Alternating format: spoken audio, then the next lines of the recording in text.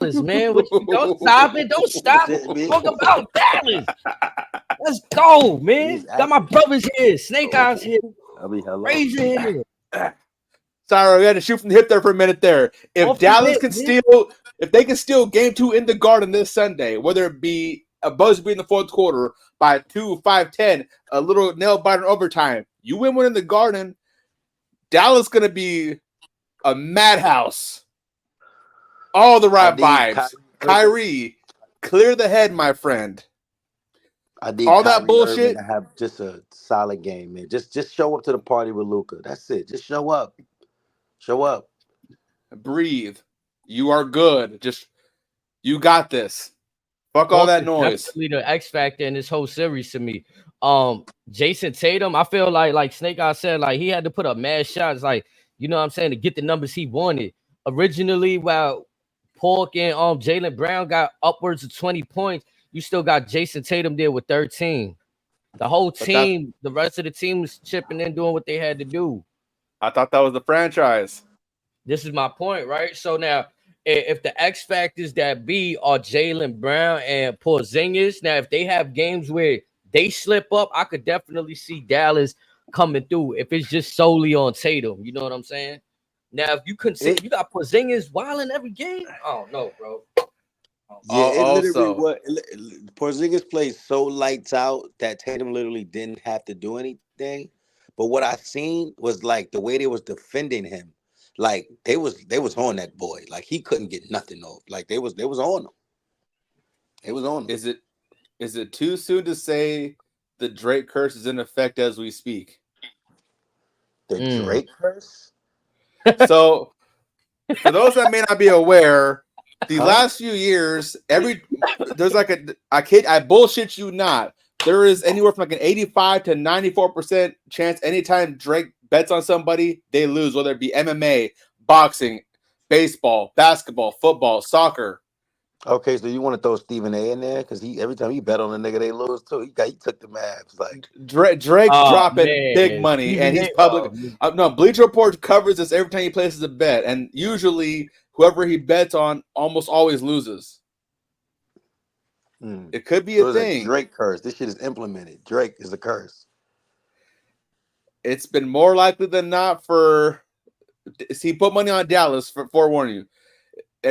I ain't gonna lie. So imagine there's some conspiracy theories like, yo, let's take this man money, bro. Like something gotta be organized in the universe. Man, money, bro. I'm just saying, Bleacher Report don't talk about no one's bets but his. You think they trying to pay that man $1 million?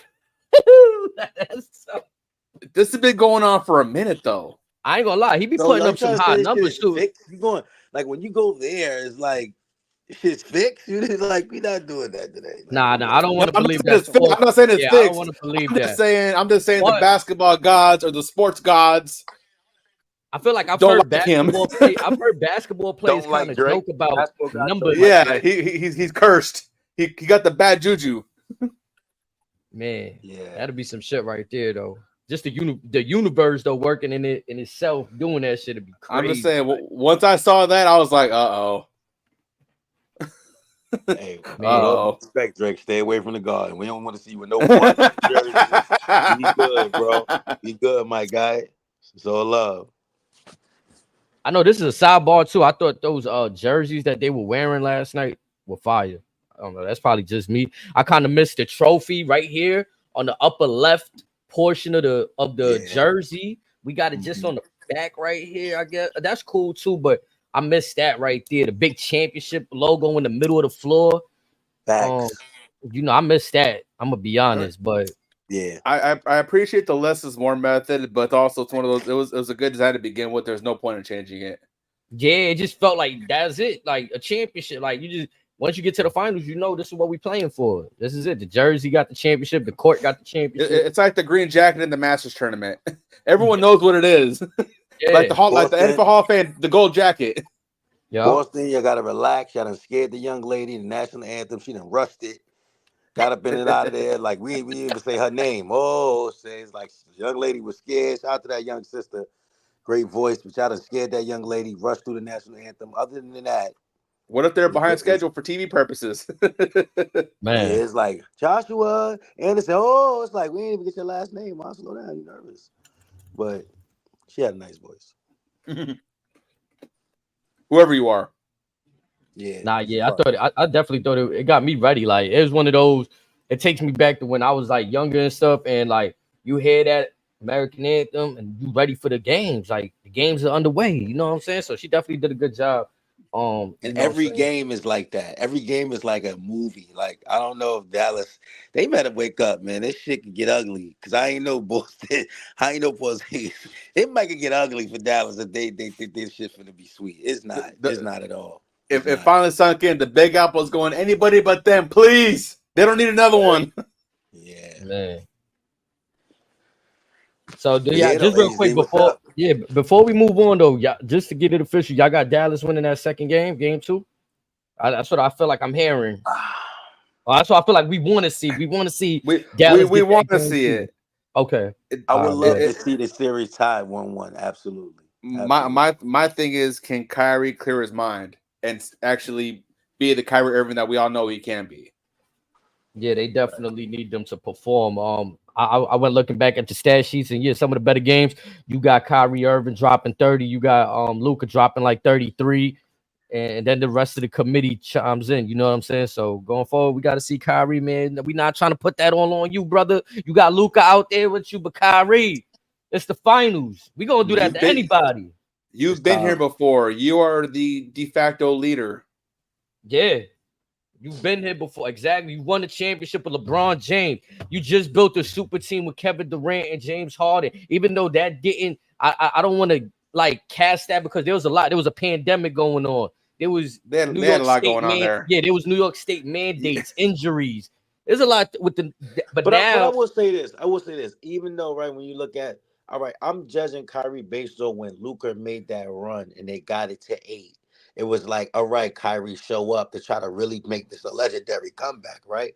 But if we really just looking at the overall, what Porzingis did in the first quarter and second, that shit has nothing to do with Kyrie and them, man. That man played out his mind. Like, I understand Porzingis could play well, but is he gonna play that fucking crazy every game, going 10 that's for 10 the what every that's shot? the big So what like, if. come on. That's the big what if. And you know what scares me too about Porzingis though? This is a guy that when he was in New York, we used to call him the unicorn. So by all accounts, he should be doing that every game, right? But history shows but he's never been in the finals, so we don't know what his body like in the finals. You know what I'm saying? But history shows he's been riddled with injuries. But they only need 3 more games out of him, bro. Realistically, 3 more wins, and the Celtics are 2024 champions. But to bring up being there before, the franchise, Jason Tatum, you've been here before. We saw what happened last time. That's another team. Are you the guy? All right, so is this more make or break for now? I hate to say who wants it more and all of that shit because I feel like your talent gonna speak while on the floor, but I think this is real make or break for Boston. And if Dallas don't ends up winning this championship, it's okay. Luka's still young. If anything, we might be putting not for Boston, not for Dallas. For different reasons, because hear me out. For Kyrie, but not for Dallas and Hope. Wait, y'all think it's make or break for Dallas? I say it's for both. He said for, I think just for Boston. I want to hear his thoughts though. Yeah, why you think that? Look at all the bullshit Luka's dealt with since he's gotten to Dallas. It's always from everyone saying, can he stay healthy? Can he stay in shape through the season? Whatever. It's can he make it to a playoff? Can he make it here? It seems like he's always getting close to no cigar. Could it be maybe just Dallas in general may not be the best fit for him? Could he be on that level that we claim he can be or should be somewhere else? Who? Luka. He's talking about Luka. I don't think so, bro. I think he's young. I think he's putting on right now too. Like Snake just said, he did everything he could, being down 30 points. Like, you know what I'm saying? It's just account, fellas. That's his first finals game. He bring history last night in defeat. He made history. Yeah, the first guy with double 30 points since Tim Duncan. Come on. So 6th season, first finals. He lost the first game. Okay. I'm gonna be honest. I'm going with the Boston. It's their last. But what I seen last night, Jaylen Brown at least showed up somewhat. This is And true. if they can win, like let's just say they win the finals and Porzingis and Jaylen Brown stand there, it's going to become that it's Jaylen Brown the number one guy. You know what I mean? Over Tatum. That's the conversation they're going to be having. I think folks are thinking that towards the end of the regular season, to be honest, because that's when he got hot. But then again, like I said, Boston, they always find a way to get hot at the right times, but also when the lights are the brightest, haven't quite performed.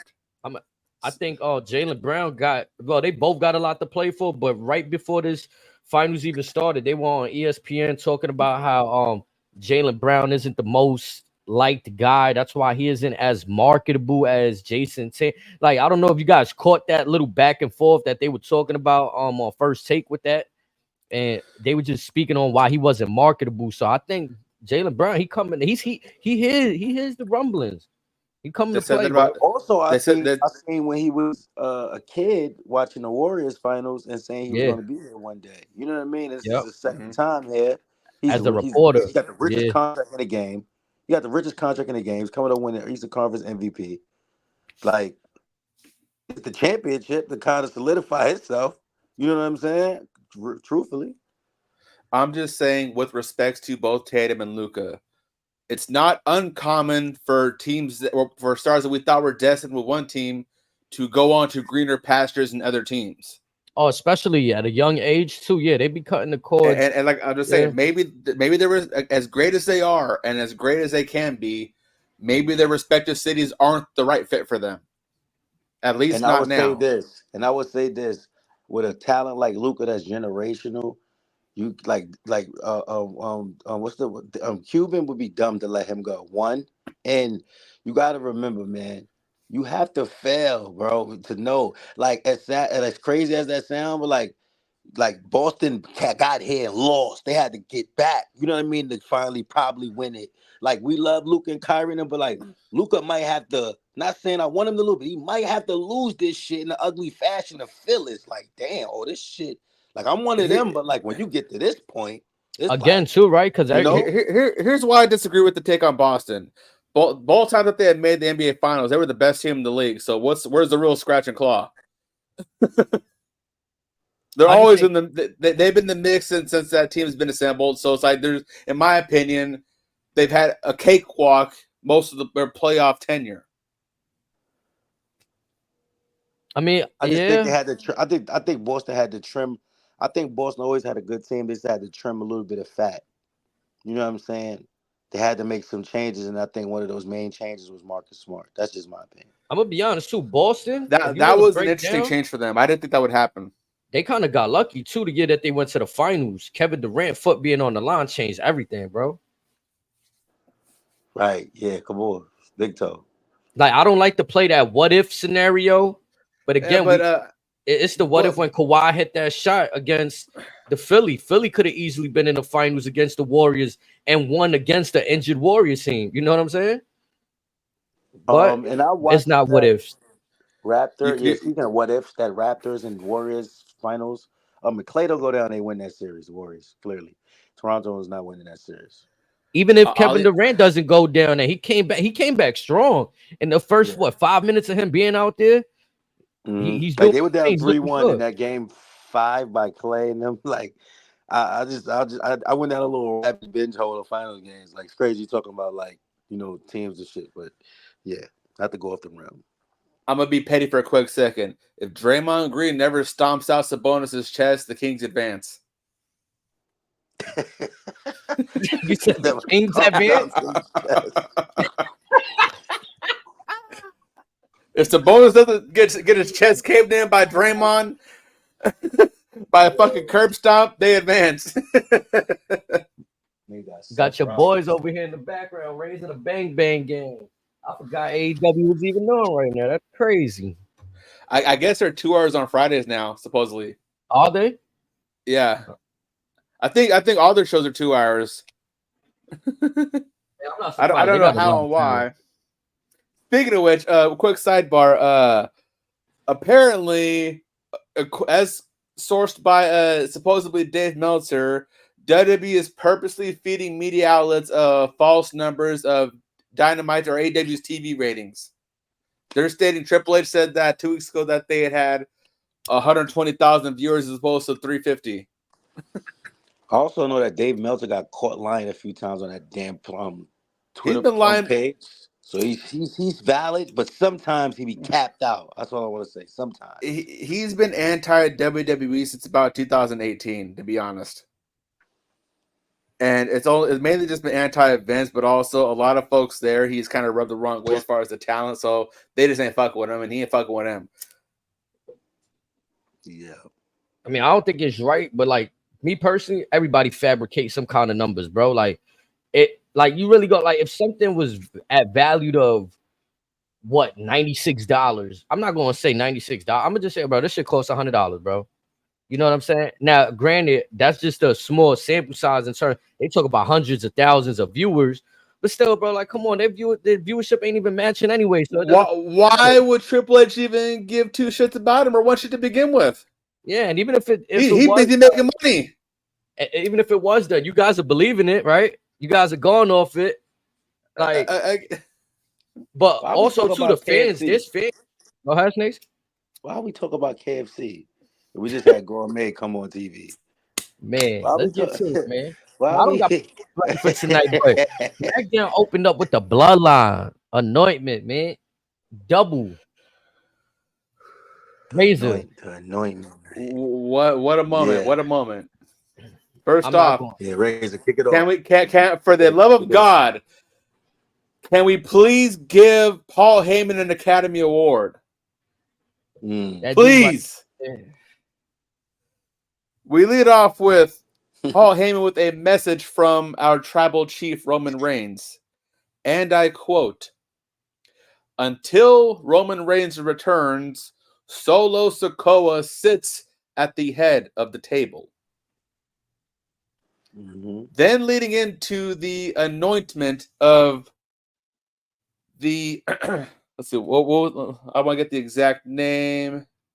The right hand man. The infamous Tonga Loa.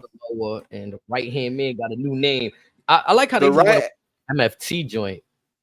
The title or the rank of the right hand man has been bestowed upon Tama Tonga. Now, quick history lesson for those that may have forgotten. Jey Uso was the original right-hand man. Solo Sikoa earned his stripes up the trenches and became the right-hand man. Something we might need to keep an eye on, but also another tidbit was while Paul Heyman is apologizing to both Tongans for saving his life from Kevin Owens last week, Tama Tonga says, "We saved you. We could have let him kill you, but we did it for the tribal chief." Now, they're under Solo. They ain't saying nothing about Roman. I will say, and also, go ahead. Every time they shout out, "We were Roman," I do like Solo be like, "Oh, now you do. Now you do." like now you. I do like. I bet you do. Yeah, like now y'all do. Like word. But I'll get more to that as we get later on in the show. But that was an excellent segment. And just before we got to our first match, Solo catches Paul Heyman in the parking lot saying, "You ain't going nowhere. Go talk to Nick Aldis. We want a 6-man against Kevin Owens and the Street Profits. Do it, or the main event will be you versus Tama Tonga in the locker room." That shit was hilarious when he said that to him. That's crazy. I was cracking up. I was totally off about this segment, right? I don't know if I didn't think I liked it as much as I did. You didn't enjoy it. I felt like I enjoyed it more than what I thought it would. Okay, good. I did too. I thought Paul Heyman was gonna last week he was kind of checking Solo like, "Oh, what you doing isn't what we were doing." You know what I'm saying? He was questioning Solo, and then this week we get the words from the tribal chief. But what I took from it, right? Like, you see how they were standing so close to Paul Heyman? It kind of felt like he was pressured into saying that, rather than those were actual words sent from Roman, which we all got our theories as to who's really running the bloodline at this point. Rock, Solo, boom. Possession is 9/10 of the law. While the tribal chief is out enjoying his much-needed time off, Solo done called dibs. And he said, who gonna say something about it? Yep. That's what I took from it. Like, Solo gave him the rundown, like, Paul, you're gonna go out there and say all of this shit. And then Or else. Yeah, or else. And Tama and Tonga are sitting there right by him, shoulder to shoulder, like ready to bite his neck off. Yeah, I think I might agree with you with that analysis. I think I might agree with you on that. Yeah, because it did feel like Paul, when he was apologizing, he's like shaking, he's quivering, like he's standing there against fear in his voice. Yeah, he's standing there against his own will. That's what I took from it. I also, just to add on before we move on, I enjoy seeing Tama Tonga getting some words in on the mic. You know, I know Razor, you just covered what he said. It was good to see that. All right, we getting somewhere with now. We getting some talking from him. Like we seen on. And just wait, that man is nice on the stick. I'm kind of glad. Sooner than later, like we seen Solo kind of mostly be a enforcer, a quiet, dominant person throughout his tenure with the Bloodline. Thought they was gonna give us the same thing with Tama Tonga, but like I said, they let him get on the mic. Also, real quick, how many pair of red shoes does this big motherfucker own? Seems like every week's a different pair of red bottoms. He getting spliffy out there. Now I do say I did like you know, sitting at the head of the table. I don't know if it was done by design, just though switch it up, but he wore all black today. Like I think that I like that for Solo right there. Only one other person has wanted a spot or said that they sat at the head of the table. We've mentioned this before. Could they be on the same side? It's likely. You could clearly see that Solo is getting more comfortable every week with this role. You know what I'm saying? Being the guy right now. Like, you can see it, bro, the confidence. You know what I'm saying? That I enjoy seeing him, like, get more confident. You know what I mean? Like, so far. Nah, yeah, for sure. I definitely see the progression in his character arc throughout the weeks. See the comfortability out there. Not to say it felt like he was feeling, but it was a quick transition. Like 1 week we just see him. He's in his groove now. Yeah. So it's good too. It doesn't feel as like weird to see him come out in the suit. We've been seeing it for some weeks now. Like you say, he's embracing that role. He's doing it well. Let me ask y'all, brother, this question. Let me ask y'all this, because we haven't seen this yet. Because this shit's just happening fast. Like, for me, like WWE's implementing people different places and right into the main story. You know what I'm saying? Like, I don't think we spoke on this.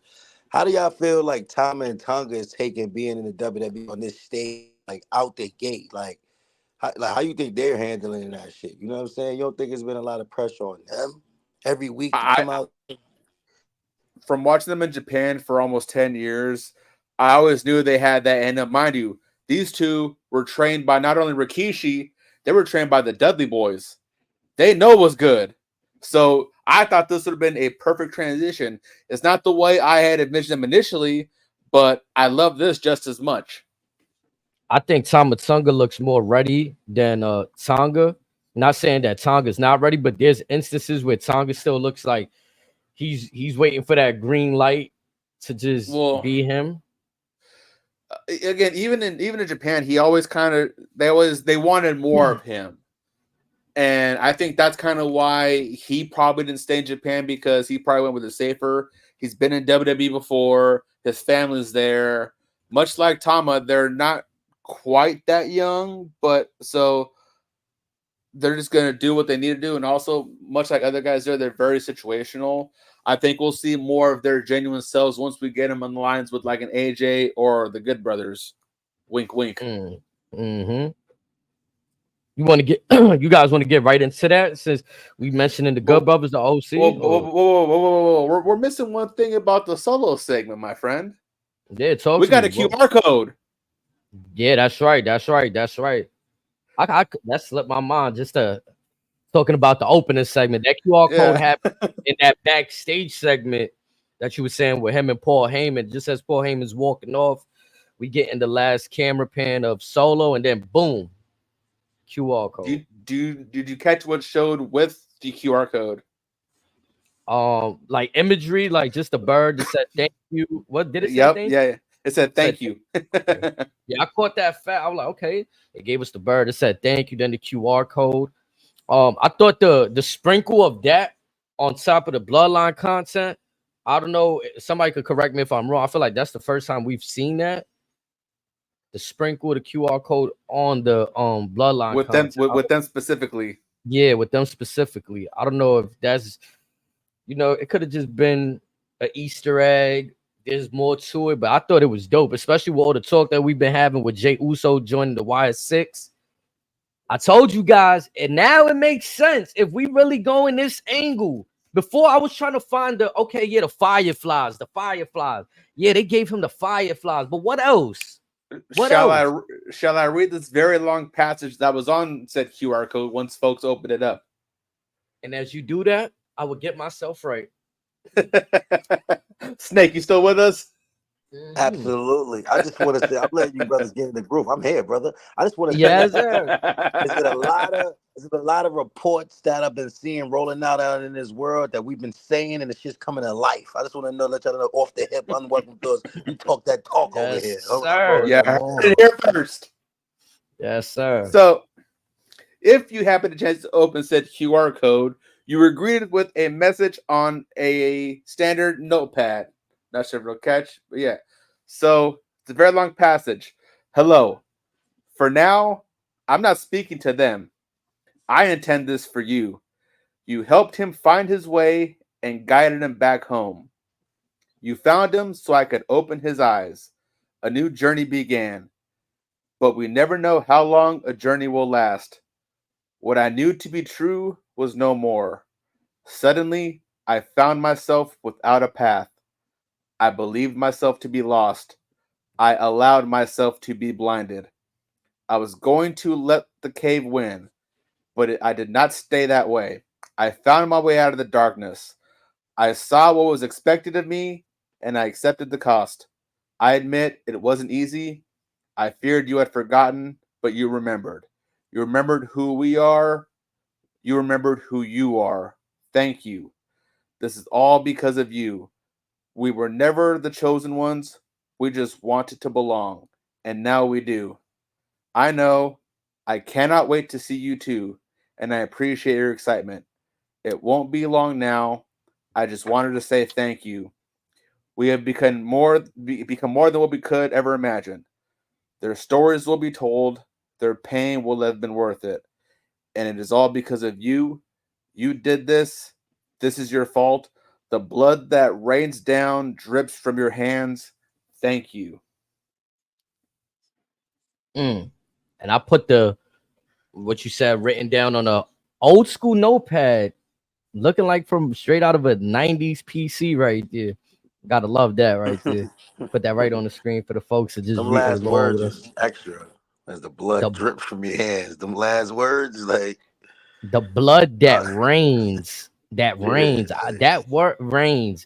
Like I don't know why. I like I was telling Razor. I read into that when I seen the blood, the bloodline, the bloodline. That's what read. Boom, the bloodline that rains. Roman Reigns down drips from your hands. I even went earlier with a new journey began, but we never know how long the journey will last. That portion because he was on his own. He found the light, or the light took him in the Fireflies. He found a home with the spirit. Niggas, they get a little deep here, maybe. Niggas might be on to something with this, for sure. And Roman was the last person to defeat the Fiend, if I'm not mistaken. Like the actual Fiend. Like we seen the Bray Wyatt match with LA Knight, but that was Bray Wyatt. The Fiend, Braun Strowman, Roman Reigns, triple threat. LA Knight might have beaten them, but Roman beat him for the title, which is what's important. But I'm saying, did we even get the Fiend back when this last portion before Bray passed? We started getting it with LA Knight, I believe. I could be mistaken. I feel like we were still in that storyline where Uncle Howdy was still I guess being introduced and getting Bray Wyatt back to the dark side, I guess. Cause remember, Bray came back and he was thanking the fans, thanking all of us for, you know, the reason why he loves wrestling and was able to continue with this journey and stuff like that. So yeah, that's deep. It's a lot of deep stuff right here. If they really choose to go down that route and they're coming soon. Coming soon, yeah. Could be next week. Could be Money in the Bank. Could be SummerSlam. I appreciate your excitement. It won't be long now. We are in for one chaotic summer. Bring it the fuck on. Facts. I mean, could we see it as soon as Money in the Bank? We can see it as soon as this Sunday, if you think about it. They've been teased there as well. Battleground. Give a little sprinkle over there. Now let me get this off the screen for a second. Yeah, you could continue though. We could segue into another individual who has a history with Bray. LA Knight. He wants to smoke from Logan Paul. Hey, I you know, my brothers spoke on seeing Nick Aldis at some point getting in action. This AJ disrespected me too type format rollout, like, you know what I'm saying? Like, I see it. I was gonna get that a little later, but fire away. I remember we the link.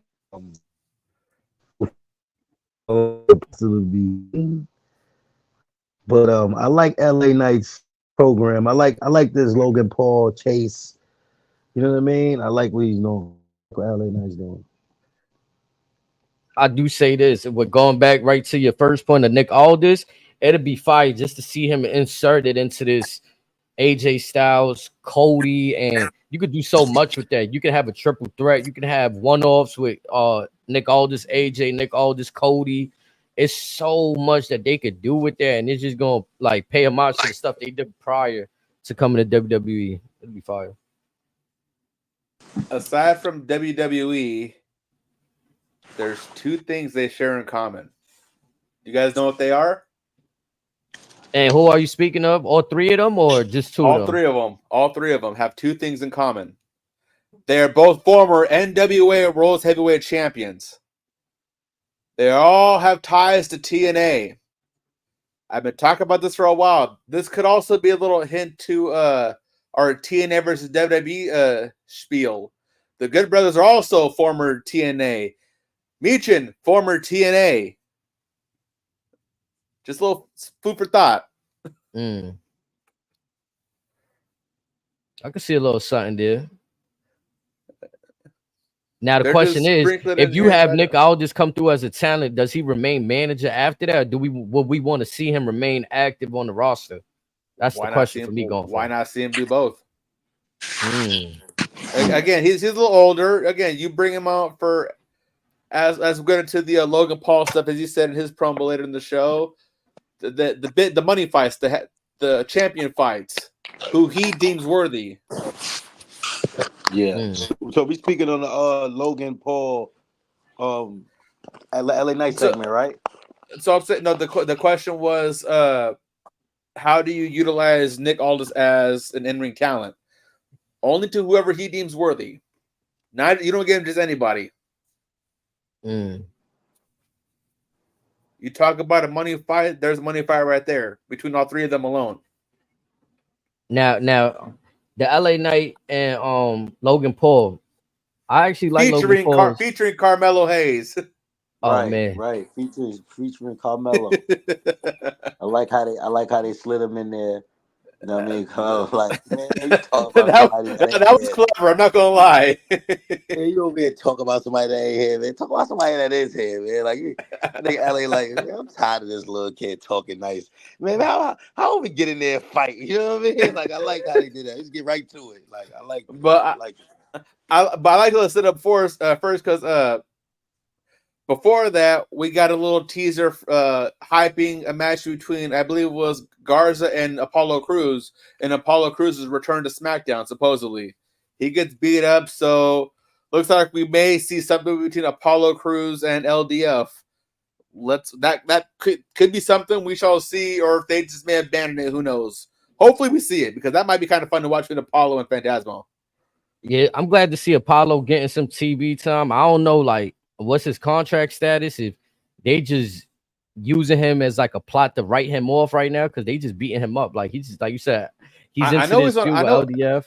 He's on one of the ones that does a lot of the house show regulars, so that could where he just been just helping some of the newer crop get their feet wet, maybe. I'm sure Carmelo Braun had to work with somebody on the road before they got to TV. I feel like his best work was when he was doing the Nigerian. What was he, the Nigerian king or something? When he had that whole, I felt like he was on timing with that. Now, I feel like we never got a chance to let it blossom, and they just stopped too soon, or or much like when Kofi dropped his Jamaican accent, they just dropped it out of nowhere, and they gave up on it, but they still kept the gimmick. And again, too, I always remember this. Like, he had a backstage segment where he's just talking with Roman Reigns. Like, looked like they was real chummy. Like, they was cool, and then nothing from there. Like, I don't mean to burst this bubble, man. I'm not this fake Ahmed Johnson shit. Like, I'm not an Apollo Crews guy. That should be more Bobby Lashley when he comes back. My only issue with Apollo Crews is that he don't got an identity. That's why, to me, it's sad that he's been in WWE for probably 10 years now, and his best work was short lived. It's always short lived.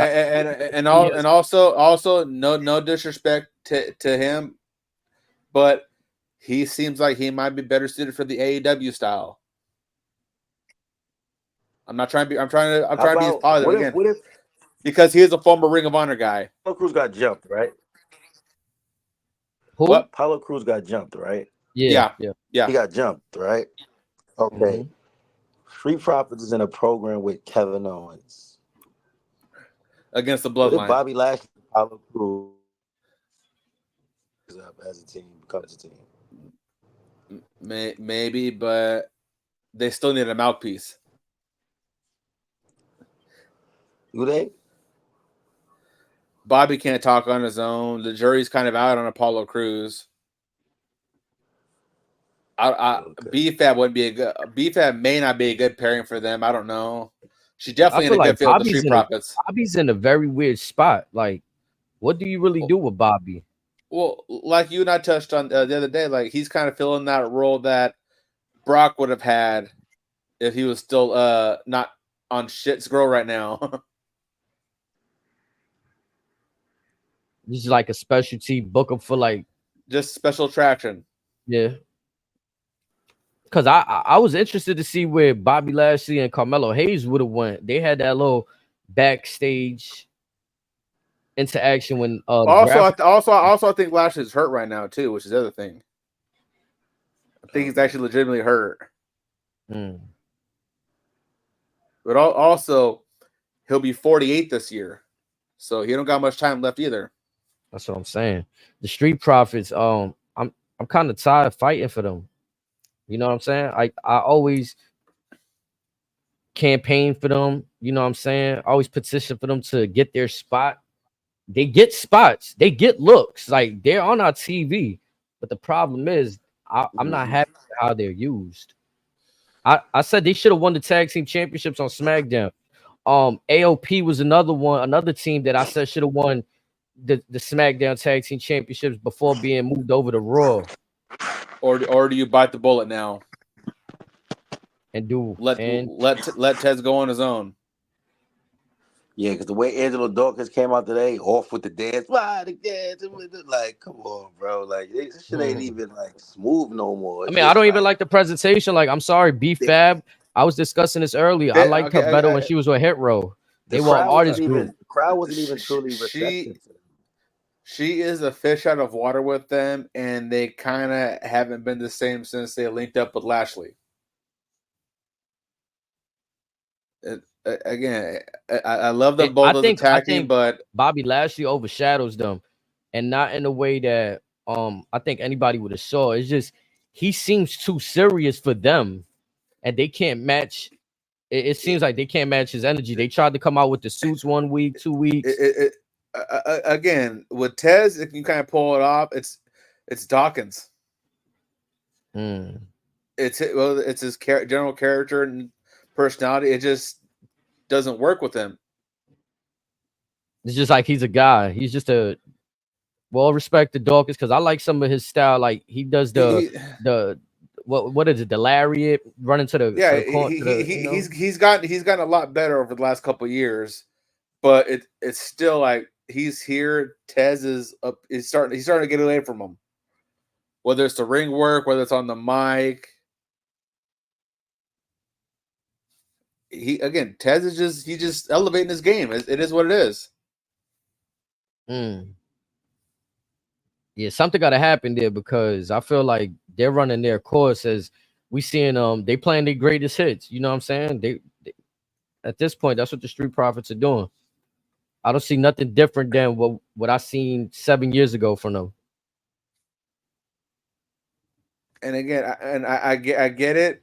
Everyone wants to last as long as a New Day, but again, sometimes it just doesn't happen. And I think even the longevity part, like New Day had a special success. They had 3 members. They was able to play off the Freebird. They found ways to reinvent themselves as well. If you think about it, while some just switch the gear up, switch up a different type of vibe or attitude, whether it be the introduction of the trumpet or the unicorns or Snake's favorite thing, the pancakes. Just fuck with you, Snake. It's the money. They see the dollar signs, they see the marketability, and they both can be marketable. It's just it's either they got to reinvent themselves, or maybe one person is just elevating themselves past to where they're better than the other. Yeah, I'm not. I just feel like they never got a fair chance at running wild with the belts. That's it.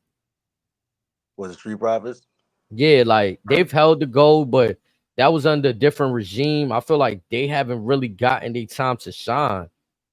They slipped as champions. Bloodline shit, like, you know what I mean? They gave them like a lot of chances, like y'all said, just to like show, you know what I mean? And like I feel like they're course. So.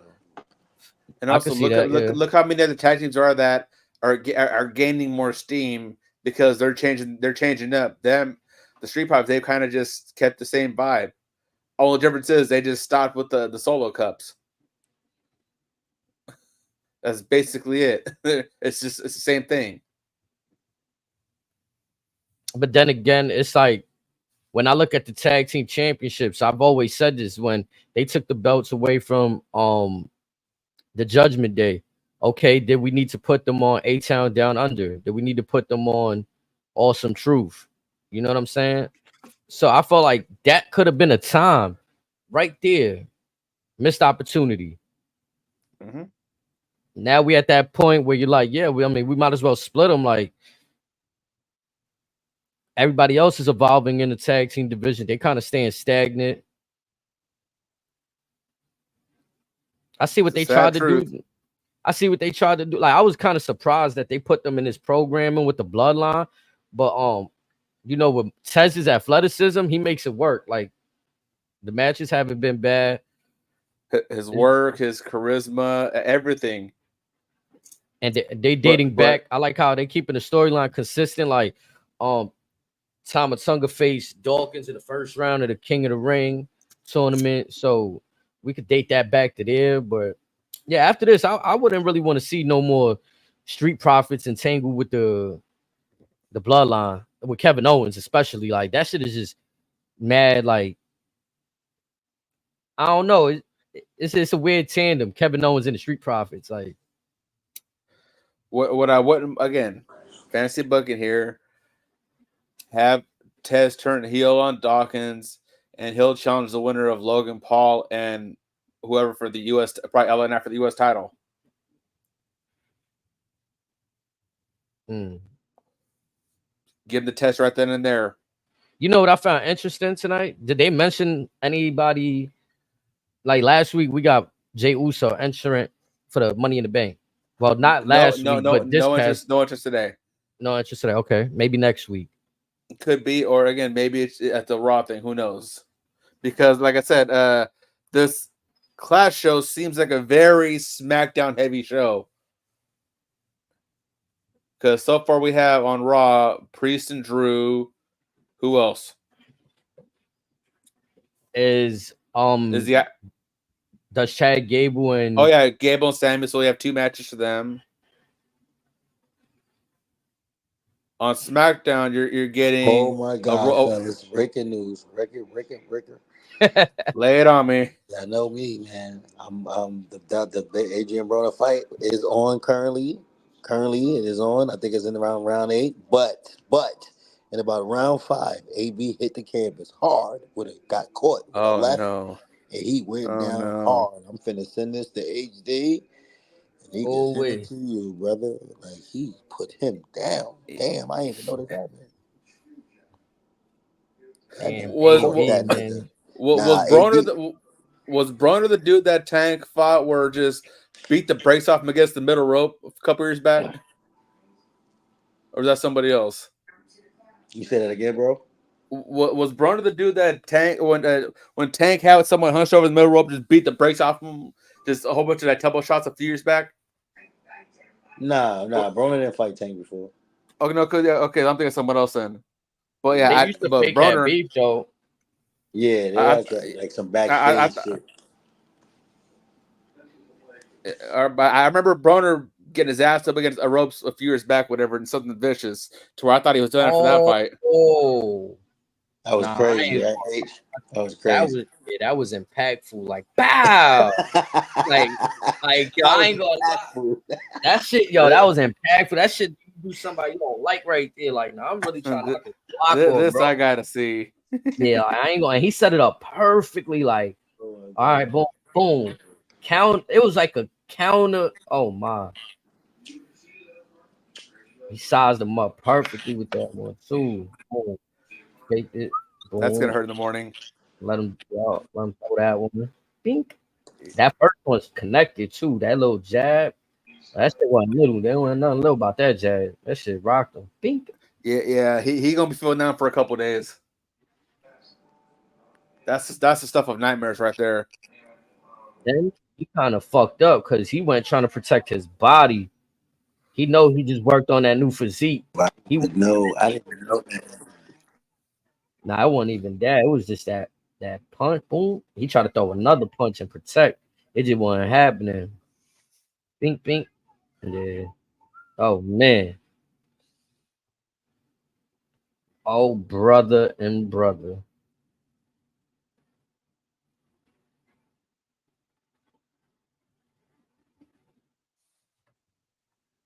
Nah, that was crazy. I'm not gonna lie. Woo. Broner, man. Get up. Sheesh.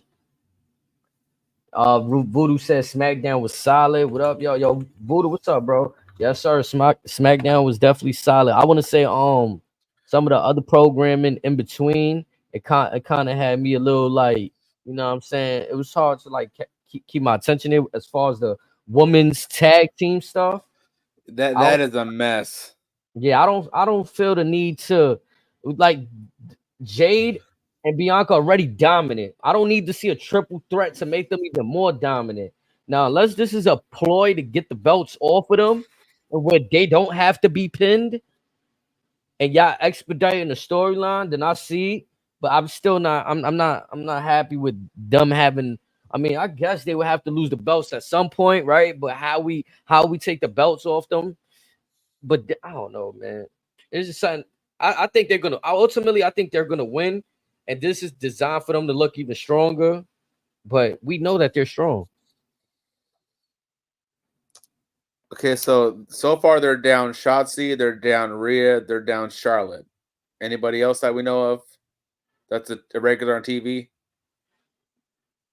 Those are big time players right there that you just named too. And are they committing too much to the women's division right now as opposed I was never to a fan of the tag belts. Again, I'm still willing to give it a shot because there's a lot of talented women there. Again, I'm willing to give that a couple more years to try to grow because Triple H is there. Let's see if he can fix it. You know what's my issue I'll with give it a that chance. belt? It's kind of like the Drake curse that you said. That title has a curse. Seriously, every time these ladies win them belts, one person, something happens. It's controversy. Except you know what else had that? You know, another belt had that. That was the original IWGP US Championship. Every person that won that belt got hurt within 2 months. Yeah, and I feel like we see it with the women's belt. Alba Fire, Isla Dawn. Bailey got hurt first, and Sasha got hurt when they won it back. Asuka has to have knee surgery. Chelsea Green had to find Piper Niven because Sonya Deville got hurt. We forget about that.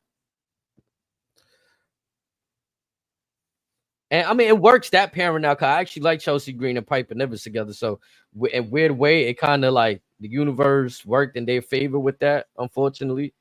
But again, speaking of Piper, I can see a world where she beats Bailey this weekend or next week.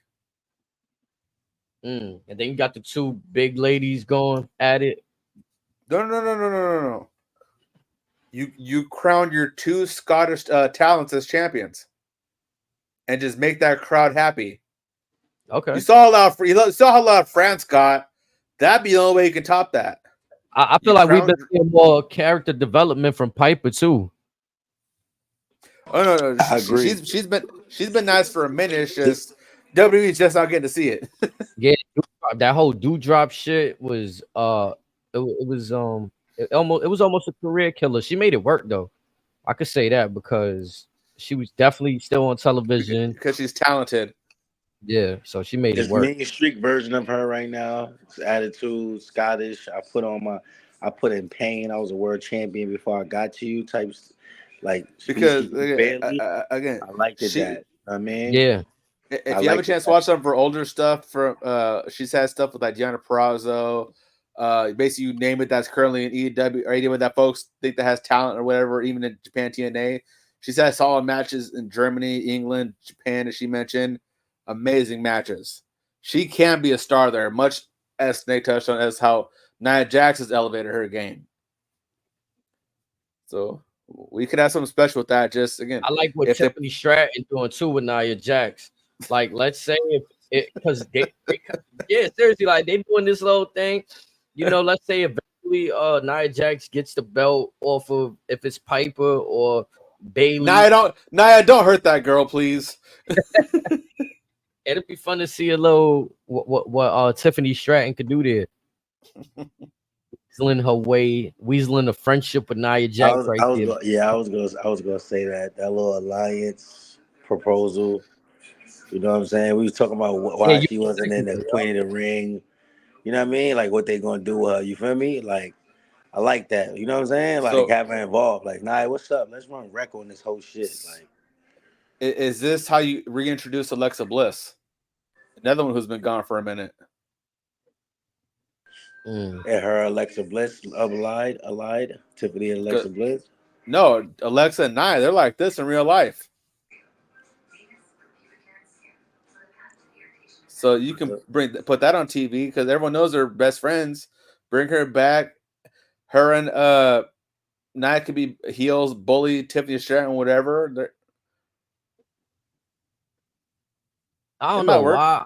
It might be honest. I don't miss Alexa Bliss no more. Like I used to really enjoy seeing her on TV and stuff. And she like Charlotte. I'd rather see Charlotte come back. Like I feel like with Alexa Bliss, it's like What we doing? What we gonna pair her with Nia Jax, or we gonna put her in the YS6? What we doing? Like, feel like it's so much we want with Alexa Bliss, but I think she needs to just ease her way back in. Show us that she can still go out there and But put even on. if it's like a valet role on either side, would you be mad at it? Yeah, because that's not. I mean, like that's not what I used to enjoy from Alexa Bliss. Now, although she did it in NXT with Buddy and I forget the other brother's name, but when she was with them brothers, she was a valet almost. But that's just so far. Hold on, let me give you a little history lesson, all right? As you get your mind right one more time. Yeah. Many years ago, Sensational Sherry was essentially forced into being a valet from in-ring talent, as featured on Dark Side of the Ring. She was equally as great as a valet as she was in the ring, and she still at a point to where if stuff happened, she could still take those big bumps. So you see her like not like an AJ Lee, but remember when AJ Lee used to come out with a Dolph Ziggler and just something like that? Same with that too. Yes. Okay. Because if she could play a character like that, like maybe what we seen with like a Liv Morgan, because we know what Alexa Bliss could do. She could give you that and dark. Also remember, Raw is going to go to Netflix. I'm not ruling out the possibility of intergender wrestling since everyone's doing that all over the world anyways. So maybe we see Randy give her one more RKO on Netflix. Who knows? I'm screaming. I know Snake will lose his mind about it. I'm screaming. RKO is Alexa Bliss is wow. By the way, Nia Jax bust her ass today. Two times. Script. What was worse, the first one or the second one? The second one, she almost fell on her face. I ain't gonna lie. Yeah, the one where she threw Mia Chin over the shit, that shit was hilarious. Yo, Mia, they giving that girl a lot of play. That Mia Yin girl from OC. Raw, NXT. Yeah. To me, PLE this Sunday. She used to be the head bitch in charge, though. For real, when she was in TNA, she was the head bitch in charge. Like her work over there, she was on some gangster shit. I don't know if you guys have noticed that they have a new render of her face on the WWE, and she got the too sweet now. Nah, I ain't peeped that. That's fire. Yeah, she used to come out to the ring wearing Timbs, fighting in jeans, bandana. Like she was really on her shit. Blue hair. I was like, oh nah, she lit. Like she was out there wilding. Triple H niggas do a great job at spreading the love to everybody, bro. Showcasing everybody. Because it's so much talent. And he, like, you know what I'm saying? Like it's because Triple H, he's from that era, bro. The territories. He sees us putting the work in. Yeah, bro. He's from that era, bro. So like it's good. Like he said that he's giving them that shot because just because you're from that era doesn't mean that everybody's gonna do the same thing. You know what I mean? So yeah, I'm glad he knows his history well and pays homage to it. You said it the other day, Razor. Fixing them bridges that were once burned. You know what I'm saying? Rebuilding them. Things is getting rebuilt. We can't expect everything done in one night, but damn near little by little, he's earning everybody's trust again, and they're restoring their faith in the company. Yeah. Speaking of which, as we take a little quick pause from SmackDown, we could have a couple free agents by year's end in the Lucha Brothers. Now, if they go to WWE, do you have them anywhere near the LWO? Anywhere near Rey Mysterio? No. Because it seems like that's the constant with all of the luchadors that's coming through. We just throw them near the LWO. Listen. Niggas fighting Herberto, and I'm like, I love my raza, I do, but spread them motherfuckers apart. Come on. I ain't gonna lie, they be doing it to the Puerto Ricans too, except with the exception. It's everybody. Yeah, everybody. They keeping everybody together. You know, you got the Japanese girls together. You got Judgment. They did a combination of overseas people, the LWO, like you said, the Raza, Legado. You know, they keep it, which is fire too. But yeah, at least let them do their show once in a while. Yeah, they don't always got to be kicking it together. Because I'm gonna be honest, when his first introduction to the LWO, it was kind of like this for me. I'm gonna be honest. It was like I didn't know how to like. Okay, yeah. So the LWO got Bad Bunny, but it was by default because they beefing with Damian Priest and no, they got Bad Bunny because of Puerto Rico. This is what I'm saying though. Like, but since when I haven't even remember like. When's the last time there was a Puerto Rican member in the WCW LWO? I don't even remember doing them colors in WCW. Yo, what's up with Andrade? Cubans? They waiting for Charlotte to get healthy so they can pair them together. Think that's what it is. What was your question, Snakes? What was that? I was saying like because Andrade like return, and I kind of feel like I haven't been seeing him as much. Like, what's up? Is he hurt or something? Well, they're probably waiting for Charlotte to get back, but also they've been using him and Carl Anderson for the speed division on Twitter. Andrade just had that match with Apollo last week. Mm-hmm. He had that beef with Santos Escobar. It seems like there's something there. Again, I don't know what they doing, right? Like they got Andrade floating around that LWO. He was mingling with Dominic Mysterio. Now he's beefing with Santos. It's like they kind of trying to, they're trying to draft him. Also, think about it. Look at all the shit they got going on SmackDown and Raw, respectively. They're letting shit breathe. There's only 2 hours on SmackDown. Mm-hmm. You don't want to burn us out in 2 hours. Going back to the Dijak, he's re-signing, so we might see more of him on Raw. There's a lot of talent out there on both. Like you said, it's a lot of talent. I think the main focus should be Raw. SmackDown is good in my eyes. SmackDown good. And also, if you think about it, each PLE for the most part, we're seeing like different stories.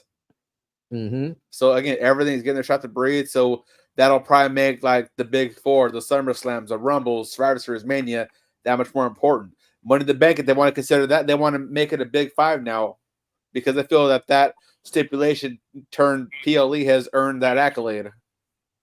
We finally got a classic throwback match stipulation today that we haven't got in a while. I'm on the fence about it, and I'm so happy about it. Well, I'm sure you're on the fence. I would love to hear why, but I'm just happy that we have something other than a fucking disqualification. Somebody interfered. Like, no, this shit would end with I quit on some Mankind shit. Yeah, let's get to that. Yes, let's get to that. I like it. So my thing is, I don't see them taking the belt. I mean, I see them taking the belt off Cody realistically, but what do you do with Cody from there? Say he says the words "I quit." Can you afford to have him off TV that long, or for any length of period of time? What if it's a situation where he ain't like they say I quit, but it's not him and his Uncle Howard? That's what I was thinking. We in that era. We in 2024. AI voice. They could have did an AI Cody Rhodes through the microphone. Yeah, like somebody else said it. He ain't said it. you think they're gonna go full throwback with Rock and Mankind? Yeah. I mean, okay, that would be hilarious. That Wells crowd. That would be kind of funny. Shit. Like, you know what I mean? You just gotta catch it when they doing it. They do that shit a lot. You know what I mean? I could even see a double submission situation too. Or like a double knockout maybe or something. I just can't see any of them saying I quit though. Like I can't see AJ Styles saying it, and I don't see Cody saying it. So how the fuck is it gonna? How is that gonna end? The only way I can see AJ doing it if it's to fuel the TNA WWE invasion that I've been foreshadowing. Also, I would fucking love to see AJ Styles back in TNA. That's just me being a selfish fan. Now, go back to the place he really built. How many times have we seen AJ Styles and Cody Rhodes? Just once? Twice. Historically. Historically, this would be twice. Mm-hmm. Does Cody Rhodes take one of AJ Styles' finishes, the calf crusher? Does he make him tap out? I think he's used the Styles Clash before. Or attempted it. I feel like I haven't really seen AJ Styles use the calf crusher in a while. He used it on Cody in France. I remember that. Okay, that's what I'm saying. Now, do you think Cody could do it to him back and make him tap out with that? Make him I quit with his own finisher? We could, but then we'll definitely see the Styles clash from at least, and then we'll probably see a crossover from Cody or from AJ since everyone's giving it to him now. You know what's fun about this match? I think it's not going over people's head, but it's going to be a no disqualification match. Anything can happen. It's an I quit match. Does Cody Rhodes finally get some alliances on his side over on SmackDown? No. Cause I feel like do you think the OC going to is Cody just going to whip the OC out? That's my concern. Because again, Cody's in a weird spot to where yes, this reign can prove fruitful for him, but also he's treading very dangerously to where he could be at that 2006 John Cena get the fuck out my face type of vibe. He's kind of teeter-tottering between that, and he knows it, and I think he believes he can make it work, but you got to be careful with that. I'll tell you one thing: the way WWE finessed that fake retirement for AJ into an I Quit match, like it's fire. From a fake I Quit for real to like an actual I Quit match. It's going to be interesting. Fire. Yeah. I'm gonna make you say what you should have done. I quit. Right. Cody pissed off at Nick in the beginning. Someone's gonna get hurt, not me. Like, I mean, I think this is it's no secret. This is Cody's best stuff. Whenever he's in the heated, when that cool, laid back, like. So what do you want to talk about? That shit is cool once in a blue moon. When we see him on this timing right here, you mad? That's the Cody Rhodes we want to see, man. That's the aggression we want to see. We are seeing a bloodthirsty Cody Rhodes, which furthers my theory of he is turning heel before our very eyes. He's going to get rid of whoever he deems is competition by any means necessary. What Roman Reigns did to him in those two matches, Roman taught him bloodlust. He taught him how to always be hungry. He showed him something. And The Rock probably told him the same. That's probably what The Rock told him in his ear one of those times. Any means necessary. I'll say this. Don't forget Randy Orton ran up on him. Looking real bloodthirsty, looking at him like, bro, I'm finna kill. Like, I need that right here. So Randy definitely put him on game. Like, there's a lot of interesting stuff right there. I don't know if you noticed. Cody's hair looked a little bit darker today. Once that hair turns jet black, the gloves are off.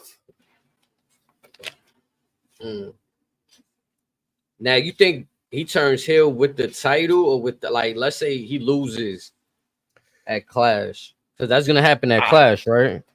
Yeah, it's going to be the title for the Clash. But I think, I can see it going either way. Because if, say he wins and then he goes the a la Super Cena route, the title could do to him what it did to Roman, to where like he is nothing without it. He has no purpose in this life without it. Almost like Gollum or Smeagol in Lord of the Ring with the ring. It's his precious. The title's gonna change him. I can see that right there. I bet.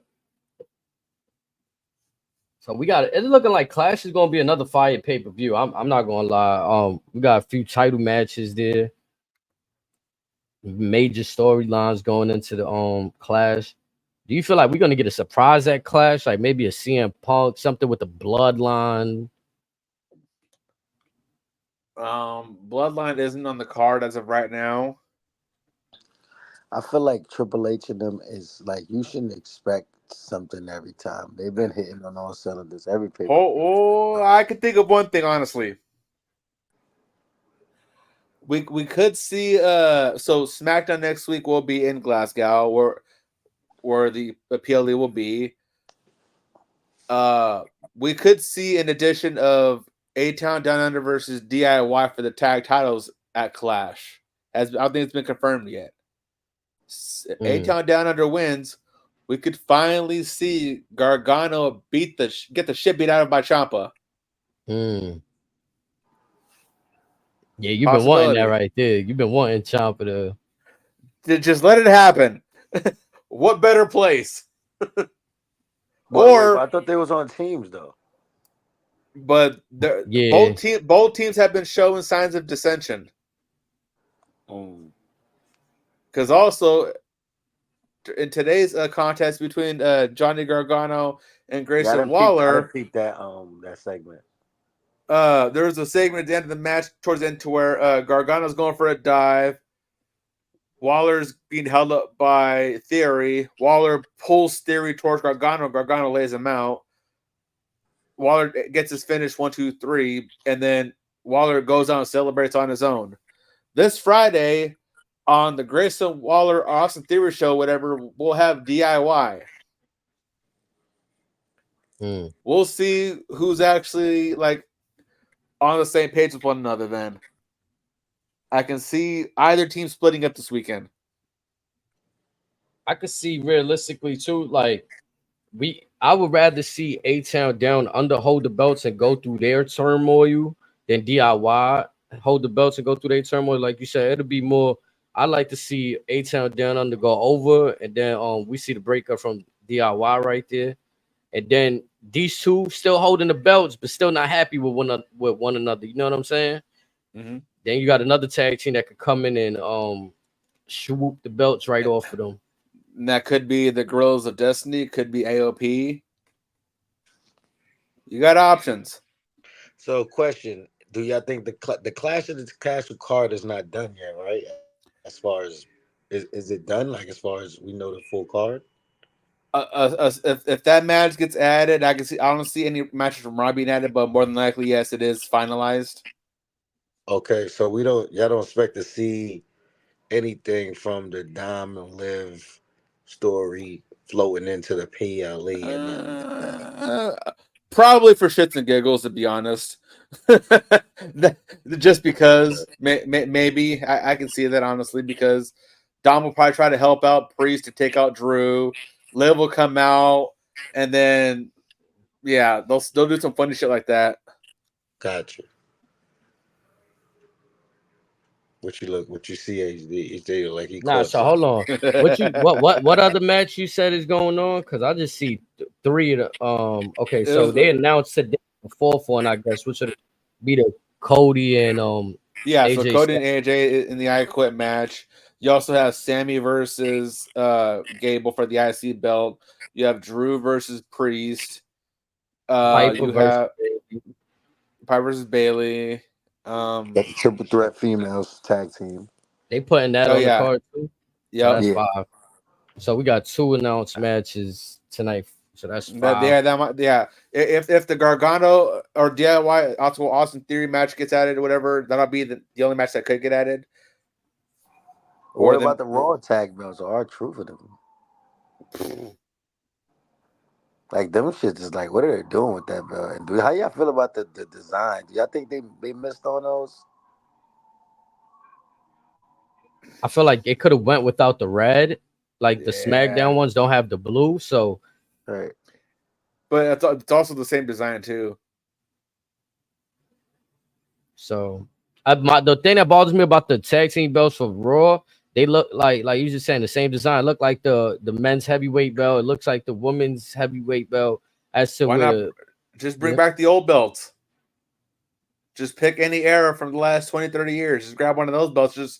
That's what the Miz used to do, right? Like you'll see the Miz come back with the old icy. That's how we got the white belt back. Yeah. Yo, same with Ryder. You out there, man. Appreciate you, bro. Yeah, they bring back the classic belts. I just think for some weird reason, whatever marketing they do, they probably think it's gonna be more profitable to make a new design, and I guess it must stand true. They'll still buy it to say they added to the collection, whether it's ass or not. Yeah, because they keep on making these new belts. Like, man, when they made a red belt, I was like, whoa, what are y'all doing? Then y'all called it a I remember, honestly, too, I got an email from WWE back in the day doing a poll like, oh, we're thinking of making a new championship. What do you think it should be called? And I seen all these dumbass names. I'm like, damn. Oh, and so then, you're responsible for this bullshit. No, I didn't even put a vote in.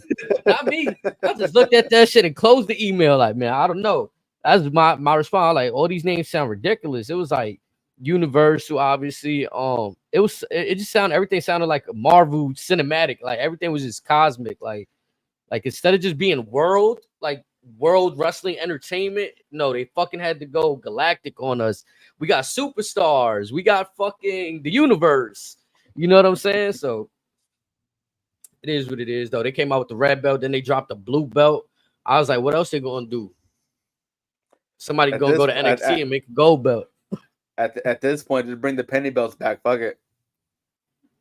Oh no, those shit. Oh man, and that was terrible too. You got those horrible tag team belts that everybody fucking hated, and then you go and take look. We used to say we want to fight for gold. The tag team couldn't even say they were fighting for gold. We're fighting for a nickel. Didn't one of them have silver belts too? At one point, it was both. It was the SmackDown tag team and the Raw tag team, the ones that the Usos been running around with. Oh yeah, go get me the gold. You can't even call that white gold. It's fucking nickel. It's fucking silver. Those belts are just. It's incredible that they lasted as long as they did. To be honest, like even that design, the two gladiators, like kind of look who's fighting for them at the time. Usos and New Day. You're welcome, Vince. Man. Turn chicken shit into chicken salad, pal. I remember Team Hell No even had those belts at one point, if I'm not mistaken. They might have had the penny belts. The penny ones, yup. So let me get this clear for y'all brothers. So what do y'all think is the next title to be removed from someone? You said the next title to be removed? Yeah, like as far as like who's the next person to drop their strap? Okay. Because I always thought I was accustomed to like when you win the belt, you have it for a while. Like I noticed y'all like the idea of Priest losing it to Drew. I get it; it's in his hometown, but I don't see them taking it from Damian yet. Like why? And then Bailey just got it. Why would that girl win? You know what I mean? Like, unless, you know what I'm saying? Like, don't the champions hold on to the straps for about a period of time? Aside from Drew and Priest this weekend, what do you think happens first? LA Knight versus Logan Paul or CM Punk versus Drew McIntyre? Or a Priest? Versus Logan Paul, and they could be building up that storyline to LA Knight taking a strap from Logan Paul at SummerSlam. Either that, or you can have AOP beat up New Day on Raw, or that could be a Money in the Bank match. To be honest, it could be them, or Awesome Truth or whatever, since they're tied with New Day with their other bullshit. We'll get another triple threat. As far as champions losing the belt, from my memory, when you have one brand or maybe two brands, but one champion, Snake, to your point, there wouldn't be as many title changes. But two brands with two titles, that's how we got John Cena with 16, Randy Orton with 13, 14. They done 14. They done ran it up. Swapping belts. Who's the current Raw Women's champion? Okay, well, I can see Liv Morgan. Isn't Chad Gable challenging Sammy for the title just at the? I can see Gable winning this weekend. Right, that'd be a nice reward for re-signing. Otis turning on Gable when he wins. Yeah. You got to give Sammy a breather too, right? Like if Otis turns on Gable, then Sammy's gonna retain in my book. You let that simmer just a little bit longer for maybe Money in the Bank or SummerSlam. Okay. If I'm Otis, I want to take the belt off Chad though. I see what you're saying. It'll make sense the way you're saying it. But if I'm Otis versus Chad for the belt, he had a crowd. That's gotta start on a Raw and have its own moment. Yep. Right. Yeah. Yeah. Yeah, because like you said, like we could have this fake coronation, Chad Gable celebrating, and then Otis just fucking flattens him right there. No, what you thought? Remember was you good? was talking about or even Maxine gives him a low blow, or Tozawa does something or whatever. Remember y'all was talking about like Sam possibly being implemented back into the Bloodline story, like even the odds against the other guys. It's like, I could, like, if Sammy was to lose, like, that could be, maybe them setting them up, for Sammy to get involved at some point, whatever. If he did lose this weekend. Again, you could have Sammy drop this and he's in the Money in the Bank easily. Him, Jay Uso. Right. Him and Jay got a good relationship, and now they got to face off and fight each other for that briefcase. That's a good storyline. We cooking with grease now, boys. They seen each other backstage, gassed up while they were doing them backstage entrances and shit. I wouldn't be mad seeing Sami Zayn in the Money in the Bank match. That's a good call. That's a good call. I would still like to see Braun Breaker in there. If we, we could slide him in there somehow. But Sammy, Jay, Braun. There we go. I'm with that right there. That's a crazy 3 to start. I ain't gonna lie. That's a 5-3. It's a classic in the making.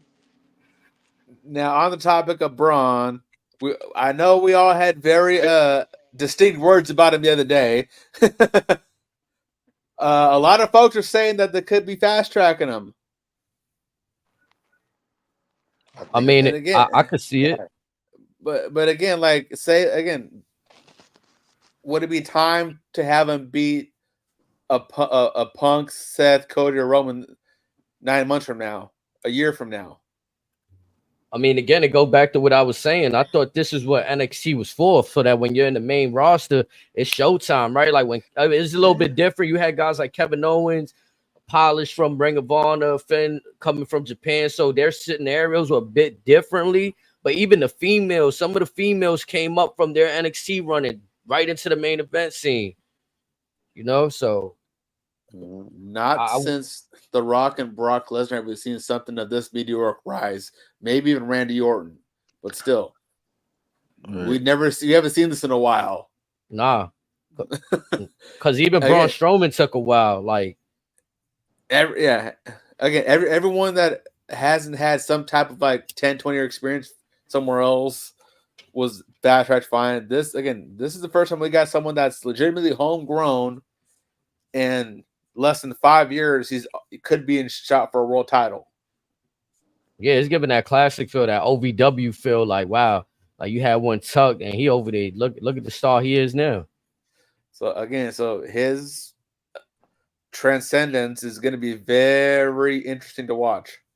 Because I feel like, what's the only knock that we can say on him? Yeah. No, I was gonna say, like, what's the only knock that we got on Braun? Yeah. Maybe mic work. Everybody gets better on the mic if they. No, he's fine with the mic. It's just, will the light be too bright for him? And that's a more time will tell kind of thing. It's not like a. But right let now. me ask you a question too. Like, so he's about to fight another guy that was just pulled up that has a good promise, right? Dragunov. And Ricochet and Dragunov. Right. What do you like? All right, so when you push it Braun like that, like where does that leave Dragunov? You know what I mean? Because, all right, do they fight to a disqualification? No one beats each other in that match because you don't want to make Dragunov not seem that match could be a double count out. I can see that happening. Right. That'll probably be the more likely one, because they just can't stand each other. They'll just fight outside the ring. That could, again, both of them could qualify for Money in the Bank, and they just keep prolonging that one-on-one match. That'd be crazy if he's. Would y'all like to see 2 briefcases, or y'all just want to see? I remember Snakes asking, like, are we gonna have a Raw? No, because remember you asked, you was like, are we gonna have 2 different matches for Raw and SmackDown? Like, how's the lay of the land? I hope not. Okay. Because just one briefcase, one match for the men's, one for the women's. Yep. All right. That's all I wanted to know. Because I remember back in the day, there were moments where it was cool. And then it was moments where it was not enough. You didn't have enough people to actually do that. Yeah. I mean, you probably could make it work down the road, but I still think it'd be overkill. Okay. Well, let's see if it after next year when everything starts changing, if they can become their own entity and establish that ground base, we can reassess that, say, this time next year. Now, other question for that, lastly, would you want to see the winner be able to challenge for any belt on Raw or SmackDown, or is it just the brand that they on already? That's the only one that they could go for. Traditionally, it was treated like, or again, they've gone on both sides at first. First, it was any champion on any show, much like a Rumble victory. And then they've also dabbled in times where it's whatever brand you're on. Given how a lot of stuff's still up in the air, it would be nice if it would be whoever wins can challenge for any championship. Thanks. Okay.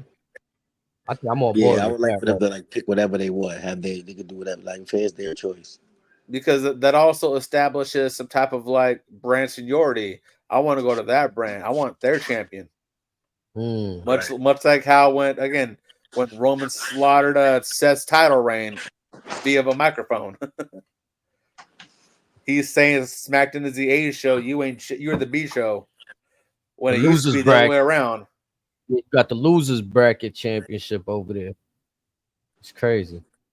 That was wild when he said that. When they were taking those shots at each other too, I was surprised that like they were allowing Roman to kind of diminish that work on that championship right there. Even though Seth was holding his own on on the stick too, but just those shots. They've always joked about, like when you're fighting your brother, you're in a match. Sometimes you got him just a little bit harder. Yeah, type shit. Yep. I can see that. How y'all felt about this overall SmackDown tonight, man? They're starting a lot of stuff, so they're testing the waters and things. We'll see how it goes. If they stay the course, these next few could be very promising from now until Money in the Bank. I feel like the PLE is next week. You know what I mean? It was you know what I mean? We breezing. You know what I'm saying? Tonight was just, just breezing. Get into the clash. You know what I mean? Decent. Now I'm gonna ask this question because I feel like we've been asking this every week. So who am I to fuck tradition up? Is the Bloodline storyline tonight specifically, was that the most dominant storyline we've seen on the program tonight? It did what it needed to do. Okay. Again, not everything has to be the highlight of the segment. This was one of the episodes where they let a lot of things breathe and they start a lot of new things. So everything kind of getting its moment to blossom. We anticipated the start of a new chapter for the Bloodline with the anointments, and as we then learned the changing of ranks, so to speak. So it's a reintroduction chapter. So it's setting up for what's to come. So it's going to get better. Yeah, I think it was a moment of the night for sure. Moment of the night. Yeah, they was featured twice on the show, opening the show, closing the show. The only thing that I like, I'm just making a mental note of, they're still prominently featured on SmackDown, but have no program at Clash. Does that change? No, it's not a big money match. Okay, there's no big money match yet involved anyway. Yeah, save God for SummerSlam or something like that. Make it mean something. Okay, yeah. But this will probably be the first PLE in a while where we haven't seen the Bloodline on it. No, they weren't that bad either. We don't. I feel like with this card, we don't need it. You said they weren't on Backlash either? Oh no, not bad. No, they were at Backlash. There was another PLE that they were on. Whatever. Yeah, that one. Something just clicked to me, y'all. Something just clicked. I got a theory. Something just clicked. Hold up. So go ahead. He cooking. I said that the gorilla, right? The new guys, Tonga and Tama, they from the Bullet Club, ain't they? Yeah. Okay. Y'all said that the Bloodline doesn't have a match at the Clash of Titles, right? Yep. Solo did tell Paul Heyman we got Cody wrapped around our fingers and he don't even know it, right? Mm-hmm. What if this is the first time AJ and C Tama and them at Clash of the Titles? They help him. Nah. They try to help him. Way too soon for that. Why is there anything too soon if they're going to Netflix and they're turning up? There's no reason to chill. We stomping AEW while we are number one. We're not stopping. Every week we are blowing the house off this shit. Catch up. I think that's what Triple H is doing. It's no more playing. We are really like, which I think we were waiting for, we on it. Like, we really on it now. Like, I ain't expect to see Tom in them here already, right? No, yeah. We on it. But you know what I mean? What you just said was a very AEW move. You just say it just to get it out of the way. AEW move? That was a Tony Khan brain? Yes, it was. Damn. Okay. That is exactly the shit he would do. Yeah, just get out the way. No purpose whatsoever. Yeah, they got the ties there, and then that's the justification. There's no other meat and potatoes behind it. I think it makes sense though. A lot. Now going forward. Going forward though, it kind of leaves AJ Styles in limbo. Like, well, what are you doing?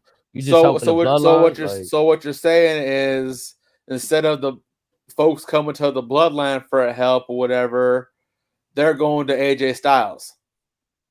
No, it's the fuck Cody up. It's the fact that we like Cody. We let you know we still on your ass, but AJ got funk with AJ already got funk with the bloodline anyways. No, but he got ties with Tom and them. Not with Solo though. But if they weren't tied with the bloodline already, I can see it. But because they're already tied in with that, it was plenty of times I was around a nigga I didn't fuck with because of my mans. It was like for the night we Gucci. Like I really don't fuck with this nigga, but for tonight we outside. Like, why it can't be a moment like that? That sounds like some AEW shit right there. I'm sorry. And if it means AJ Styles winning the championship in storyline right now, AJ Styles is a heel. I'm just trying to see like what could be the bang of Clash of Castle. You know what I mean? Like it might could be nothing. It might could just be, we get great matches. You know what I'm saying? I'm just trying to see what could be like a curveball thrown into the pay-per-view. You know what I'm saying? I see Meechin and Brandi Rhodes getting involved long before I see the Gorillas get involved. Who? I see Cody's wife and Meechin getting involved long before I see the Gorillas get involved. All right, so you see with the OCs and Cody and them getting deep to the point where the girls. I can see that happening long before the other one happening. Now, granted, both are long before. The same brand. If they're on the same brand, how long is it before they see each other, bump into each other? They're on the same brand. They're on the same night. It'll be faction warfare before anything else. Because Carl Anderson is going to hit Tom with the "I'm still your OG." Yeah, that's crazy. They got a lot of layers right there between those two factions right there. It's definitely a lot right there. Brain. Damn. He felt some time waiting for that one. He said, "Damn." Yeah, that hit me, man. Damn, call me Tony Khan. That's just how he thinks about it. It's just that one singular moment doesn't always justify everything. I mean, but I think they do need something though too. I feel like Clash can't just be a combination of good matches and people just winning championships and giving the home crowd what they want. But here's my other point. It could. Here's my other point.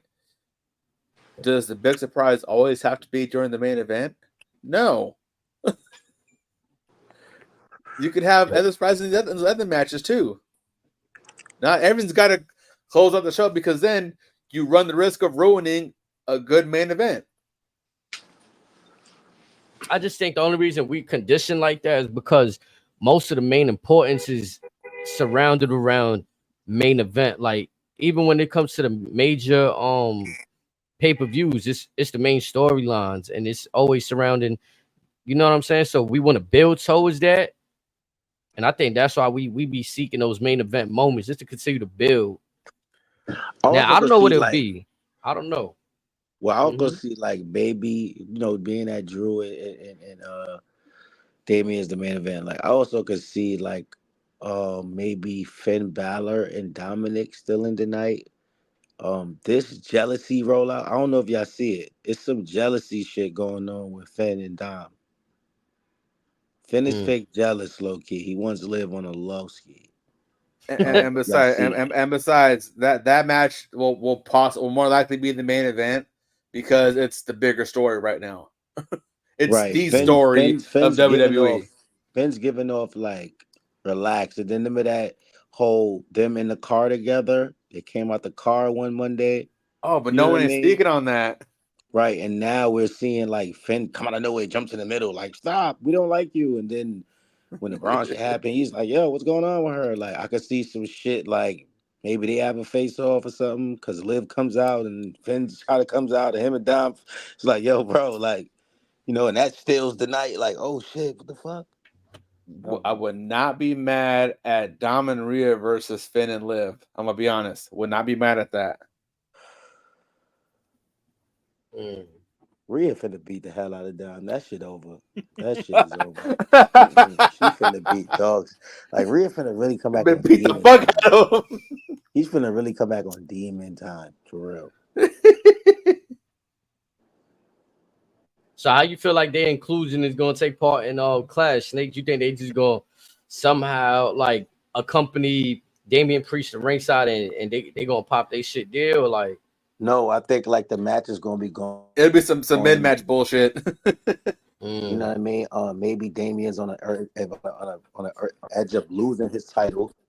Like, cause Priest is like Drew is a threat to win that shit for sure. Might be Claymore away. Here come JD and JD, like little JD come out first, you know what I mean? Then Finn comes out, then Dom comes out. Maybe we get the old-fashioned ref bump too, to where they all come out. Yeah, like the bump, and then your famous move, HD, the ref bump, the ref falls out, right? The ref is out. Here come Braun, here come Braun, like to get his get back. I hope to God Braun don't come out either. Then Liv comes out like, no, Braun, you're not gonna beat up Dom, and then Finn comes like. There's some shit happens where they hit each other like Braun hits Finn into Dom. Or them niggas is like some shit, bro. Something like that. Or bro. Pause. Or we get a moment to where Braun or whatever, Braun gets level taken out, whatever. There you have Liv on one side, you have Dom, Finn, and a staggering Priest just still trying to get up. Finn hits Dom with a sling blade. And then takes out Priest, and Liv is just there celebrating. Or how about maybe JD comes out, low blows Dom again, low blows Priest, Claymore 1, 2, 3. The low blow got me dead. The low blows is wild. Lead into the Claymore 1, 2, 3. But what if? All right. So what if? All right. I see another scenario. This is my last scenario. What if in a crazy world, nigga Finn pushes Dom into Liv and drops her like on some shit? Like he pushes him into her, they both fall or some shit, or she falls on him or some shit, like something like that. And what Dom snaps on Finn? They showing signs of the girls getting hit. So as long as she doesn't have a match at Clash, I could definitely see everything y'all saying right now. Like, bro, remember with the cage shit, bro. The nigga Dom hit the cage and to be it Becky face. Like, we can't act like men and women can't get involved and hit each other. Like, we seen an instance where the cage. That's what got mass open number 1. Right, oh yeah, right. So it's like, yeah, Finn might fucking do some shit and might hit Liv by accident. Dom stops her for him before he hits her. Like, yo, what you doing? You really about to hit her? And he's like, oh, shit, you protecting Liv, Dom? Like, some shocking even this. Shit. Like, yeah, even this past week on Raw, we seen Otis knock off Maxine Dupree off the apron by accident. Like, you know what I'm saying? Right. I think we Exactly. get into that point where accidents can happen. Mm-hmm. You know what I mean? Accidents can Oh, happen. Dom. Oh, Oh, Dom. Dom. Mommy's Yeah, gonna kill you. Again, though, his evolution, just like a little sidebar, evolution of Dominic Mysterio has been fire. I know we be joking about like his real son role when he came with his dad in first debut. He was out there with the clean cut, looking like he fresh out of high school, about to sign up for the army type shit. What he doing right now is fire. Like he really looked like a role for real. Like he really looked like a bad guy troll having fun out there. He got the ladies on him playing boy toy. Like, you know what I'm I saying? remember he was locked up, SA. Yeah, you know what I'm saying? Not a bad spiel Tom for is him. literally You one of feel the me? longest reigning people that been in the WWE. Like, let's not shortcut him. I think it was a promo he cut. He was talking real nice. Like, man, I've been here since I was a kid. Like, I've been in here. Like, you know what I mean? Talk about now. Like, I've been here. Like, you know what I mean? Don was talking nice. Think about it. He was there for the Eddie and Ray stuff. He was there for the CM Punk, Rey Mysterio stuff. He been there. Another thing, like I want to give him credit for, because I seen this interview with Rey Mysterio and Jackson. Remember, Ray's, I mentioned to you that Rey Mysterio interview. But what I didn't mention before was that he was talking about his son and how Dom had a hard time finding the same ring style that Rey Mysterio does. You know what I'm saying? So just the fact that Dom moves the way he do in the ring now, finding his way though, like it's still incorporating 619 frog splash lucha style along with whatever he feel like he got to do for his size. That shit fire. Because He's I know that figuring got to it be out. mad pressure. Yeah, that got to be mad pressure. Be a third generation, maybe I don't know, third, fourth, maybe. You know He's what I'm third. saying? Third generation, and yeah, man, no mask. He out there really like putting on differently. That shit fire. Mm-hmm.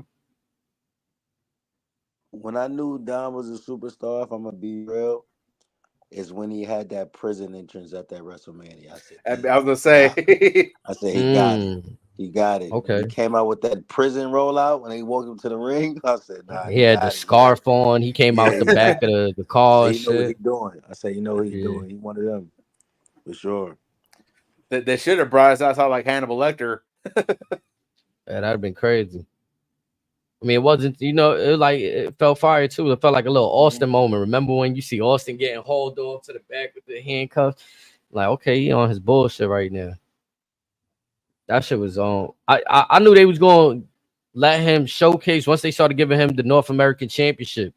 Once he was holding on to that shit and really, like what you said about Meechin now, he was really working on them brands at that time. If you remember, he was on Raw, NXT, Busting his ass. SmackDown. Yeah. Yeah, you could have said he was an MVP besides Coach Mm-hmm. And I think he even turned and around and Roman. worked a PL. Like Meechin is about to do this Sunday, work at NXT PLE right after. Like, Yep. boom. That's crazy. Yeah, but Another. Go ahead. we digged a little deep into that storyline. That definitely might be the thing of the night. Something's there. I ain't gonna lie. So y'all got that being the main event. Obviously Drew, that's his hometown, so we going with that as the main event. Mm-hmm. Yep. Okay. All the lights cut out. Can we get a wide 6 or something? Can the lights cut out on some moment? We could. They're coming soon. Like the whole crowd just get turned into a QR code. The whole crowd. Instead of fireflies, it's just like numbers on the whole crowd. They're like, what the fuck? You know how wild that be? That'd You be know what I'm crazy. saying? Some other shit. Like, come on. Like, we're here. Like, you just hear that shit out of nowhere. Like, oh shit, we're here. Like something. If that crowd goes to black and you hear the words "we're here," that entire place is gonna have a whole bunch of bleeding ears. Everyone's going deaf. That's Everyone's gonna gonna be the lose their most fucking minds. that's gonna be the most viewed thing on Twitter Yeah, since The Rock and Cody. That's gonna break Twitter. It's gonna break YouTube. It's gonna do all that shit. Yeah. Right. That shit gonna do the numbers I mean, if you crazy. just read that whole statement from him, like thank you and saying yo soon coming, it's like, you know what I mean? Like, who is he talking about? Or it may not be the whole thing, but we could get the first stage to them actually being introduced. But that place is gonna start going crazy if that happens. Yeah. Who do you feel like could be a good tag team for Eric Rowan? Like, you feel like they put him in a tag team role like he was with Luke Harper? I know we mentioned Joe Gate. Do you feel like Dexter Loomis would be the one, maybe? My guilty pleasure one, if he wasn't in AEW, would have been Lance Archer. Because he could be just a big, nasty son of a bitch that could just be as physical as all hell. Surprisingly athletic, given his age as well. Not many guys at 7 feet can hit a perfect moonsault on their feet. But he would have been one. Yeah, Loomis would be all right. Gacy's gonna. I feel like Gacy and Bo might do this a little bit, clash. I could be wrong. Maybe would they steal Braun's spirit back? It might just be him and Braun. Could be Eric and Braun. I wouldn't be mad at that. I mean, to me, it only makes sense that Braun is in there some way, somehow, by hook or by crook, by affiliation, by a wink of an eye. He got to be. What about Sean Spears? Given what he's been doing lately. He just got his ass whipped by the young OG.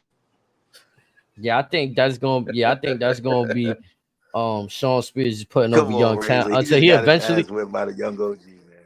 You know what I think Sean Spears needs? Cody Hmm. Rhodes is what he needs. That's all he needs. He needs the Nightmare Factory. And he'll go on the losing streak on NXT. Cody's gonna get that mean streak and turn to the right place for help. But again, a faction of heels. Spears ain't gonna work as a babyface. I need the Nightmare Factory. I need the bad guys, bad vibe. Like it, we already been calling him the American Nightmare, right? It's about time we see the nightmare part. I also remember last time those two were in a ring and Spears was swinging a chair. He busted Cody's head halfway down the middle. Beautiful, right? No one I've thought about with the Wyatt situation.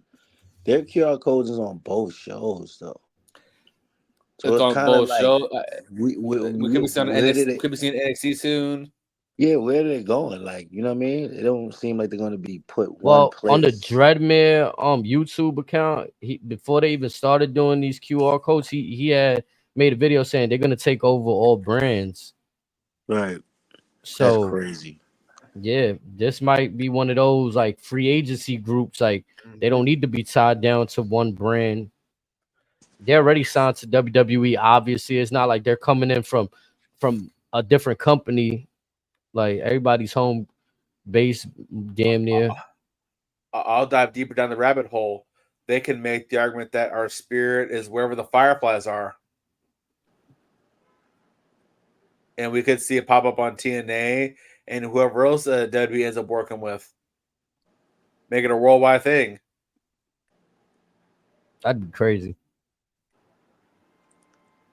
What you know it'll take off. That Jay Uso shit is real about y'all saying about them been trapping Jay Uso. What if that's their thing to get everybody? Like, we give you the Fireflies. Like, if you see the Fireflies and you come out and you see that shit, we got you. It's crazy enough for Triple H to make it work. Do y'all pay attention to Sid Vicious Twitter, Psycho Sid? Sometimes. Nah. Shout out to Psycho Sid, man. I ain't gonna lie, I'm one of those niggas, like, I follow all the Legends accounts. Like, you know what I'm saying? I got Hulk Hogan, all these things. You know what I'm saying? I'll be following it. Sid Vicious is not a fan of this bloodline. He calls them the Bloodline Woodpack. He is not a fan of this, of what's going on. Yeah. And he's probably the only one that I've seen. we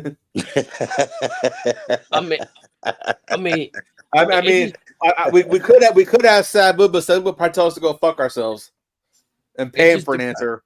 It depends what lens you want to look from. You know what I'm saying? Like I feel like when Roman was running the bloodline, there was a lot of prestige on the line. Like he had the Universal Championship in the stranglehold for 3 to 4 years. You know what I'm saying? So you got that at play. You got the fact that he bringing in family into the picture. That was a whole nother thing. Right now, yeah, they bringing in family, but the storyline is more mid-card tag team division, kind of like it hasn't hit that main event heavyweight scene yet. Like they cooled off from that. So I could see why people not hype about it, but I'm okay with it. I'm all right. Everyone hated the Bloodline when it first started, and look how it ended up. I'm just saying. But then again, I take into account what y'all was saying about, the Usos and them going ahead and like possibly facing off against the Gorillas. You know what I'm saying? So we're getting a heavy dose of seeing them as a tag team to get accustomed to them as a tag team. So when they're in that tag team match against the Usos, you know what you're getting. You know and that'll be a lot more likely a Mania match. or that match is worthy of too. It needs some belts. That's worthy of a Mania match. Let the Usos get their redemption at Mania. and again, maybe for me, just looking into storyline perspective, trying to like maybe play devil's advocate and think like a fan. The way Solo was presented and the way that Roman presented is different too. You know what I'm saying? Roman was presented in a way like, bro, I'm champion, so I'm entitled to these days off. We're seeing Solo every week, and you got the crowd reacting. We want Roman, they trolling him. You know what I'm saying? They might not be as familiar to the Gorillas as we are. You know what I'm saying? Like more about their prior. Who was the last contender for the tag titles on SmackDown? For what brand or for SmackDown? Wasn't it the Street Profits? I believe so. Didn't they challenge Austin Waller and them? Yeah. Right. Now they're in a program against the Gorillas. With Kevin Owens, Austin Waller and Grayson having a fake fallout. Yep. The Gorillas could be on their way to getting them titles, man. Most def. And definitely. Here's my next question. It's obvious Solo's not going to challenge for Cody, but how soon before you put the U.S. belt on him? If LA Knight get that belt, LA Knight's not losing that for a little while. He's earned it. He's been on a backbreaker waiting for a moment. He get that off Logan. He's not losing that. So what? Rumble or Survivor? And they already did the LA Knight solo program. Remember, they already did that. Yeah, but Solo's gonna want gold, because especially when Rock comes back, he'll see the Gorillas with gold. The Rock could possibly have gold aside from his own belt. He could dethrone Cody, maybe. Solo, yeah, that could be where he beef with Roman, because it's like, nigga, I want the belt now. Last time you had it, you didn't. But again, you didn't keep it. I'm the I new think head of the table. That's the only thing that's weird about the story. I need to go get it now. For all we know, Roman could be on his way to Raw after all this. Remember, Solo was screaming on Roman in that ring at WrestleMania. Finish it. What are you doing? I know.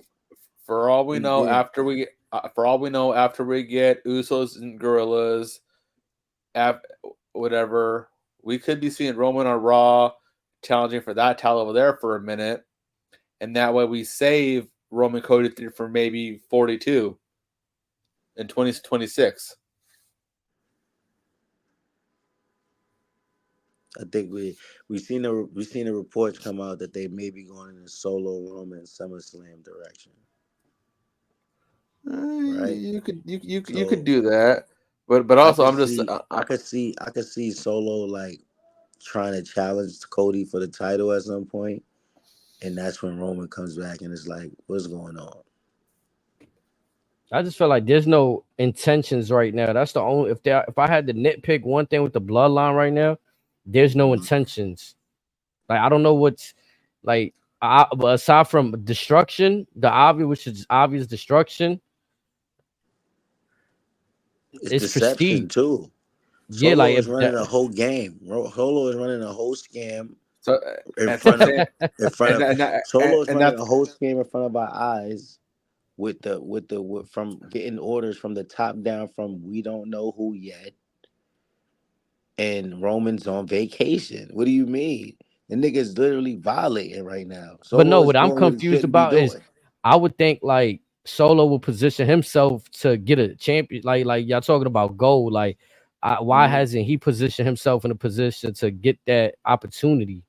That's why I'm like, And where's I the said intention right there? because I'm I'm looking thinking ahead, Rock. like, you know what I mean?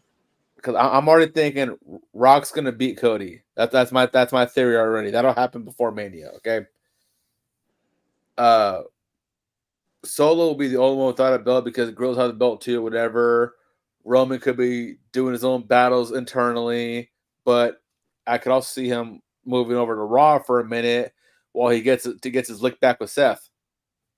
Whenever Seth comes back.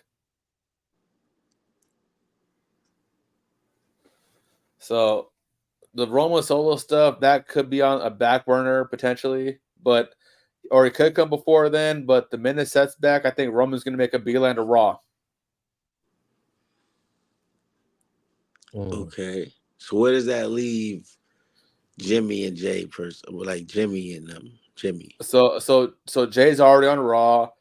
Again, like I said, they could you could have tease having again the Gorillas versus Usos at Mania, and both Usos could end up on Raw. Yeah, Jimmy never got drafted, but he got kicked out the Bloodline. Yeah. Then they drafted the Bloodline as Paul Heyman. He's a free agent right now. If you think about it. Yep. If y'all think we ain't finna see a Solo and Roman face off this year with everything, y'all bugging. This shit is not finna go into next year.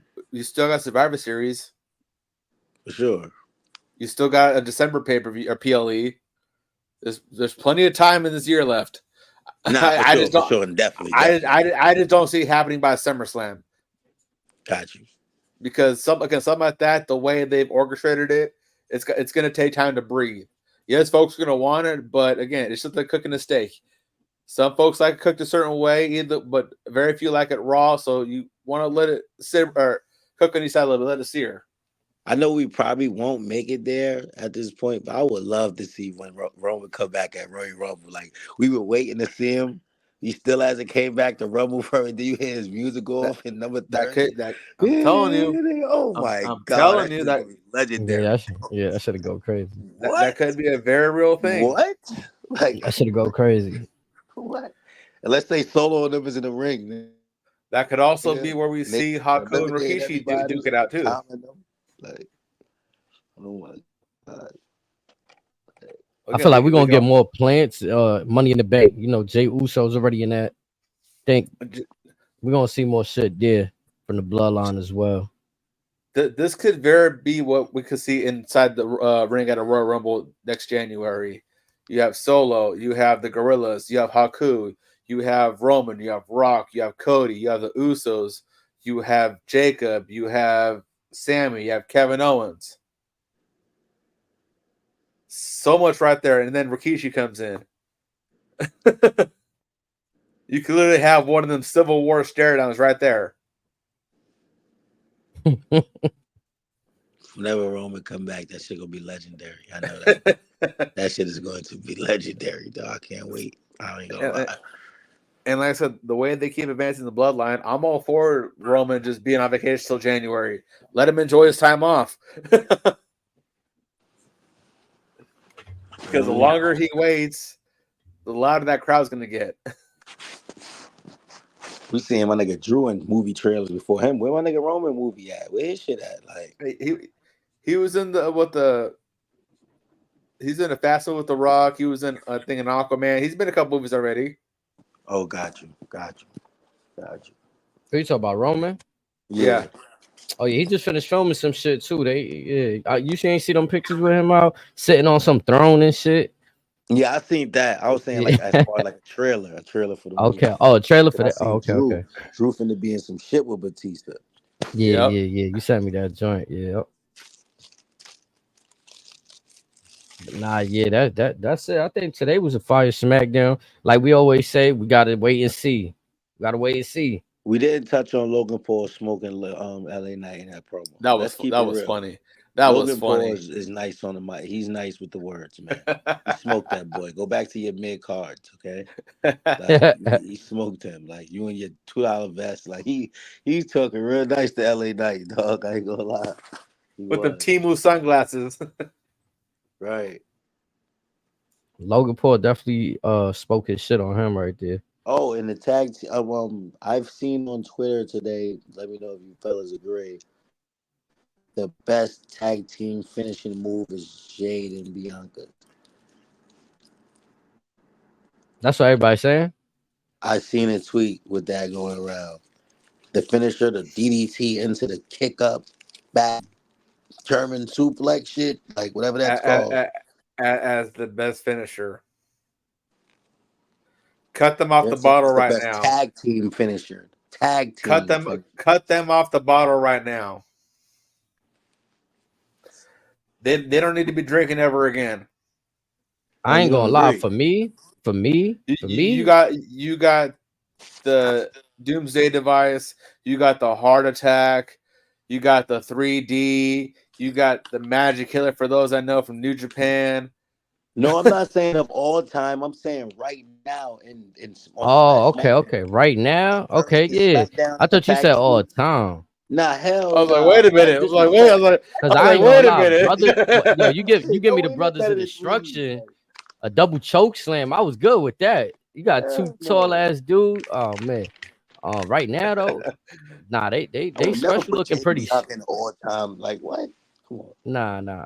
I know you said that. That's what the people were saying. That's what the people saying. No, I was saying like now WWE currently. Nah, they should have solid right now. From what about the New Day's 11th Hour? Whatever it's called. I'm done. I'm with HD feel about the Street Profits. That's how I feel about the New Day. I'm done. Okay, what about ALP's thing with their ALP bookend shit thing? Is fire. Nah, yeah, they shit is fire. They do the double power bombs off each other, something like that. They run them into each other. They got a couple moves. Nah. Or even DIY see you in the middle, the knee and super kick or running knee. Nah. I feel like the effort that Jade and Bianca puts into that, they got that.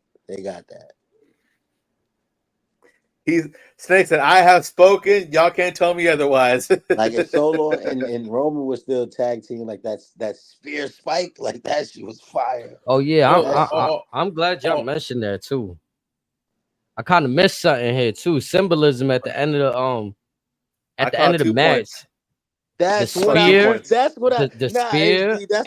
you, bro. Did you see it? That's what I was talking about. Go ahead though. Hey, remember I told you I still ain't caught up, but yeah, when we was here watching, when y'all was waiting for me, I seen the spear at the end, and then the triple power bomb, the shield bomb. Yep. Those are the two things. My theory is shots fired. I think that was exactly. That was done for a reason. That was a message, respect, bro, to Roman. This is my yard now. I run this. Come on. The whole night was a shot. And then we do the shield power bomb. That was very telling. That was something that probably went over a lot of people's heads, you know what I mean, in the moment. But that was a big part in this story. Him Solo has fired the first shot in this chapter. You see, and damn it, he didn't miss either. What the fuck? Right. That part, I'm mad that I forgot to mention that because I was fresh on just seeing that. But the seeds being planted. Mm-hmm. Like I told you, I'm here for the turmoil. Man, that's a cook up, and I like the fact that in this day and age and era, WWE. Paul Levesque ain't afraid to go back to certain storylines, spin the block, keep us waiting a bit. Like, oftentimes before, we'll see a programming where you have storylines and dudes get repackaged into a new character, like we've never seen this person before. Okay, let me ask you a question. Damn, now we gotta. Are we closing out right now? Well, you want to keep going? We keep going. Come on. Okay. We keep going. I want to say because now that we didn't speak on this part, like so it's like. So now I'm thinking, right? Seth is out recovering. Roman is out recovering. Well, Seth's back in the gym right now, as I saw on Instagram this morning. Could we see a truce? Could we see we fought it out? We came in, we're brothers. With who? Seth and Roman. Hell no. Why would the bloodline and why would they do they shield powerbomb for? So that's just a message to Roman, because Roman holds the demise of the Shield to heart. That he ain't never letting that go. Anytime he sees Seth, it's like a bull seeing red. That's what I'm saying. He's gonna go over to Seth, because last time they faced at Survivor Series a couple years back, he choked out Seth, but Seth did tap out and so it was on the rope. It was a disqualification. He has never beaten Seth Rollins one-on-one, and that's in the back of his head. That's the catch that's the catch that got away. He's got everyone else mowed down, but the dude that stabbed him in the back. Yeah, and it's crazy too, because during that Shield powerbomb, like Roman is the one delivering it. So again, like y'all saying, he's taking that spot. Like, man, that's you, and not even that. And not even that. Roman being salty about the Shield and Seth Rollins is the reason why he lost everything. And again, that's why when he goes to Raw, that's in the back of his head, in his mind. But he can't come back on that type. He got to come back smarter. He's going to come back a wild animal for a minute just to get out of his system. Again, like I said, in his mind right now, had he never heard Roman the Shield coming music, back a new man. he never would have saw red. Remember that tweet, man. Remember that tweet when the only thing he put out, something about yesterday I mourned. This is day one. Like, yep. He may be coming back a new person, like what you expected. Like he might be coming back like you know, we never know. Like him and Seth might team. They might be some shit. Like they might need the team up to take these Rock and Jacob all these niggas down, dog. Like they got a gang like they build. I'm just saying, with the Roman Reigns character we've seen as of late, he's got to get that lick back before he considers anything else. Because again, like I said, bruh stabbed him in the back. Bruh's the only dude he's ever beaten. He had a shot to take him out at Mania, but he got a little too selfish. He's gonna tell him, "It's your fault. I'm not still champion." Let me ask you. Did this? Not me. Is there a world where we ever want to see like a iteration of the Shield? Not unless you know who's back, and I don't see that happening for a good while. So if he comes back, you with it? Yeah, that's the only way you can do it. You don't want to see it, even if it's just these two. No, it's not even worth it. Because you're just doing it for the sake of doing it. Again, we just unwelcoming thoughts right now. We just the Shield was special because of the individuals that were there. Yeah, you had the stuff we tried to throw Triple H in there and the whole Shuffle Kurt angle and all that, but again. There's only one Shield. There's only 3 individuals. Now it's whether or not he comes back as Dean Ambrose or he says it's Jon Moxley. I don't care about that. It's only Shield if it's them 3. But again, that can't happen until we get Roman avenging him being stabbed in the back for story continuity purposes. You know what's unfortunate? I love the Shield so much, but with this whole bloodline shit, I feel like putting Roman in the Shield is kind of like a nostalgia act. Like, unless there's really not really. What world could y'all see Roman coming back saving Cody? Never. From Solo and them beating his ass or some shit. Never. That's one of those. I'm just trying to think of shit. What's done has been done. Back on some new shit. Like now, you gotta stop Solo enough for tripping. These niggas stole my seat. These niggas is about to kill Cody. Stop, like nigga, like stop, like you know. Now, if it's Solo and Rock, I can see that. I can see that and all that. If it's those two, but Roman brought Solo in this shit, bro. At the end of the day, bro. And Solo's gonna be the Rock. I brought you in, bro. Roman couldn't control Solo if you think about it. Solo's gonna be one to excommunicate him, and then that's when Roman's gonna find a bigger, meaner dog that's loyal in Jacob. Call me crazy. I think after all of this, too, that's a good rebuttal. Solo gonna be his name. Say to that. Nah, Solo gonna live up to his name. He gonna be excommunicated. Like I really Remember, like. this is time the I feel like street he gonna champion. roll. Yeah, I feel like he gonna roll. Like there's times I feel like even if the Rock sends a message, he gonna roll. Street champion. He better be on this Kimbo Slice shit here in a minute.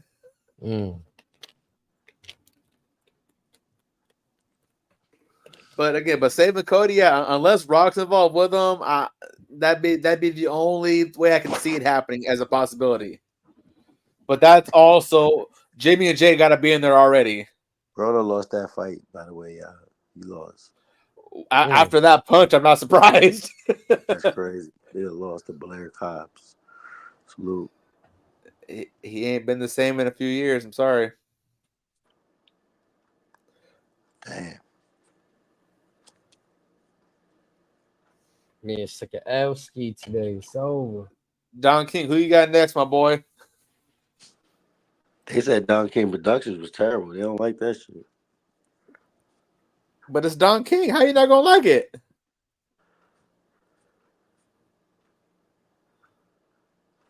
That's a little interesting. Oh, you know what I read also?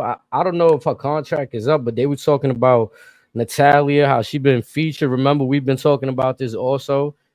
Yeah. If her contract is up, you see her going to AEW participating in the Owen Cup tournament. Okay. Owen Cup? Yeah, that's what they doing in AEW right there. The Owen Cup. He said, okay. Again, look at all the women they got already there that have been there for 5 years that have gotten lost in the shuffle, much like the men. So that would you don't think they'll feature her? I mean, yeah, it'd be fun. I mean, she'll be used there for a couple weeks, and then we won't see her for 3 to 6 months. Look at Camille Stackhouse from NWA. She posted a tweet the other day that was quickly taken down. Solo is in a different bag, y'all. Who's going on with Solo?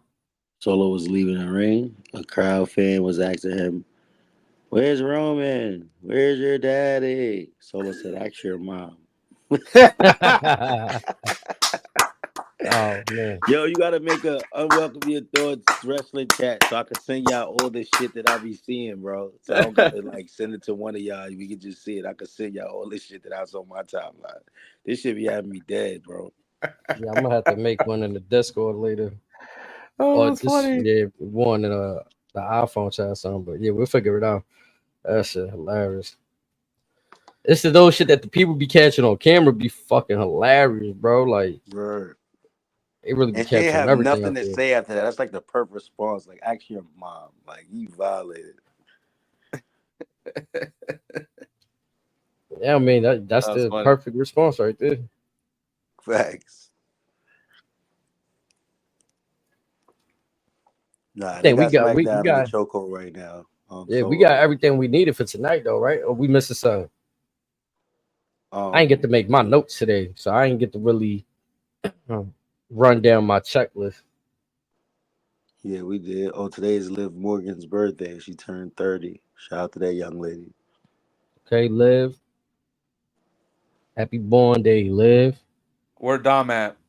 Yeah, a lot of people heard about Andrea Broner losing. A lot of people heard. Yep. But yeah, I think we good right there. I believe sure. Razor be putting me on some New Japan. I think they got something going on probably like 4 or 5 in the morning Eastern time. Dominion, I believe. I'll catch that shit another day. Yeah. 4 or 5 in the morning. Y'all niggas, tell me what happened. Y'all niggas crazy. I know I'm gonna be dead to right side after that. Cause like Kenny Omega or something. Like y'all niggas. Shit, that's fucking 2 in the morning for me. How do you think I feel? I'm gonna be up here watching shit. Man, I'll be up. Yeah, do y'all be watching is it Hall or TNA? My guy AJ Francis was on there. You know, former Hate Road. You mean House of Glory? Yeah, how y'all feel about AJ Francis? I think he was on TNA tonight.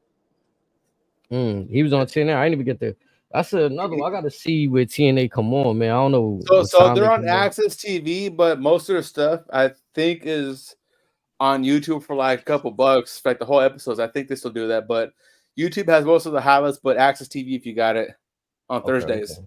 I gotta check if my cable got that.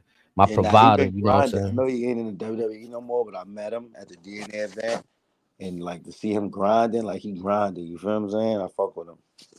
So far, the stuff between him and Joe Hendry has been my favorite stuff I've seen all year. Word. Like just their two personalities is like a match made in heaven, just off of chemistry. Musical souls right there for sure. Bro. It's always fun too when I see AJ doing some stuff, you know what I'm saying, keep it true to his nature, involving hip hop and wrestling and all that. It's always fire when I see that being done right there. You know what I'm saying?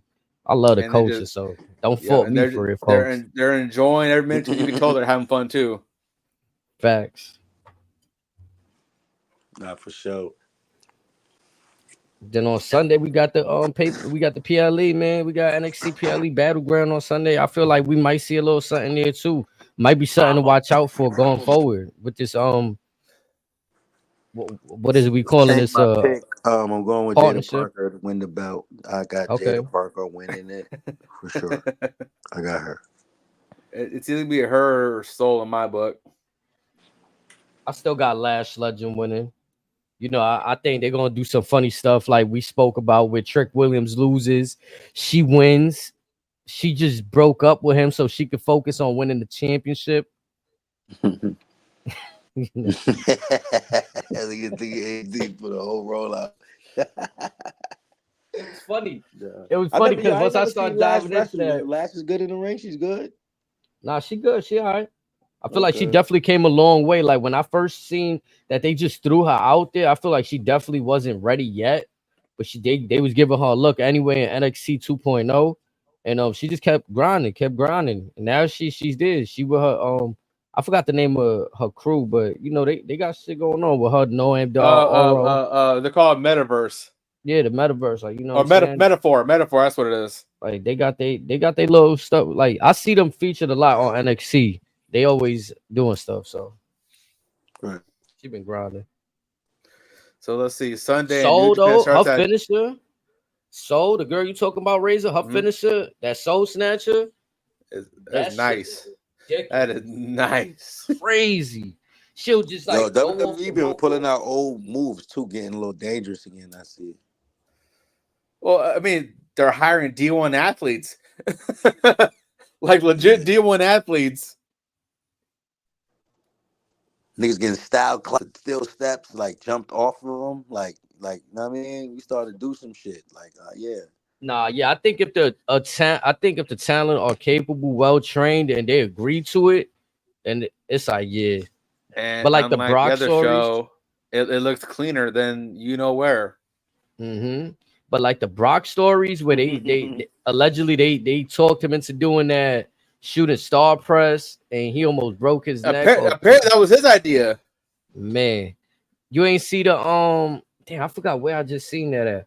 Somebody was trying to like spin the narrative where he didn't want to do it, and they talked him into it. And he ended up doing I was told the other way around because they're like, bro, you're gonna be in the match for a minute. But I guess someone did seem to clear like 80% of the ring, so I can see someone probably tell him, "Hey, do that shit on the main show." Yeah. Oh yeah, no, for sure. That was definitely his move that he definitely used to do in OVW and shit like that. He used to clear that shit, no problem. But that day, they like you said, he knew he was gonna be in a long match, and they convinced him like, "Yo, do that," and he was like, "Nah, I don't think I should." He ended up doing it, and it went left for him that day. So as long as everybody agreed to it and they know they could pull it off in that moment, go for them spots. It's just hopefully shit don't go left. You know what I'm saying? Oh, speaking of which, Edge was on Busted Open this morning, and they were addressing his stupid moment.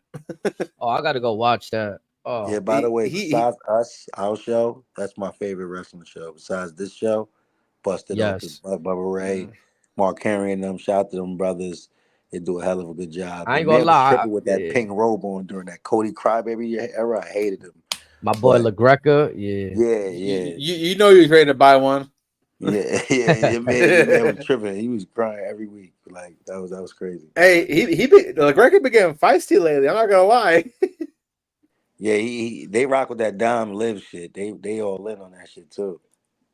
He need to chill before he get put in another match, man. Bully said it should be me. Yo, Bully's hilarious. I ain't gonna lie. Yeah, your man McGregor was like, I would have caved if that was me. 20 years ago, if I was in my 20s, I would have caved. If I was Dom, I would have caved. If I wasn't married. Right. Like I think everybody would have. You know what I'm saying? It's safe to say. Yeah, I'm on. You got to live a little, no pun intended.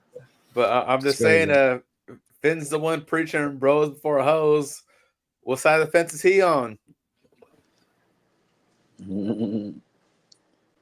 Man, definitely something there too. Like it's interesting. We're gonna see with Finn. I hope like now that y'all wrote that out, I definitely hope we see a little something more at Clash with that. I mean, we got time. I'm looking at the cat. We got a Monday Night Raw right before then, so we could definitely plant some more seeds leading into that. Get some more jealousy angles out of it. You feel me? Nigga Finn coming to the rescue again. Stop! Like this nigga in a stop bag right now. Like, come on. Crazy. Oh, it's gonna be funny as hell. Hell yeah. It seems like Damien don't really know what's going on as far as with the, you know what I mean? Do he really even know what's going on with this Diamond shit? He's too worried about Punk and Drew. Yeah. Or basically Drew, because he's probably telling Drew, you lost because you couldn't quit CM Punk. So that means Damien is not the leader. Like that. I'm gonna be honest. Going back to the history, I feel like Damien should be the leader. Well, he was the first leader. He was the first. Remember, while Edge was there, if I'm not mistaken, it was him, then Rhea, and then you add Finn in and kick out Edge.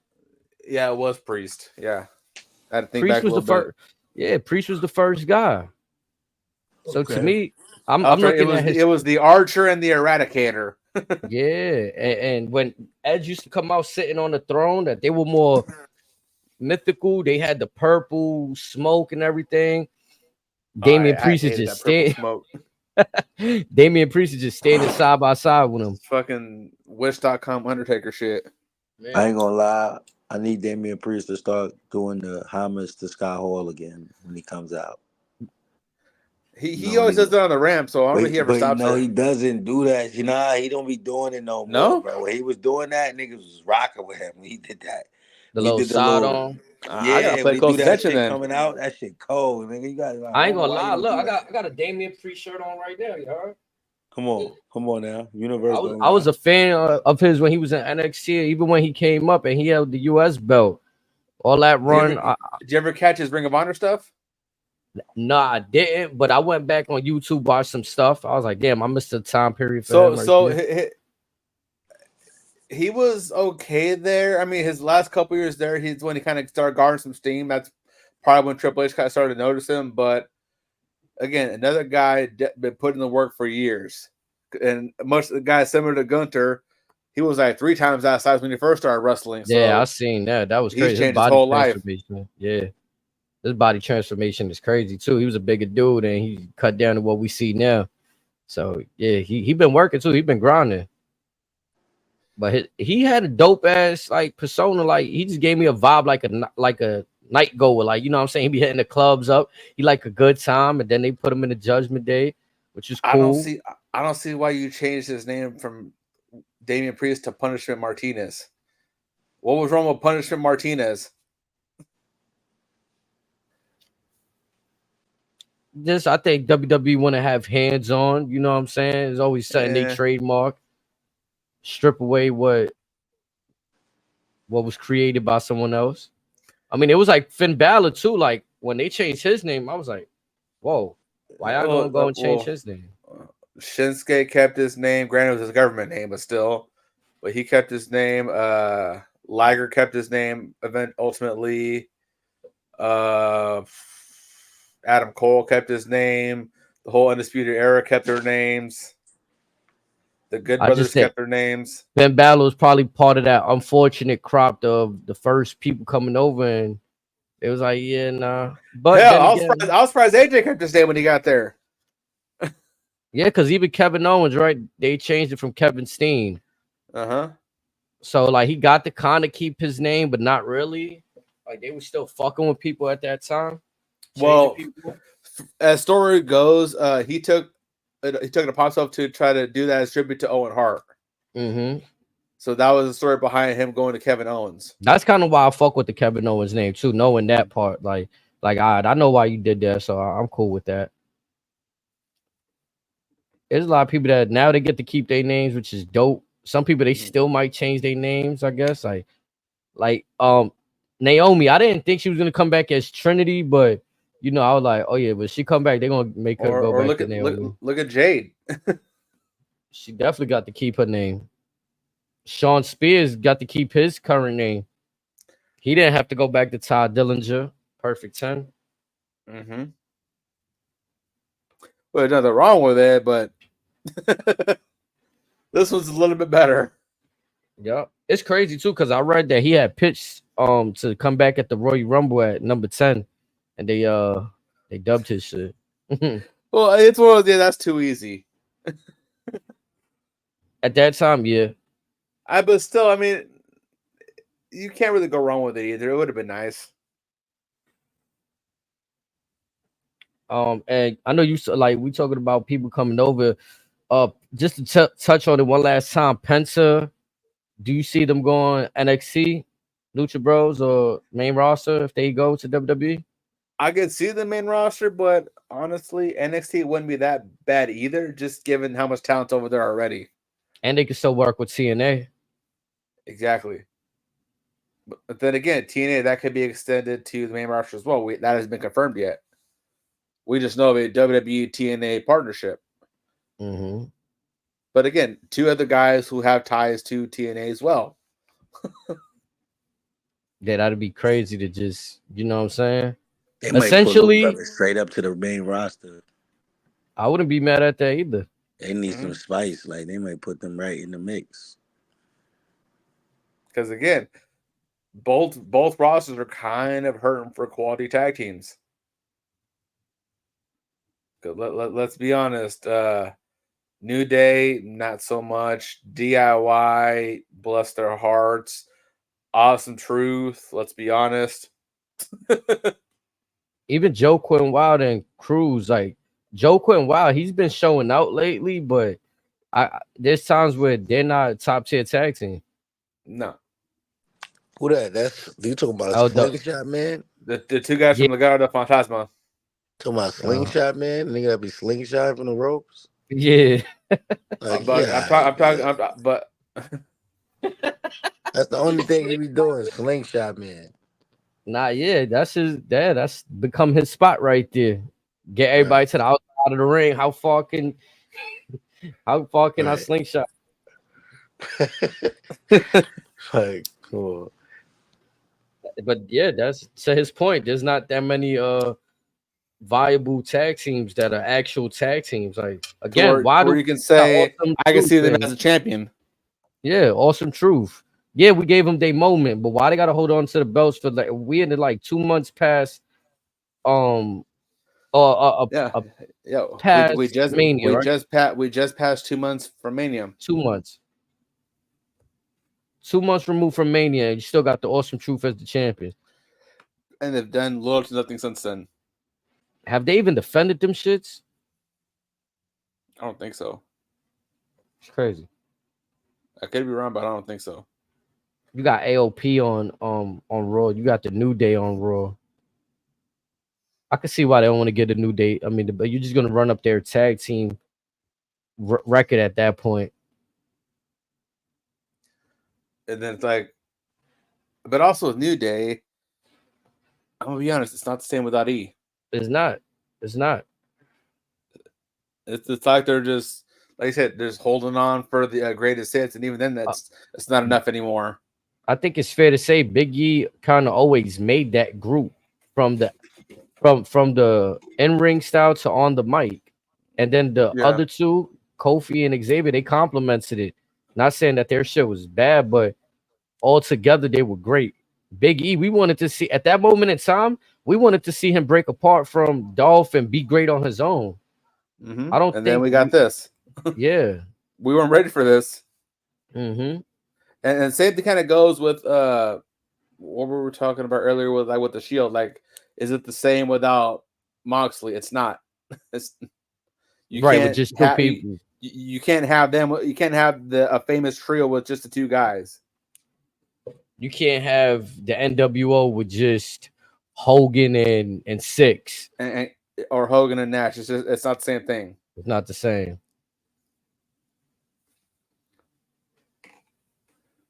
And the only reason I asked that question is because DX, known for having many members, but they did start off with two. It was all. Everyone knows that the actual guys were just Triple H and Shawn Michaels. Everyone else was just their friends. I'm screaming. Good friends. The New Age Outlaws were always just. They were already a tag team. Yeah, they were already a tag team. X-Pac was always just one of the boys from the Clique. The Clique. Mm-hmm. So everyone already had a role there. You didn't know, like I'm from that era. Like, your ass better call somebody.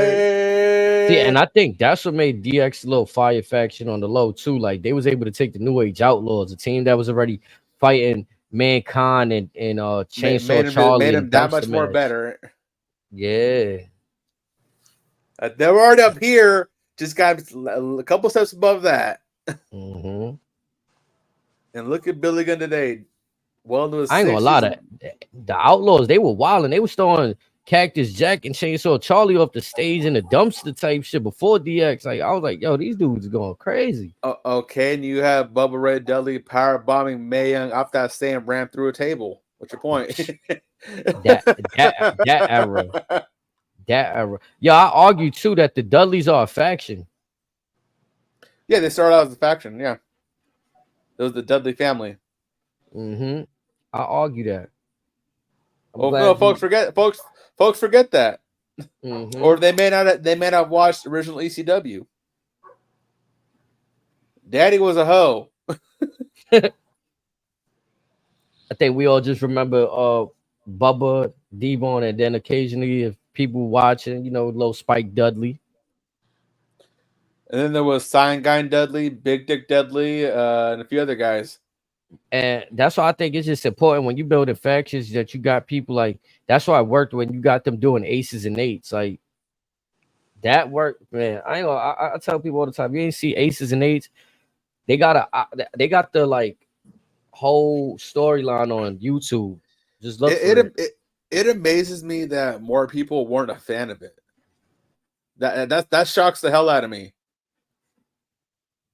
Like, what was not to like? Yeah. Well, I get it. Hogan was there involved and all that, but just the aces and eights stuff alone, what was not to like about it?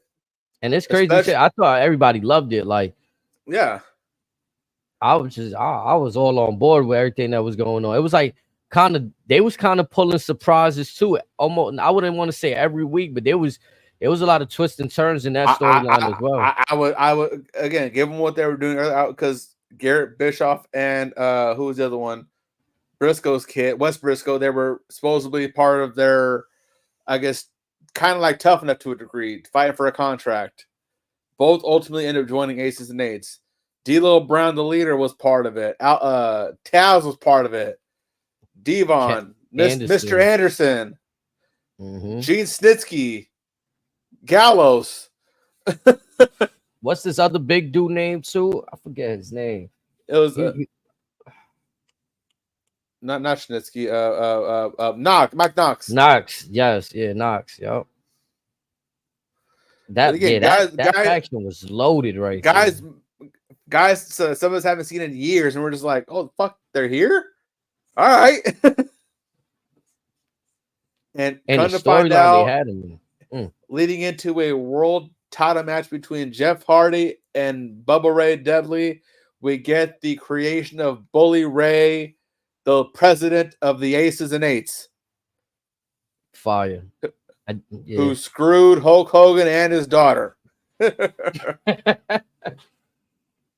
That was ultimate heel shit right there. That's why when I listen to Busted Open, I love his takes, bro. I don't know if you remember the closing moments of that match. People were throwing garbage over the cage and beer bottles and shit. Reminiscent of old times. That's 90s. You ain't seen that since. Yeah. I've never seen that since. He started a riot there, legitimately. And I feel like it's because he had everybody, and like, you know, the people who were invested, they seen this shit. They really thought Bully was on the good side, and just that Devon throws the wrench. He knows what he has to do because his brother's by his side. Hulk Hogan is going, no, don't do it. Fresh off of back surgery. I feel Bully don't get enough credit. I mean, he might get enough credit, but like in retrospect credit, like during this time period of what he was doing, man, that dude was a genius. It was like perfect cinema that we see today. Mm-hmm. That's one thing I felt TNA, I could say, whether people like them or not. To me at least, they've been ahead of their time in terms of willing to just do shit. The storylines they put out, long-term storytelling, a whole bunch of shit. Also, what I noticed was a lot of the younger guys then and there, they took their elder statesman's guidance. They trusted what they were told by their past counterparts because they said, listen, kid, this is how you make some real money. And look what we had for a good span of time from 2008 to 2015. The most of those guys in WWE right now, either on air talent or working as producers. Yep. Fire. Some of them are barely keeping AW afloat. Because even they're staying. What's his name? The short dude, Drake Maverick. What was his name on TNA? Rockstar Spud.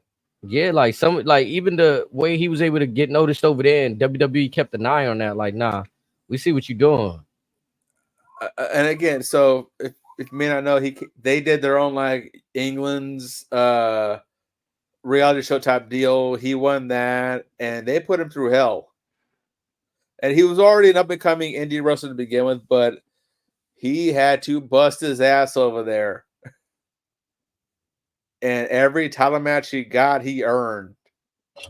He was about as big as Santino Marella was during the Milan Miracle, if not bigger.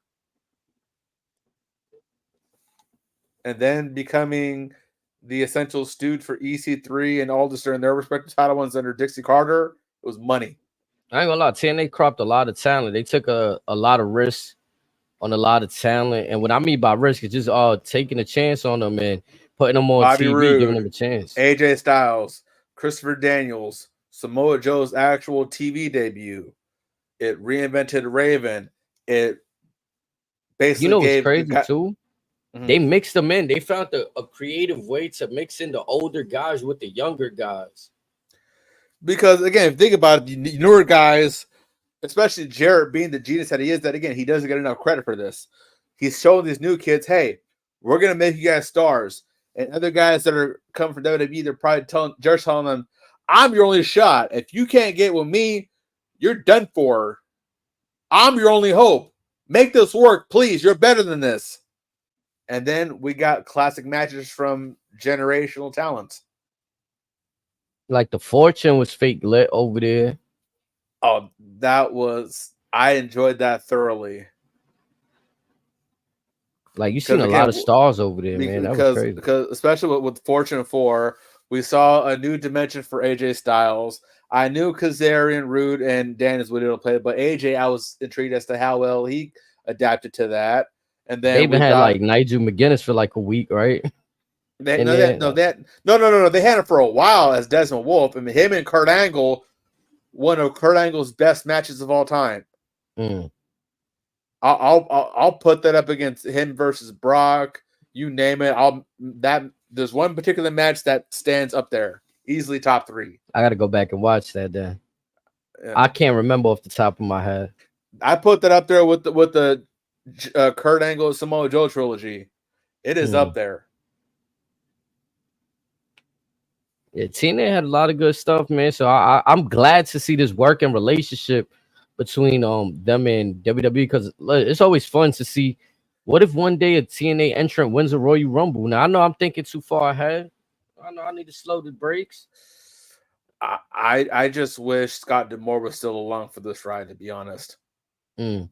Because so many of his friends that he knew back then are at a premium spot in WWE, and I would like for them to kind of like get some magic going in both shows in general. For example, Scott D'Amore and Jeremy Borash, you let them produce a WWE show, you're going to get money. So that I feel is going to be a big miss. But if AEW can land him, just let him lead the ship, please. He can provide so much there. You just got to let him do his own thing, and Tony just shut the fuck up. Whatever Scott says, just do it, please. You don't have many lifelines left that are willing to work with you. There's a point. I mean, Bubba Ray said he'll do it for free, but be honest, you probably couldn't afford him for as much damage control as he would do.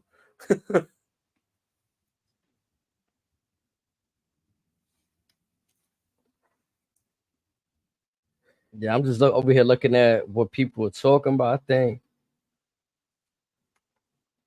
people are like, they hype about what we saw about early in the QR code. It won't be long. That guy. Hey, there's a lot you can dissect from that QR code. There's about a million ways you can go with it, and I think we can all agree that there's a 100% success rate that whichever way they go with it, it's gonna work.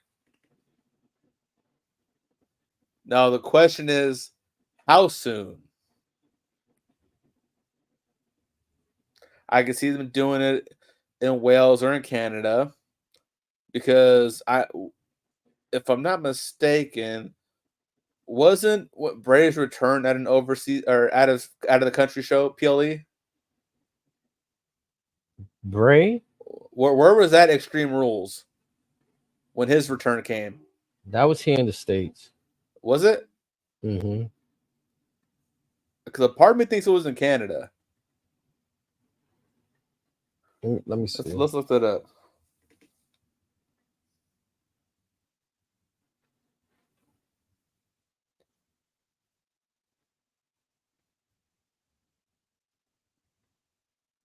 Was that in 22? Have they had an Yeah, it was Extreme Rules 22.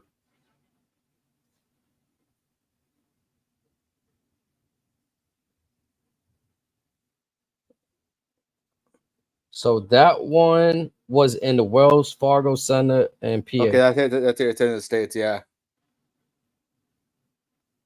A part of me thought that was overseas for some reason. I don't know why.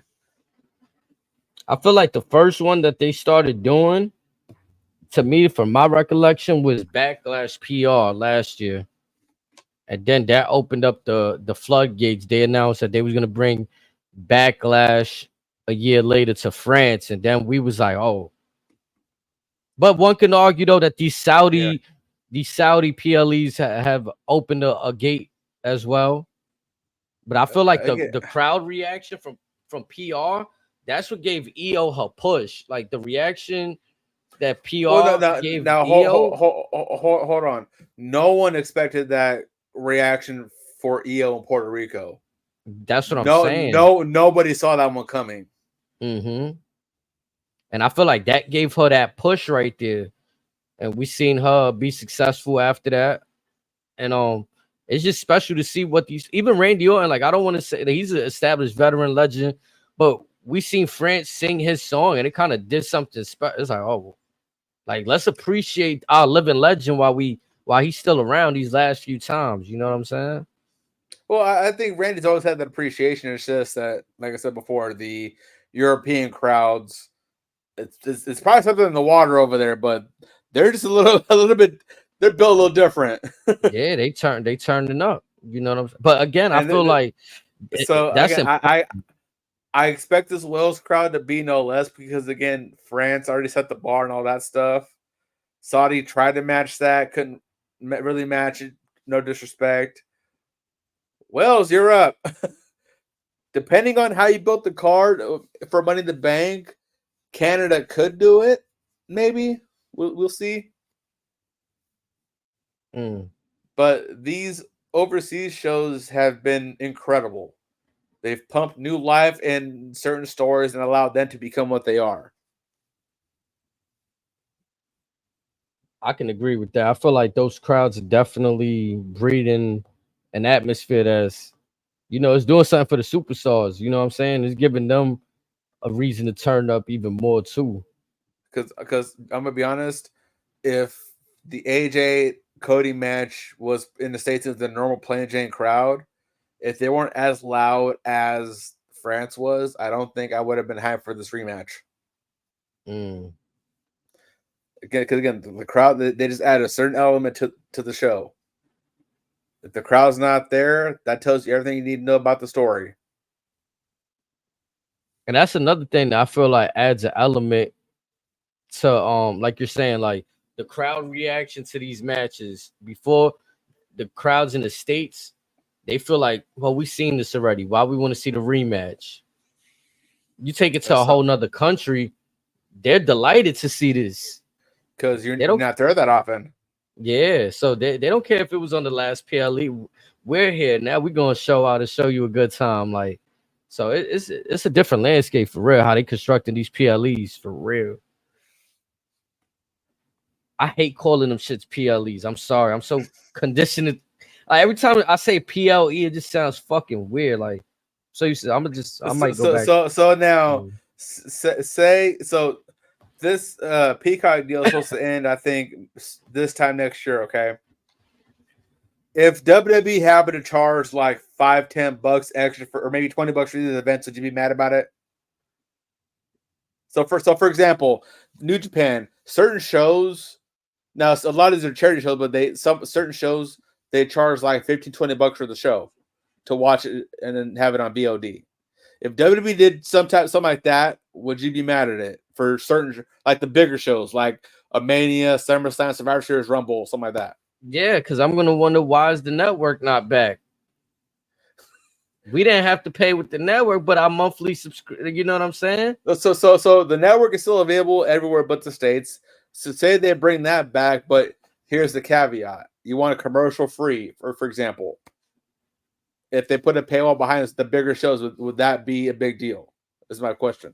Depending the charge, but so say anywhere from like $10 to $20. Given what we're currently seeing, 20's a reach. I ain't gonna lie. I could watch that shit with commercials. You heard? I'm going to make some nods. Yeah, okay, so $10 to $15. 10 to 15. That's think about it. $15 for both, maybe $20 for both. That's a WrestleMania.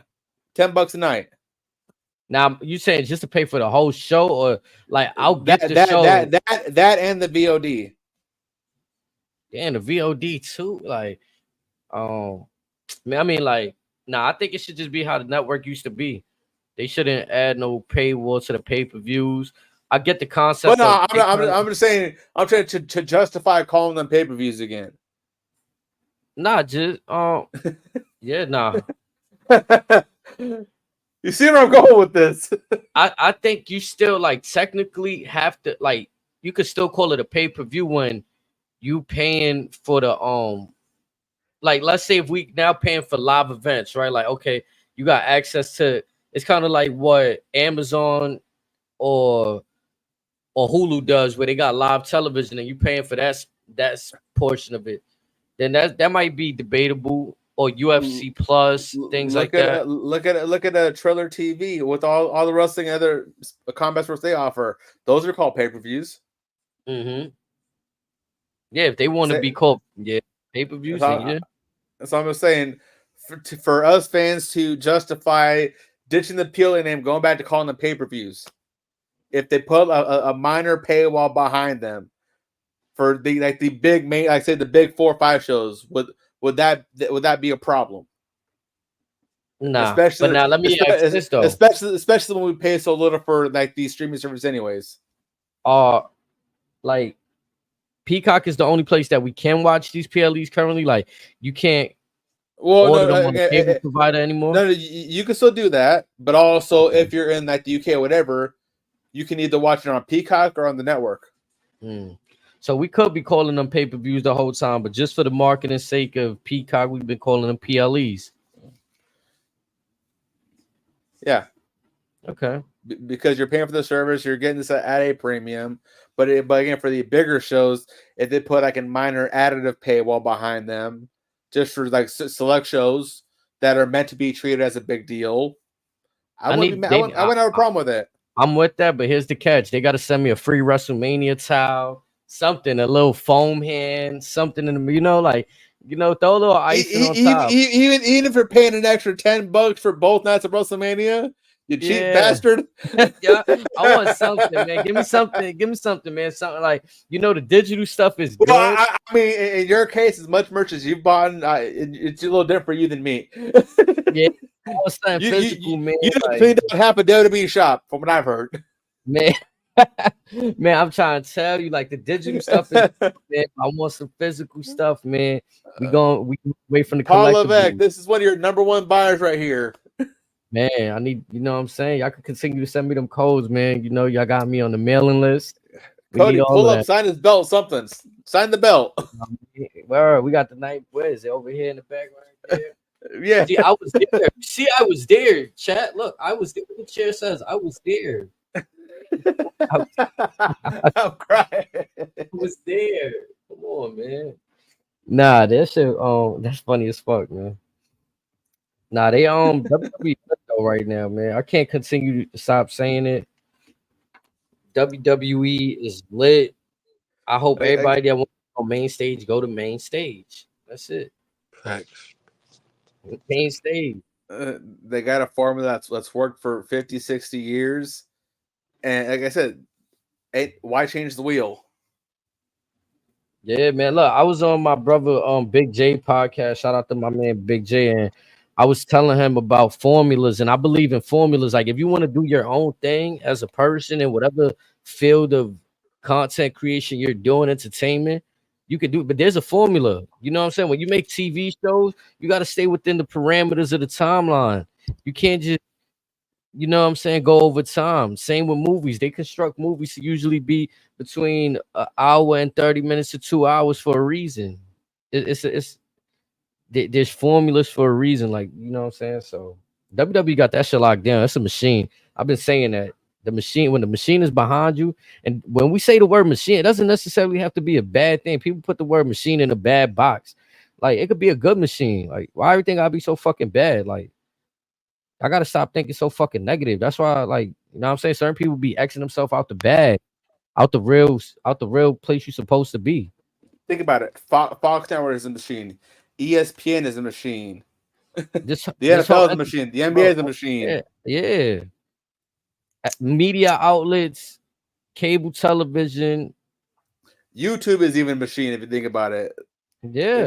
That just means they have a system in place that's beneficial for them financially, and we as consumers are satisfied with the process of doing what we need to do on it.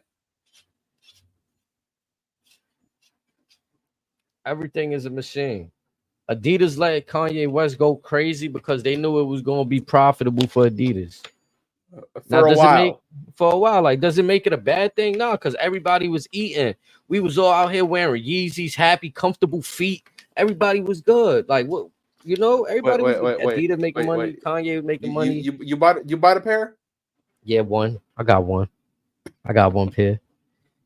I ain't gonna lie. I wasn't standing on lines or going crazy.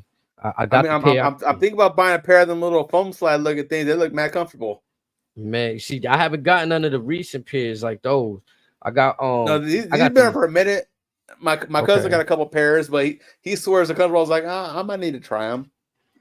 Yeah, I don't know if Adidas still doing it. A little bit. Yeah, Adidas been re-releasing some of the Yeezy stuff too. Like, you know what I'm saying? They said they weren't gonna sell no more of his stuff, but they gotta do something with the product, right? So you're saying I got to go on Stadium Goods now before the price goes up?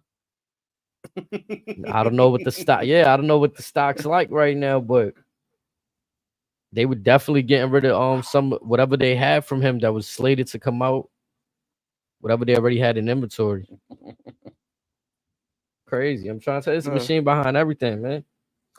But not too much of Kanye. Should we go on the topic of the world of music as of late? What been going on? Did you happen to catch? Well, I know you sent me the Cameron Ant-Man stuff, but did you happen to see his stuff on CNN a couple weeks ago? Oh, when she asked him about Diddy and stuff like that. Yeah. That was crazy and funny. So I felt like he handled it perfectly. I believe that one, it's her fault for not researching the person she's interviewing. Two, she could have asked better questions instead of repeating the same question 5-6 times to push the narrative. Nah, for sure. Like, there's rights and wrongs, and everybody got an option to do their job, right? So she obviously knew the task at hand. The task at hand was to ask another male rapper from New York City about Diddy. Why y'all not asking nobody else? Diddy done plenty business with people from all across the industry. They assume because he was signed with Maze to Biggie, who was under Puff. They kind of thought there was a connection there. But like you said, all the New York cast, they all thought they all rode together. But shout out to Cam for handling like an actual professional. He was in his bag right there. I thought he was gonna go in on old girl. Nah, and I give it to Cam because he's probably out there trying to promote his podcast. Like I personally seen him on Fox 5 News in the morning one time. Like I caught the news and I'm like, what he doing on here? And he's talking about his podcast. That kind of felt like a bait situation where, CNN wants to have you on, talk about some current topics. Not it's like they being vague, like Well, he even said, "Y'all didn't tell me we were gonna talk about Diddy. Why was I here to begin with?" That's what I'm saying. Like he's asking who booked this shit. Like who's doing? So everybody did bad right there. Yeah. Everybody did bad right there. Like again though, he kind of addressed it too on that freestyle. Like he apologized to her. Yeah. You know what I'm saying? And he said he knew what CNN was trying to do, like alluding to his lyrics. They got a black female to interview a black male about another black male that's already dead. And this is the white lady, though. Nah, the girl that interviewed Cameron was black. I thought it was a redhead lady. No. It was a black lady. You talk about the interview where he pulled out the horsepower drink and said he gonna bust some cheeks after that? Yeah, whatever that powder shit was. Yeah. No, that was a black chick on that interview. Yeah. I was watching a lot of shit the other day, so I mean I watched a lot of interviews.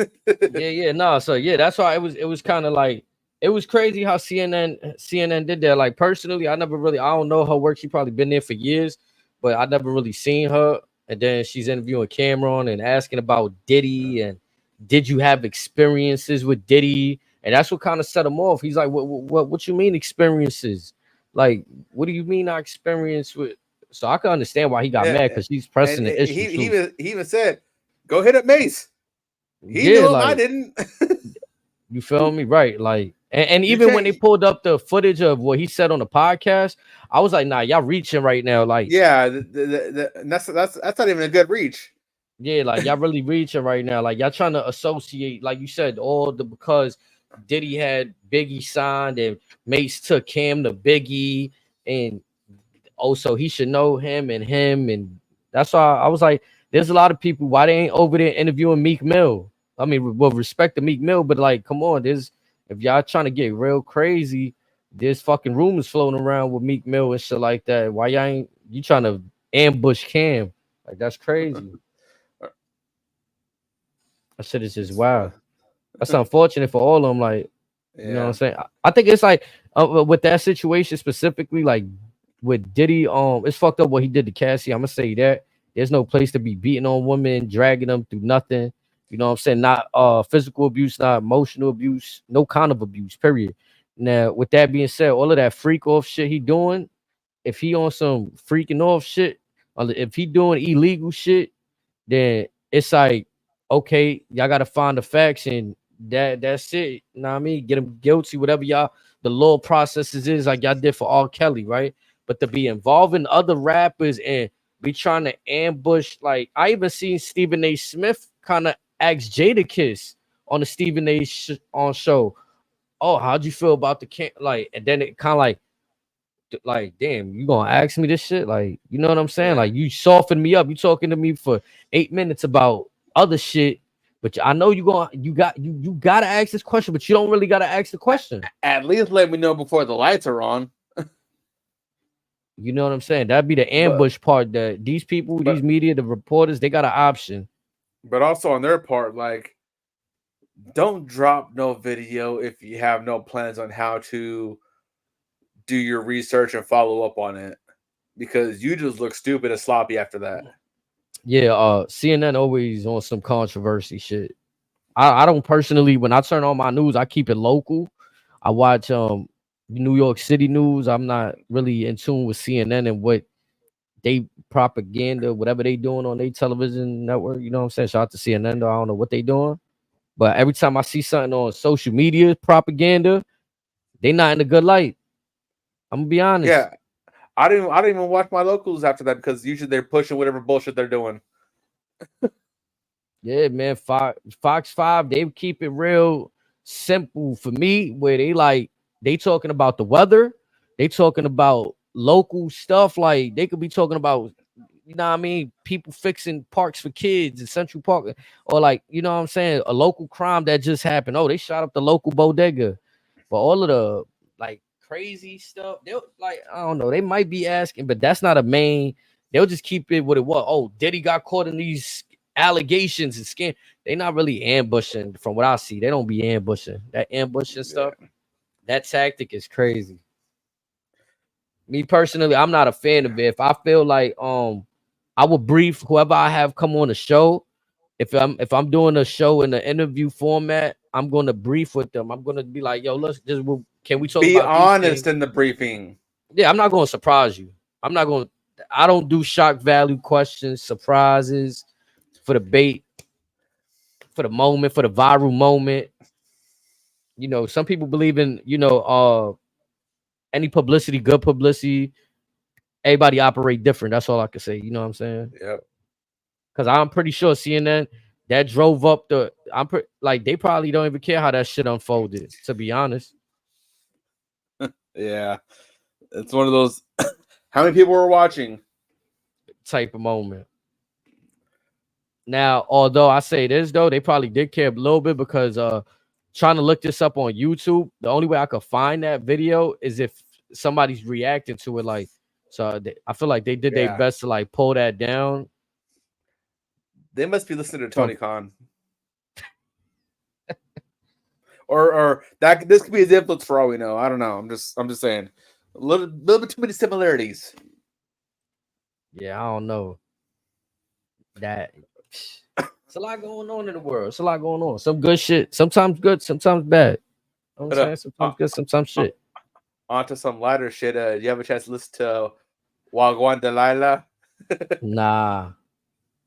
I ain't gonna lie. After that whole Drake and Kendrick shit, I kind of like had to fall back from the whole, like, they was going wild for a second. It was, I mean, it was just the overkill with Drake and Kendrick for a second. What the streets and the internet are saying is that Kendrick did to Drake what M did to MGK. He didn't snatch his ability to rap. Because that was just hot ass. I just think Drake got like a acquired taste. Like certain people, like what I see from Drake is like he's built for a younger audience. You know what I'm saying? Well, also given what was kind of said throughout their couple weeks of beef, it was best for him to just lay low and chill. Like, don't release any music featuring yourself, because everyone wants to know if you're gonna keep this going or it's done because Kendrick's camp said it's done. I ain't gonna lie though. Sometimes I don't know how he is, but I think when you trying to get that bag and like we don't know how Drake think like this is probably a race against himself. Like he probably trying to reach a spot in money and success that only he knows. You know what I'm saying? Like yeah, but this is a move that if you count this and the song he did with Sexy Red, you're kind of 0 for 2 right now. Since that, so it's like. But even if it's bringing him in a little bit of money, like even if people are listening for reactions or whatever the fuck, he's just gonna get that quick bag real quick.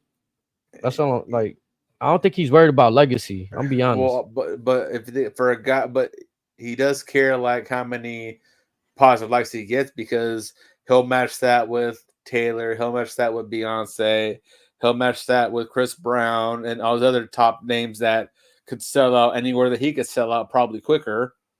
You know what it is for me with Drake too? I feel like from my perspective, there was a time when like hip hop ain't want to accept him, right? So he kind of had to go hard, like kind of go hard, like, oh, I got bars, I could rap, I could keep up with Wayne, Rick Ross, and these dudes. And then he get past that period. Here's the thing. What was wrong with him just staying like an R&B pop dude? That hip hop wasn't accepting him. Well, think about it. His biggest song. I don't think he was a good singer back then. Like his biggest songs were all of the pop R&B genre. All of them. There was no need for him to try to be a rapper. There's levels to this shit though. Like we know that. Like you know that. Like we ain't never gonna have the R&B people of before. And then you got which is fine. It's a different era, but again, like he's tailored to getting money and fucking bitches. Right, so his R&B music is kind of like along the lines of like Chris Brown, but Chris Brown shit was slapping his shit like at that period in time. Like Chris Brown was just going, wow. But think of one dance is like a pop R&B song.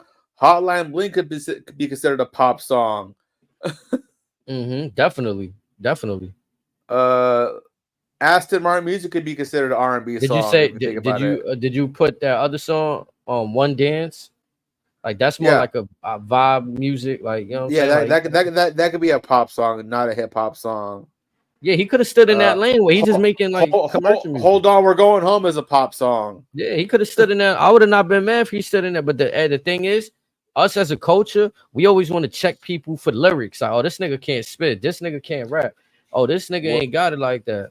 That's the problem. We don't just let people be them. You start questioning, yo, why this nigga making so many record sales? He ain't got no bars. Omarion, Marcus Houston, R. Kelly, Marvin Gaye, Smokey Robinson, not rappers. Fuck it. Michael Jackson, not a rapper. Prince, not a rapper. But the thing is, I don't know if they wanted to do rapper shit. Drake want to be doing rapper shit. And at the stage where that money isn't even comparable to the money from the other genres, you would think go there and maximize your income. Right. But now, again, you want to do rapper shit. You want to be in that, you know, he wanted to be rubbing elbows with the other best at that time, Lil Wayne, the best rapper alive. You know what I'm saying? He wanted to be in that room instead of in other rooms with Justin Timberlake's in them. Money left on the table is what it is. It could be. Could definitely be. I mean, I seen an article about last year, 2 years ago, that Bad Bunny makes way more money than Drake. And people could argue to me, oh, he's a global star. Drake is from fucking Canada. Drake ain't a global star. He not from the States. He make American money. Bunny is pushing out music damn near every day. Shit, Drake was too at one point. No, that's what I'm saying. But like right now, like it's only a matter of time for Bunny could pass Taylor Swift by the end of the year. It was just the type of deals that they had. Drake signed an American deal as to where Bad Bunny was independent. But again, it also shows where the money is for music. Taylor Swift, pop music. Bad Bunny, that point, to a degree, pop music. That worldwide global. Even look at Pitbull. Pitbull fucking knew what it was. Flow Rider. They knew what it was. They said, "Yo, no, we're gonna take we're gonna make some real money now. We love ladies, then let's make music for the ladies in the clubs and get that bread worldwide. And think about it. All you need is maybe 5-10 songs every 15 years. You're good. Yeah, you make a good club banger. That shit is you selling out the world, every stadium in every country. Yeah, that club banger is like you can hold on to that shit forever. And Drake's got plenty of songs where if he wants to stick that right, he could do that. It's just the other stuff, the rap stuff, whatever, it's not necessary. I never felt it was necessary for him either, but that's what people like. Again, I think it started with the Meek Mill shit too, like him questioning Drake's rapping ability. I feel like again after that period, we ain't really question Drake no more. He's just like, all right, he's in the game, he's making hot records. You know what I'm saying? Like we accepted him already. Then Meek Mill pulled that shit on him, like yo, he don't even write his own fucking music. And then Drake just went on to have a better stretch. I feel Drake had better music after that Meek Mill shit than before. Cause we seen, like you said, we had that little R&B like singing, slow, methodical Drake. After that, it was like turned up. Like, oh nah, you turned me to a demon. Yeah. Like, all right, fuck yeah, I'll admit he got a nice rhythm, but again, just like the volume of work between both categories, it's night and day. No, there's always more like he'd pump out say maybe 10-20 pop songs before he gets one rap song. Because I mean that's just the lay of the land too. Like I'll be honest, I feel like I listen to what people don't like to listen to, right? Everybody go for the underground cut music. I'm paying attention to what they playing on the radio. I'm paying attention to what's getting the most like push, right? And what's popping on social media? Yeah, Drake does the same thing. Like he's paying attention. Like they used to accuse him of being a culture vulture, just jumping on whatever's hot. Like, you know what I mean? He's just staying ahead of the trend.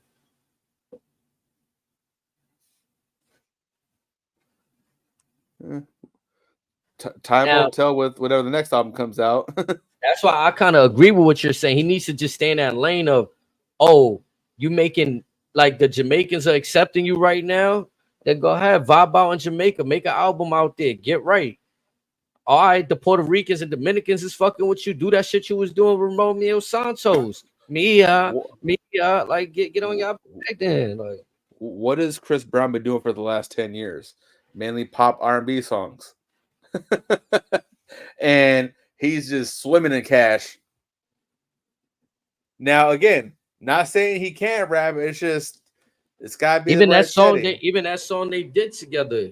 It was more like it had little bars like where they was rapping, but that wasn't really heavy. Like you know what I'm saying? It wasn't like a rap song. Like which one? No Guidance. Yeah, like you know what I'm saying?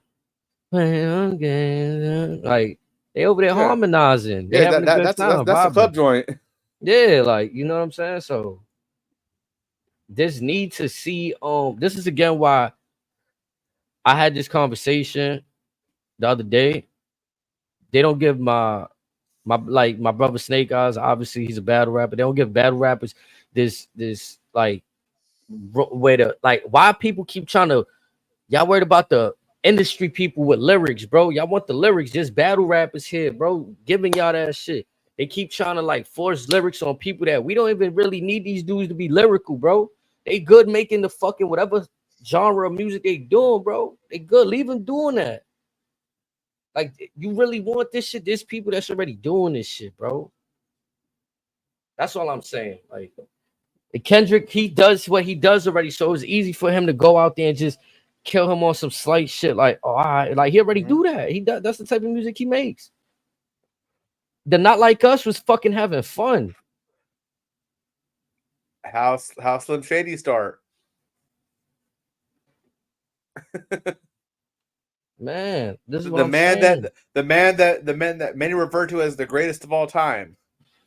Yeah, bro. Like, if some people are lyrical and they got a pen and they in the industry, like, I don't understand why even try to check them like they don't got a pen. And then the ones that don't have a pen, Yo, bro, if that dude making a bag, let him make his bag, fade off into the abyss after that bag, like after that single done, and just leave it alone. It's just I feel like we put too much on other people's success sometimes. And if for the competitive nature, I'm with it for a competitive nature. But if we just be hating on people just to be hating, come on. If you're outclassed, you're outclassed. Ain't no sense to fight or lose a fight. Yeah, bro. Like if we not on some Big Pun, DMX, Capone, everybody at the table rapping, freestyling, who got the best, or like real moments and shit. What we really just creating fake shit for? If real people getting shot because of fake beef. That should make no sense, bro. And I also think with a lot of the up and comers is more often than not, everyone or those that try a little too hard immediately try to match themselves up with the Big, Pac, Jay-Z, 50, whatever, whoever their top tier guy is. They always got to go straight for that crown instead of earning their stripes, earning their morale. Right, like can this dude stand in the room with this dude before you compare him to this dude? Like this nigga's first year in, you want to compare his first year in to 50 Cent's How to Rob. Like, bro, not everybody gonna have an immaculate first year in. Like some gotta kind of, like you said, earn their stripes. Like some people been around the game and they get they look to a few years later. Like, you know what I'm saying? It'd be crazy. There's a whole bunch of different stories for a whole different cats. A whole bunch of different cats got a whole bunch of different stories. You feel me? So it's like, and there's something for everybody if you want to give it the time of day. Yeah, bro. Again, like you said, to 50 Cent's point, there was times that people will argue that 50 Cent wasn't even the most lyrical in his camp. But did he really need to be when he still was saying some shit? He's just not saying the shit like which I want him to really make you think twice. Like, come on, bro. He giving you his life story, bro. While making it as a club joint. Come on, bro. Giving a little flavor for everything. A little go shorty, it's your birthday, and then you got the other many. Like that's on the same album. And then bring in Game a couple years later. Do the stuff with Eminem and Shady Records. Yeah. Fast forward to the stuff he did about 10 years ago with Chris Brown. Like, and then at that time, you ain't even see nobody going, aside from Jadakiss and Styles, you ain't see nobody going fresh like, Impala, nigga got a fresh out this. Like, come on, they was wilding on that shit. I ain't gonna lie. But again, people gonna say what they want. Like, you know what I'm saying? Like, you could go listen to old Wayne shit and be like, oh, I didn't really like how he rapped. And then listen to when he got older and be like, oh, nah, he was going crazy. Mm-hmm. But also, you have a chance to listen to Houdini? Nah. Oh, the Eminem joint? Yeah. I seen the video too. There's a video? Yeah, there's a video. Oh, I gotta watch that. I watched that shit twice. Cause I mean, twice sounds like a little bit, but in my mind, about the song, you see, this is where I fucked up. I didn't hear the song before the video. I just straight seen the video. My first time hearing the song was watching the video. So I kind of was like, oh, like, I don't want to spoil you nothing. So that's all I'm gonna say. I'm like, oh. I don't know. Given the song, I kind of got an idea where we can go with it because listen to the song. I listened a few times. It's definitely an homage to his roots. So it's definitely also a teaser of because the next album will be the Death of Slim Shady. So we're gonna introduce probably either Eminem or more so Marshall Mathers at this point. So I don't think he's full on retiring. It's just we're gonna see an evolved form, much like how we saw when he was off the pills, back in rehab, fully clean. This is a whole new stage of him. The videos are homage, like throwback to one of his old videos too. So that's why I thought it was really dope. Just the fucking graphics, like the work that they put into this video. I was like, nah, bro, I ain't gonna lie. Like, just when you be thinking this dude done, he do some shit that. And again, like you said, with his rap style, just taking away the video, the shit that he was talking about, I'm like, all right, he really in that terror. Like, I want to see. I got to listen to the whole album to really see, like, cause rapping like old. Like, man, I'm not afraid to say certain shit though. Like which brings me my next question. Who done fuck done pissed off the white boy now? Because yes, he definitely took shots at the woke community or whatever, but who the fuck set him off? I just think we don't. I'm gonna be honest. I just don't think that we don't like the youth. I don't know how young we talking, but maybe just us as the culture we don't respect our legends, bro. We don't respect the people that put in work. I'm willing to bet anyone our generation that has kids, they telling their kids, "Oh no, do not get on that man's bad side." That's what I'm saying. But then you got other people that and they'll tell the kid, right? They'll hand the kids the iPad and they'll say, "Look up Benzino." No, for sure, bro. Like, and I'm there with you, but I just feel like people erase, like, just like the reaction I sent you, with the Method Man stuff at Hot 97, right? Like, I saw that too. Yeah, you saw that? I can see both sides of it, but I don't want to say they're out of touch. But again, two artists that don't get enough love that they deserve. And now I'm not saying that, like, arguably that's a whole different discussion, the lyricism of M and Meth and whatever the case may be. But I'm just making my point about the legends that everybody's just a flavor of the month right now. When it comes to the legend, I think these legends, he here to say, yo, I'm still here, bro. Y'all talk about all of these other dudes. I don't even think it's who pissed him off. I think it's just a reminder. Like, yo, y'all really still talk about these other dudes. Like, bro, I ain't going nowhere. I just ain't been active. Like, so again, I expect several shots to be fired this next album, because we kind of saw that in his song "Fall" from the Kamikaze album. So that's the one with the plane on it. So again, he's already hinted, hey, they're telling folks, don't wake the sleeping giant. Just we're chilling. Just leave us be. Someone's always gonna try him. The way that he was rapping, the imagery in the video, I can't say like I'm digesting it. I don't know how anybody else would digest that song. I'm digesting it as entertainment, as you guys should. Nobody should be taking what he's saying to heart. But like I said, as entertainment, I have fun with how he constructed everything. You know, there's fucking people that's gonna take what he said to heart in that shit. Gonna want him canceled and XYZ. But again, he's been trying to get canceled. They've wanted him canceled for what, 30 years now? No, you might be right. He might have been trying to see what King said to get canceled. Right? Like, but again, they've tried before, and he knows that again, the people love him and they know he's gonna speak his mind. And it's one of those, he has a certain repertoire about him that whoever has the balls to step to him, may God bless you. You're gonna need it. I think it's safe to say though that his music come with a disclaimer too at this point. Like, it's like watching a movie or WWE don't try this at home kind of thing. Like, it's like you know what I'm saying? Like, just know, folks, this right here, take it for what it is. It's music. That's what I think we had with him. Yeah, but he's always been known to tell a very entertaining story, and with very graphic.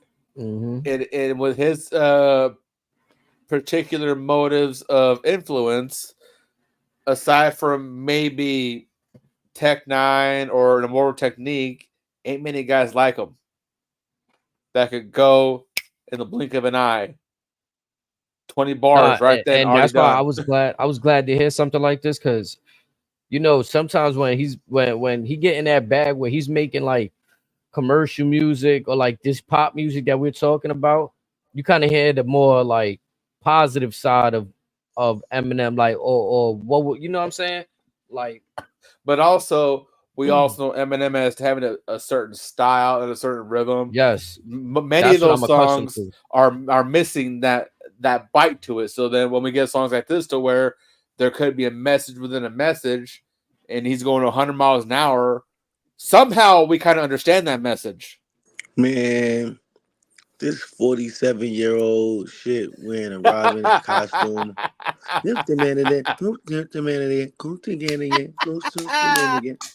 Like, I'm gonna be real, Eminem. This cult following you got, let's just call it what it is. Why are we counting this? Why are we counting these numbers? Why are we counting any of this shit? This is what he does. Man's white, got a white cult following. They love this dude. This man could do anything. You know what I'm saying? This man Eminem could do any, can't do no damn wrong. This man came back almost 50 years old wearing a Robin costume named Houdini. Put the man in it. Put the man in it. Put the man in it. Real Slim Well, I feel Shady. like this when he's saying that shit. This man went back to the old Slim Shady at almost 50 years old. That man could do whatever the hell he wants, man. Let's not put this man up against nobody else. This man don't have no challenge, no fight, no nothing. This man can do whatever he can. But I'm just saying, there's always that one dumb motherfucker that they take a step to him. Listen, him try to step to him, and he was doing okay. So that kill shot came out, and that man retired. Okay. So niggas know to leave Eminem alone. I just feel like it's not fair to count. This shit like counting Taylor Swift numbers. It's like, come on, man. This girl's finna do. We already know what this man do. Why are we even talking about it? There's been a couple recently that have claimed that they're out to get M's throne, that they want a shot at the king. One of them being the Game. Game always wants some attach yourself to some beef. Don't beef with M or I'm beefing with Ross. Like nobody cared about your I'm gonna be real. Nobody cared about what happened with him and Ross. Did we follow up with that? No, we didn't. We don't. What happened with that? Did Ross even say something back? We don't. He poured a bowl of cereal. No. So they're claiming him pouring a bowl of cereal was his rebuttal to it. We were more worried about when the hell was Drake gonna drop the Heart 6 and all this other shit. To worry about Kendrick's Lucha Power, then it neutralized. We was worried about all that. By the way, we got Wagwan Delilah. What's it like? Does this Kendrick and Friends live stream show? Is this like when this show comes on the 19th? Is this like the celebrated? Is this the celebratorial W for him and Drake, so to speak, his battle? It could be. Yeah. Is this like the W win? Like they not like us. They got a white nigga come out and do this shit with him. Like this shit. I can see Ross pulling up. I can see Kanye and Ty pulling up. I could see Future and everyone pulling up. Nah, yeah, I can see that being a celebration right there for sure. Now, does 21 pull up? You gonna see Matt. Cole pull up. Everybody crip walk. Everybody that pull up in there, you're gonna see Matt crip walk section. I'll tell you that right. Because, look, they play like us. You gonna see everybody getting busy, bro. Because apparently, YG wasn't fucking with the fact that Drake name dropped him in that last song. Oh, he not jacking that? He wasn't fucking with it. I mean, I'm gonna be honest. I didn't know how much favors Drake did with doing that. Like, I mean, from my standpoint, you over here like kind of saying shit on wax that don't need to be said. From a standpoint, you know what I mean? That's just right. One. Okay, well, what about? There is a lot of stuff going around that niggas is not talking about because they're trying to already give the win to Kendrick. But I'll say this. They claim Kendrick took off all his copyright claims off his music when he was dropping it during the Drake's beef, right? But ultimately, they say he was doing that because if he didn't, every track that he dropped that was going to Drake was going to get a percentage over. I can see that. And that this shit is deeper than what you like, the whole 50%, drop it, give me 50, all that Drake was saying throughout this shit is hinting that Drake owns a piece owns a percentage of like Drake put Kendrick in a game. Drake has well, Drake's got smart lawyers. What it is, right? He has they leverage over these niggas. they know Right? how to Gambling license and all the that. trademark stuff, and also Drake's cool with almost every major network there is. So again, like I said, he's got the money to pay for the lawyer fees, whereas Kendrick, he'll probably go broke before he even makes it to court. I'm not gonna lie though, NBA playing Not Like Us on television was crazy. Yeah, it was literally the next day too. They didn't even wait. That was wild. Like I was at a country bar last week and they was playing Not Like Us. I was and then laughing it's my like ass off. you can't like you can't knock like that whole sometimes you gotta pop out and show niggas. That's a Yeah, statement now. That's a yeah, staple line now. That's yeah. like that's Mm-hmm. something that's being used for anything, like for how you Boogeyman, feeling. I'm the one to up That's the like score from with that him. song, Not Like Us. Like that's something Drake can't deny. Whether he likes it or not, it's like that shit went over. That shit went further than he would have thought it would have went. Mm-hmm. Sometimes you gotta pop out, show niggas, certified boogeyman. I ain't gonna lie, that nigga say One to up the niggas score with beat him. your ass and hide the Bible with God watching. That nigga was wilding. I ain't gonna lie. That song is so good, I don't like to play it. I'm gonna be real. That song Yeah. is so fire. He I started don't like going to play in. it. Every time I hear it though, it's like how I Nah, don't then you play know it what and be I know crazy the when whole you get to song. the end. They He'll go go in OB his zone. ho, OB Yep. ho. And it start, it make you want to start wilding on Dre. OB Yo, ho, bro, I know the whole song and I don't even play it. OB ho. How? Bro, That's how fire it is, bro. that's Like crazy. that shit is. That's like I know that's how Drake feel. Like, bro, I don't let me hear this shit, bro. Please don't let me hear this shit nowhere, bro. Like I know this shit, and this shit is coming at me. Like that shit is crazy. That's when you know a nigga got one, bro. Like Even Drake rebuttal told us that it wasn't really that tough either. You like, oh yeah, that last song was a banger, but you was a whole like, you know what I'm saying? Try to dismiss it yeah, like if he wasn't a little tweaked out, like yeah, we'll like it if he wasn't tweaked out, like yeah, Drake, like like yeah. Like he he tried to got you on dismiss that it. one, Nah, man. He got you yeah, on that Now one, you man. got cooked. yeah. That's That what's one, up, man. I mean, I'm gonna be honest. Family Matters, Not Like Us, are the best two songs that came out of there. Push Ups was Mm-hmm. fire. Push Ups was too. I don't want to say it was too short, but it was Meet the too Grams short. was interesting. Meet the Grams was interesting, but Listen, you if know that what was shit an is real, that Drake underrated got diss no track? daughter, I'm eliminating Meet the Grams. An underrated diss track and all of this. It's not gonna Euphoria. get a lot of praise. It's not. But Drake, Taylor made. When it's visit me, no one in publicity. That shit when he used Tupac and that AI, that Snoop. Listen, this is why I say with that. That was his downfall if you think about it. All right. But this is why. All right. You looking at it from hindsight after what happened. Ultimately, I got you. Why you can look at it like that. But like at that time, remember it was 18 days before Kendrick had ultimately responded. This Drake is was kind true. of out here in a fake tapping, poking the bed, like, where are you? Like, where are you? Where are you? And when he came out with that My Idol shit with his voice and Snoop, nephew, what the fuck you really about to do? When he did that, I know that pissed Kendrick off. Like, oh nah, I'm not gonna Now, only end you, but I got a plan. I got when you drop your track, I got another one 5 minutes later. I got to like he really why didn't he just hit up Soup for the track instead of doing the AI stuff? said it again. Why didn't he just hit up Snoop for the track instead of the AI stuff? Because Snoop is on that side ultimately, So and uh, so again, it's like Drake blames Kendrick for the cease and desist. That could have been Snoop stating it.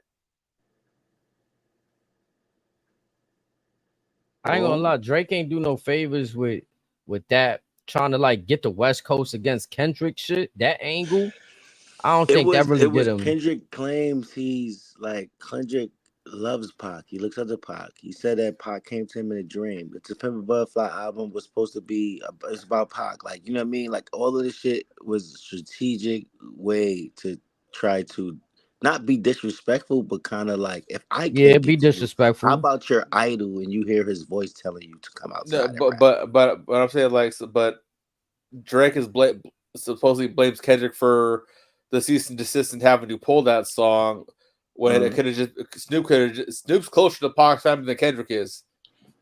So Pac's family could have went to Snoop saying we don't appreciate that, and then that's probably how the cease and desist came to be. What if it was Kendrick? Well, I mean, it's a possibility too, but I think it's more likely that it was probably Snoop since he's closer to Pac's family. But wouldn't he actually still be like a W for wouldn't that still be like a W for Drake that Snoop had to do that and help Kendrick? No, because I said, you just pissed off you insulted the whole West Coast. One of the founding fathers is shaming you in disappointment. But when Snoop did the video, he didn't come off like that. When he did the initial reaction to it, he was just look confused, hold on, what's going on? Yeah, and then after that, maybe Pac probably reached out privately and probably shared some words. State was owned by some weird people out here in this world. I seen something like that, and I think they had something to do with that. But again, that's gonna be something that I'm sure it's not gonna ever be public, but it'd be nice if we can get more intel on that because that was a fascinating piece in this little back and forth. Yeah, I just feel like Drake didn't do no favors again. Like he ain't really got no options in the States. Like his real ties to the States would probably be mob ties. Nah, not even probably mob ties and Birdman. And then not so much Birdman because he separated away after all of the deal shit. So his real okay. So again, if you're out there in the South area, that you probably can get maybe the Texas scene, maybe T.I. in Atlanta, work your way out there since you close to Future them anyways. You could have reached out to them. You had options. and do what though? Why would they want to take his side and create a beef with the West Coast? Like people love going to Cali. Why we want to shake feathers over there for? That's what I'm saying. That's what I want to say. Drake whipped a lot of niggas' ass in this beef. Kendrick was just the one to put his hands up and say, I ain't with none of the bullshit. Let's just make that clear. We try to narrow it down to just them, which it ultimately comes down to. I get it. Because they the ones that went square to square. I made a bunch of rounds. But this shit started with a bunch of niggas coming at Drake and where those niggas went, right? Little instigators. Everybody instigated the fight and now they happy. They laughing. They like, oh yeah, we ain't have to do it. All of them. He smoked all of them and Kendrick was the one to nah. But I was there for this. What did the Weeknd ever say about Drake? Oh, they've been had beef though. They've been had some weird beef. You said the Weeknd. I think he said the Weeknd. Yeah. Because Drake was about to sign him and all that. They was gonna sign him at one point. Just been doing hate and shit on the low. But he was supposed to be fucking with OVO, and they made his EXO shit. But they was jacking OVO EXO at one point. What is giving Kendrick to determine the defining W in this beef? Why are people saying he won? Probably because this last knockdown was not like us. Not like us is just too undeniable. Okay, got you right. From a musician standpoint, HD just if you take the dissing out, it's still a song, great song. Yeah, right? That shit is right. Fire. The beat, but then on the beat though, crazy. Now you add the diss shit, right? What was Kendrick saying in that about Drake? What was he putting on him? What was he putting on his jacket? He couldn't put no more, except that the minor shit. Exactly. He's trying to say that Drake is a pedophile, basically, ultimately. Think about, listen, I just want to stay on that real quick. This man, Kendrick, is calling this man in a worldwide pedophile diss song. Worldwide. Right? My question to the world, everybody that got Kendrick winning, that's laughing at Drake, right? When did you think Drake was a pedophile? Because is he one now because Kendrick said it? Because you always unfortunately, that's what it is. That's what people. It's always guilty to prove innocent. Yeah, that's why y'all ain't shit. And keep that same energy with everybody in the world. Because guess what? Trump, all these motherfuckers been doing weird shit, biting all these behind these kids. He's our president. Let's not try to key in on Drake and put shit on his jacket with the woo and all this other shit. But I kind of look. I look at the R. Kelly shit. LeBron James, you've been at Diddy parties. A few niggas that been at Diddy parties. Let's not try to like R. keep the Kelly same situation. They knew energy. what R. Kelly was doing. They were on And Michael Jackson for 20 years. This man R. Drake has Kelly, no case. This man's free. Just to like for a victory where I agree with Kendrick, but it's okay for Drake to be free, has no cases. Like that's not how that works. because Like how you just gonna it's put that on a convenient for the nigga narrative. jacket? Because it's convenient for the narrative, right? Like, oh, so he needs some real dirt on Drake. He probably don't got nothing else. Pusha T already bring up the kid situation. I'm glad you said that, HD. It is He would convenient not. for He the doesn't narrative, win bro. this battle. Kendrick doesn't win quote unquote without this angle, like without him saying this shit and niggas running with it because there's an old video of Drake kissing a 16-year-old on stage, some shit like that. Yeah, that's what makes even the other track compelling. The one that you're saying, Meet the Grams, like they got to continue to reach at the kid angle. You know what I'm saying? But in terms of success, they're not really digging that success. And like when Jadakiss came at 50, picture 50 coming to a show and he don't come out singing, "How you the king of New York and you live in Connecticut?" Like he had shit for 50. Like you like, oh my goodness. You start thinking, yo, what is he doing? What is Jadakiss? What are you doing? Like you're about to tear this man apart. You're the king of New York, but you live in Connecticut. You see now Drake tried to reference some shit with like the living in New York shit, but it didn't hit, bro. Like, and then the shit that Kendrick got for Drake. Whoa. You felt that shit hit? Whoa. What? See, this is what I'm saying. See, Snake, breathe. Okay. So breathe a second. Okay, I had to breathe. So, with that being said, you said that to me, New York ain't as bad as Connecticut. Like you left LA to come live he in New York. was saying that he moved to New York.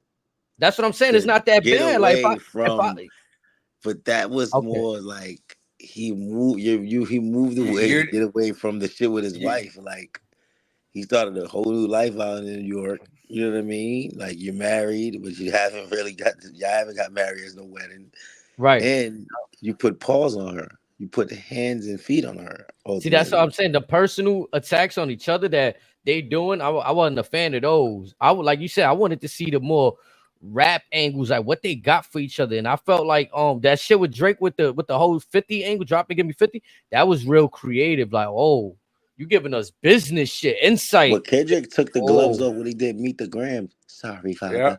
I thought maybe like, what did you do? Nigga took it there. Yeah, and that's what I was just saying too. To Meet the Gram shit with Drake saying that daughter shit was fake. I'm kind of eliminating Meet the Grams. Like the other verse, you know, a lot of people's not trying to, though, right? You know, it's a lot of people. That's why the people really hate that dude, Drake. I don't know when this. Nah, I'm eliminating that. I'm striking that Meet the Gram shit because of that. The only verse that was fire, the shit that you talking to Sandra and his pop and Adonis. You know, those verses is fire, but then you got baited on the last verse, so we got to kind of deduct some points from that. Something, right? So from that round, if we basing down rounds, 3 rounds, how do you put like? So was it 2-1 Kendrick or how is it? Because if he got disqualified that first round, the only round he got clear is the Not Like Us round, right?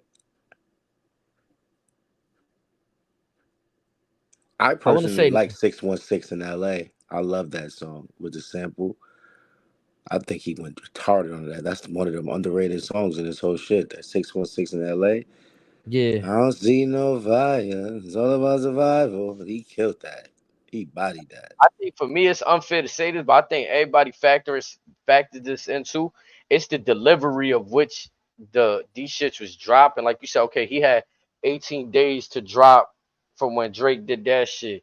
But then after that, it was kind of like, oh, he's geared in. Like, you know what I'm saying? That shit.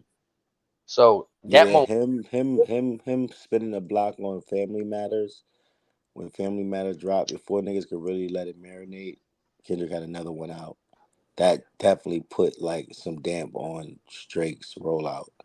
Whether we liked Family Matters or not, the way Kendrick did it, yeah, he stepped on points. That. Yeah, it gave him points. You know what I mean? Like this is like a close game, and this is a close game, and the other team just shot a 3. He came back and drilled the 3-2. Like what happened? Right, you can't deny that. You know what I mean? And then the Not Like Us beat.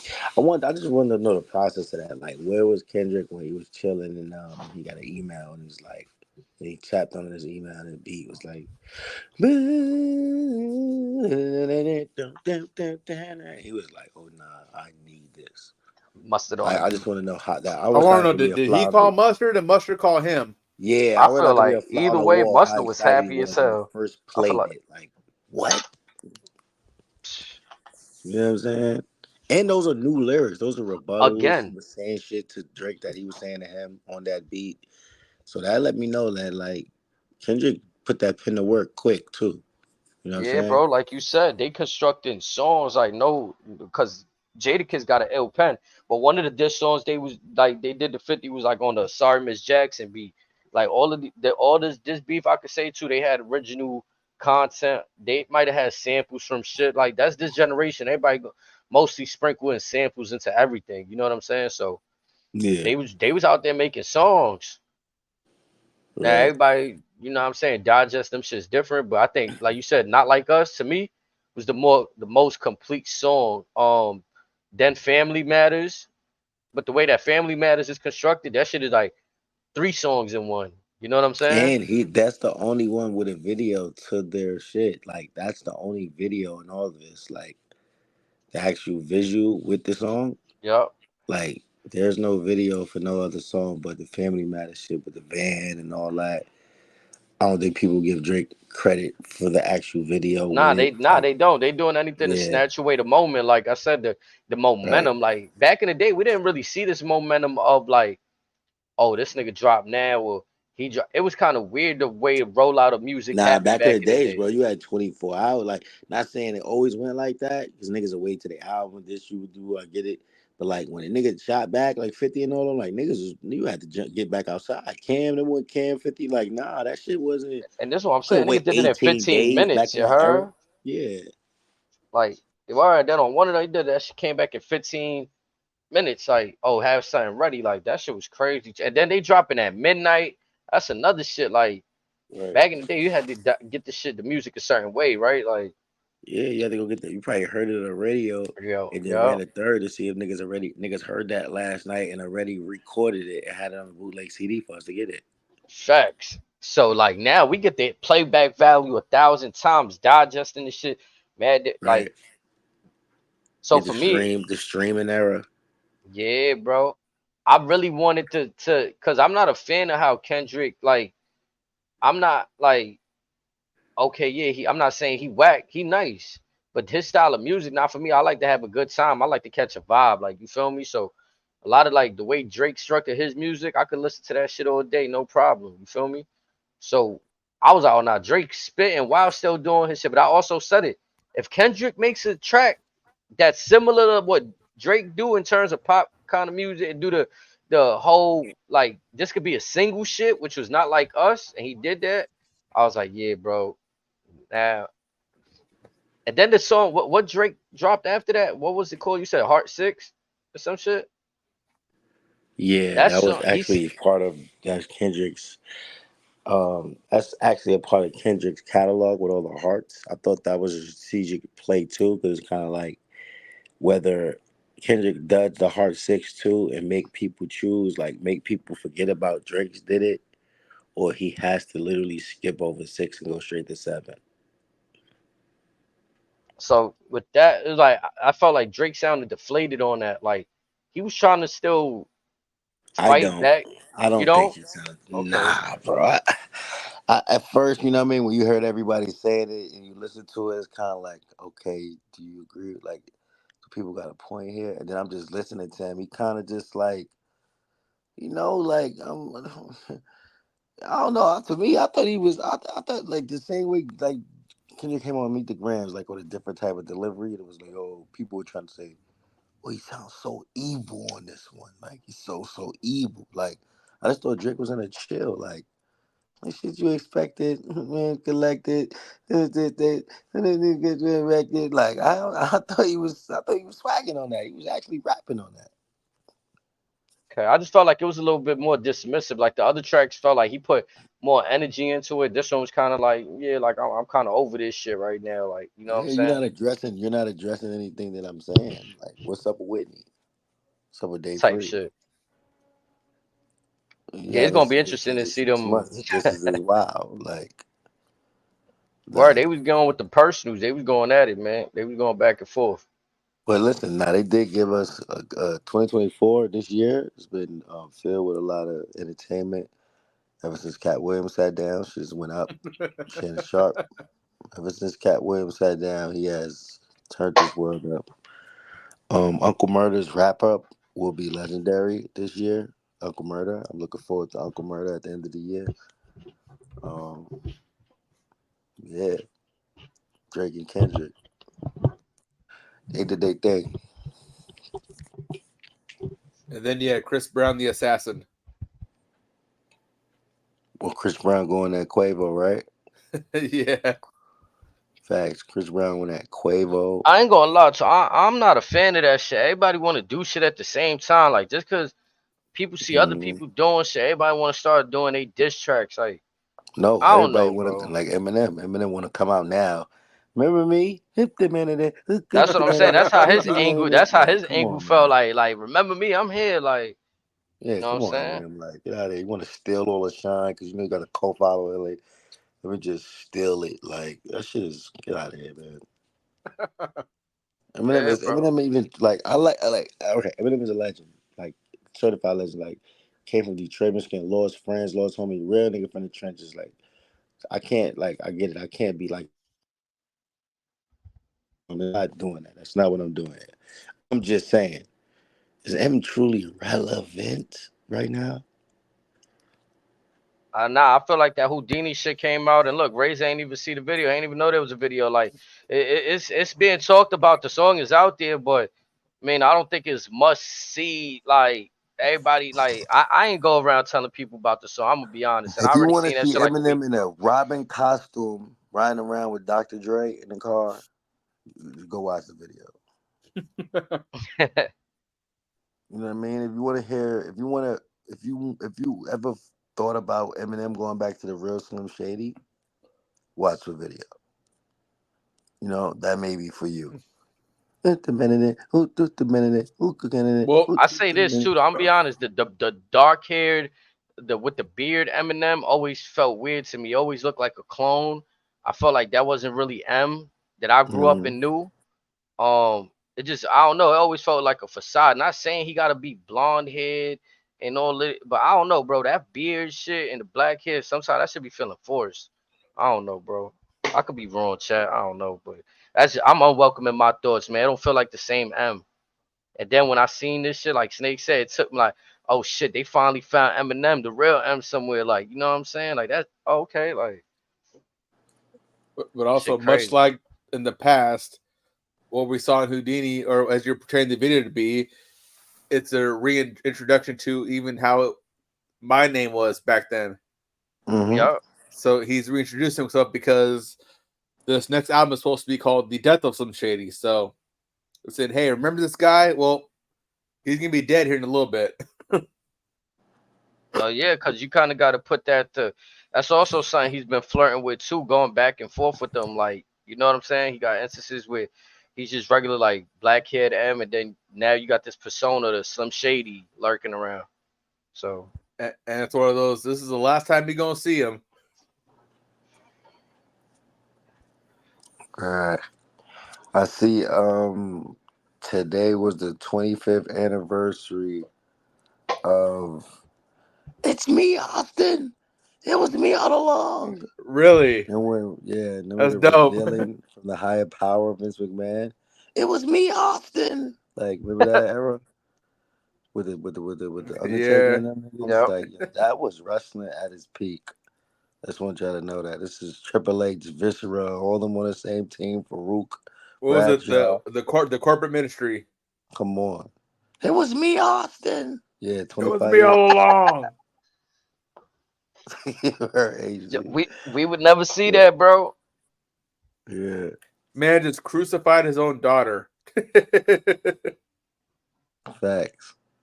I think Stone Cold had to save the day. He didn't even want to do that, but he did it just like out of principle. Like I think Stone Cold's a GOAT for that. Right. That's what I'm saying. He wasn't even trying to be like his character. Like this is where I get mad at Cody Rhodes for. He tried too much to be like a superhero. Like and seeing the two when he was on some like real like you know what I'm saying saluting to the crowd. All this you know what I'm saying hustle loyalty respect shit. Like that should be cool for a few seconds. But Austin was out there doing it different. Like man, I got a mean streak, bro. But like you said, off principle.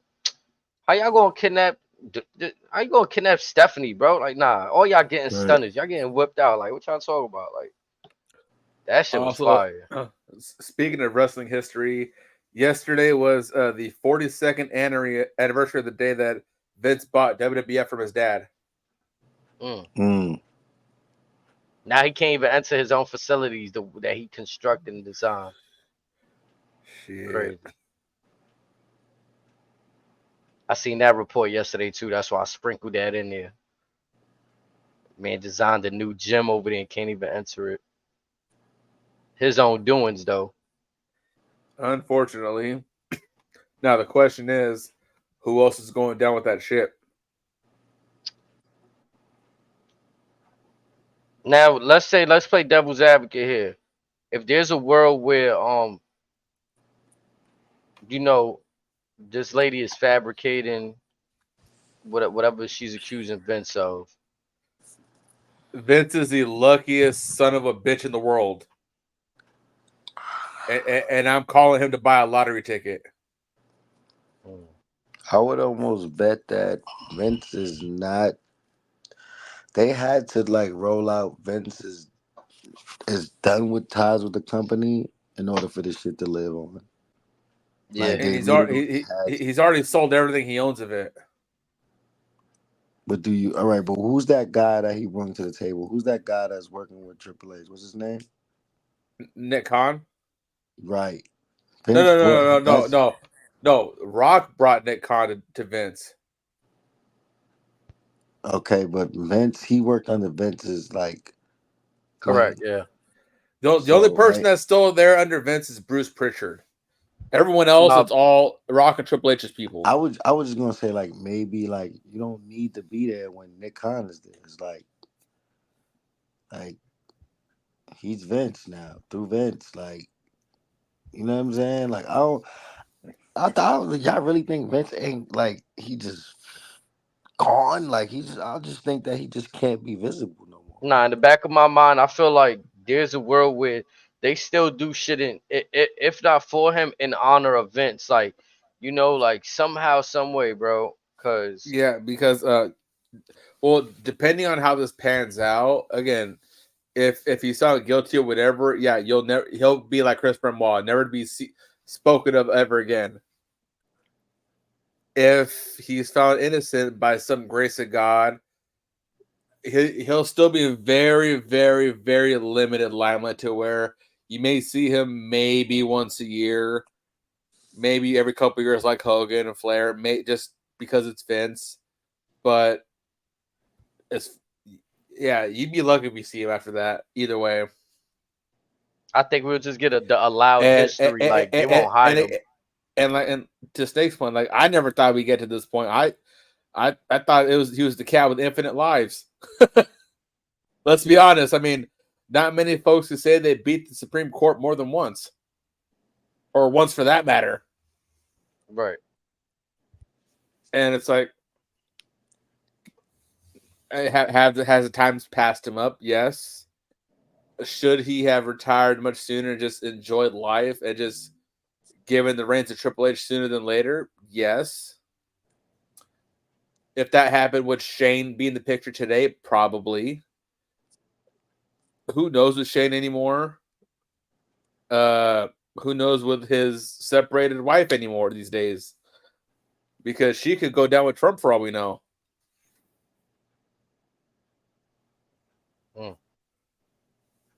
A lot going on over there with them.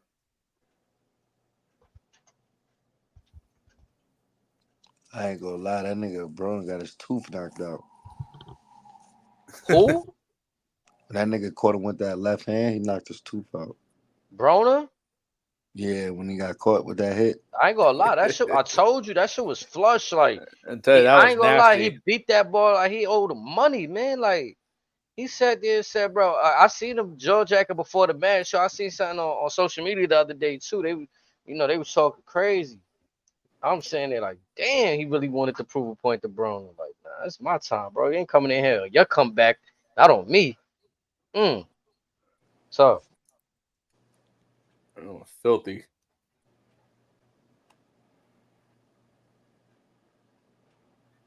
Also, on this day in history, Jeff Hardy wins WWF Light Heavyweight Championship.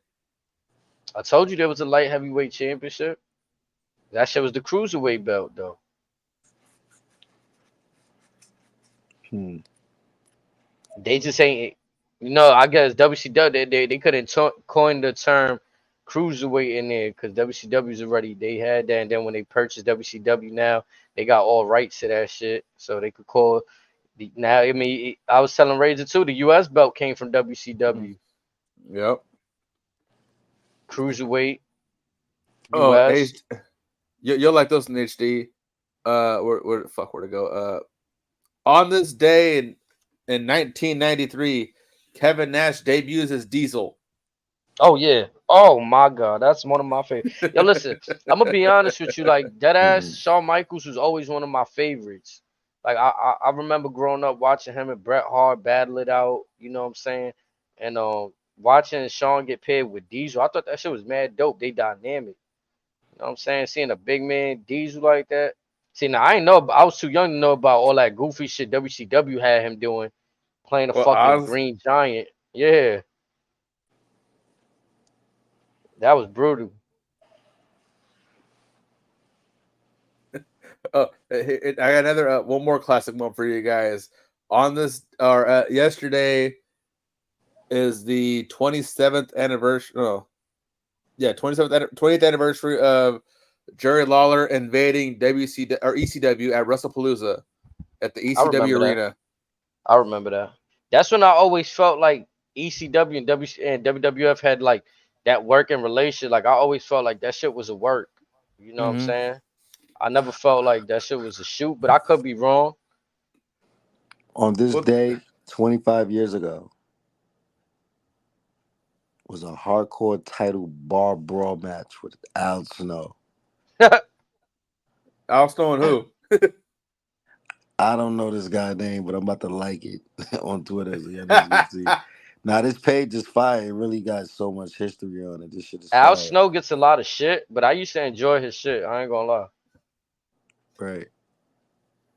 Like, I don't know what's his beef with WWE or, I know that they had some kind of beef. I just don't remember what it was, but it's not so much as the beef. It's just Vince left a sour taste in his mouth. And he sees what Tony Khan's doing in AEW, so with him, he just focuses on whatever OVW's doing. That's it.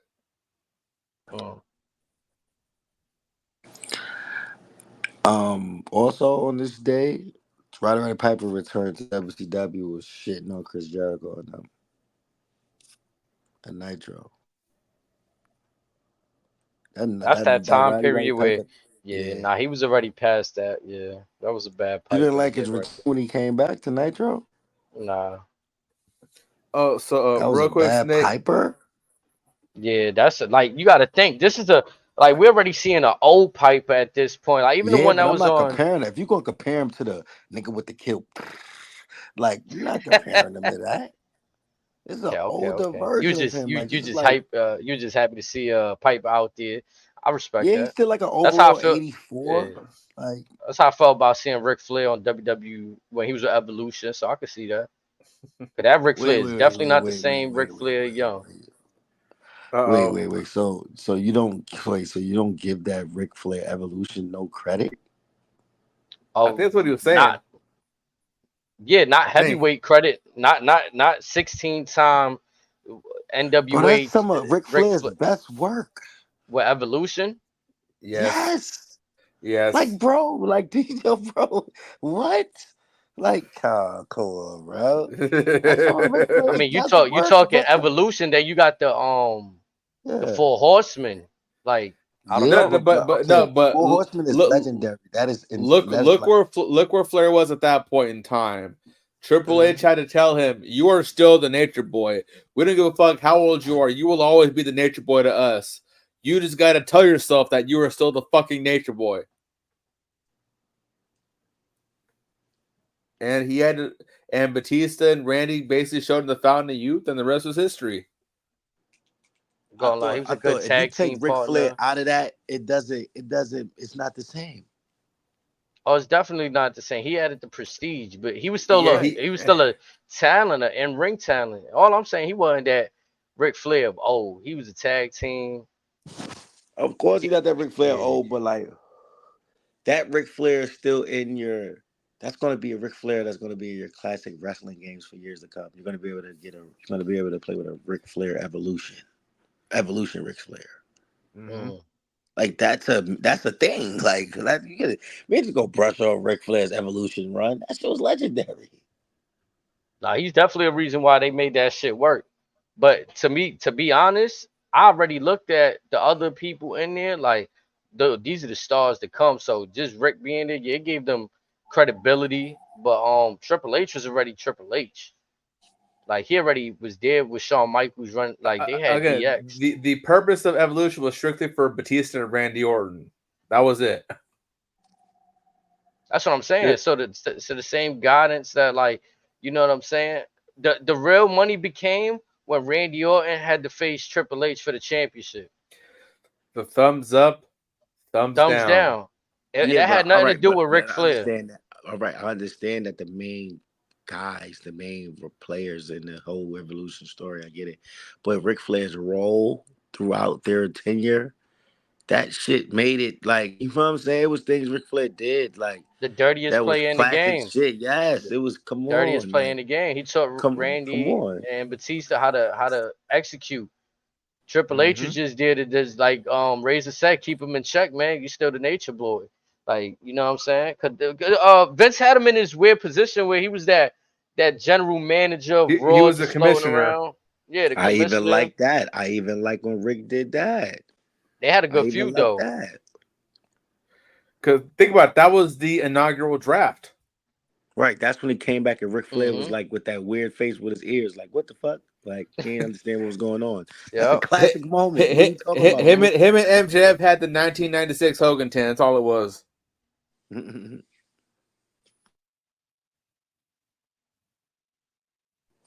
Again though, this is things that WWE don't do. They don't use these older older talent like that. They don't do that shit now. Yeah, I feel but like again, think about Sting, they dropped the man. What do you Vince mean? You see fucked what they that just did over. with John Cena? John Cena But didn't have it he's a all. homegrown, like they And what you us think that's Ric like Flair is? Undertaker just pulled up at WrestleMania. Fuck you mean? nah, What you think Ric Flair I don't is? look at Ric Flair as homegrown. I look Ric at him more Undertaker. Flair. I look at Ric Flair more NWA. He came Okay, over yeah. to WWF. You know what I'm saying? Then he went back to WCW, fucked off WWF until they got purchased by WCW. But Ric Flair is a world like a true world Well, wrestling goat. but much like Hogan, he was already a worldwide star long before he got to Vince. Come on. Mm-hmm. Hogan was a star in Japan before Vince got him. Flair was a star for the NWA and WCW, the opposition. And also, even during his time in WWE, prior to the Evolution stuff, he was always known as just a WCW guy. Okay, so let me ask y'all a question. What do y'all feel about Sting's WWE tenure? I didn't Missed, like it. missed opportunity. Y'all petty as hell. I Seth see what's going Rollins on. shit. Seth I see Rollins what's shit was going So on. fire. it's a missed opportunity Triple because H again stuff, they missed he was that. he was plagued by injury. I'm not basing off the Mania stuff, whatever. I'm just saying because he was plagued by injury, it was a missed opportunity. Now, granted, they should have got him while he was still in TNA during when he was white hot. They're ready to go, but again, we live and learn. Even though, look, he was injured, but then AEW goes to continue to make him like they still use him in a big spot. He was undefeated over there, hasn't lost a match, ended his career with a championship. I feel WWE could have at least kept him. Oh, let's And not act like. Well, there was a match before this ending match that was not as good. That's why they had to do it again. There's a Let's couple not matches. let's not leave that out. for who? For Sting? Yes. What, in AEW? Yeah, it was like he had like 3 farewells because the first one he had It was the didn't go last over time he's too in well. this city. Yeah, Last time he's in this city, and some of them were were a they little didn't give cringeworthy. he didn't get and the crowd was so trash and empty at AEW that couldn't be his last match. They couldn't let him go out like that because he didn't get the reception that he truly deserved. So they had to fake roll him out like on some LeBron, get everybody jersey year, like every team. So you Mm-hmm. knew Yeah. when was it the last match to make it significant. That's why it was that way. You know what I mean? You got Darby Allin, the protege and all that, and it went over because the match was actually dope. Sting did some risky shit to be at his age for the last time in the ring, so it was a great ending. But they did a couple more farewells. It was like 2 of them that didn't go well because it was dead.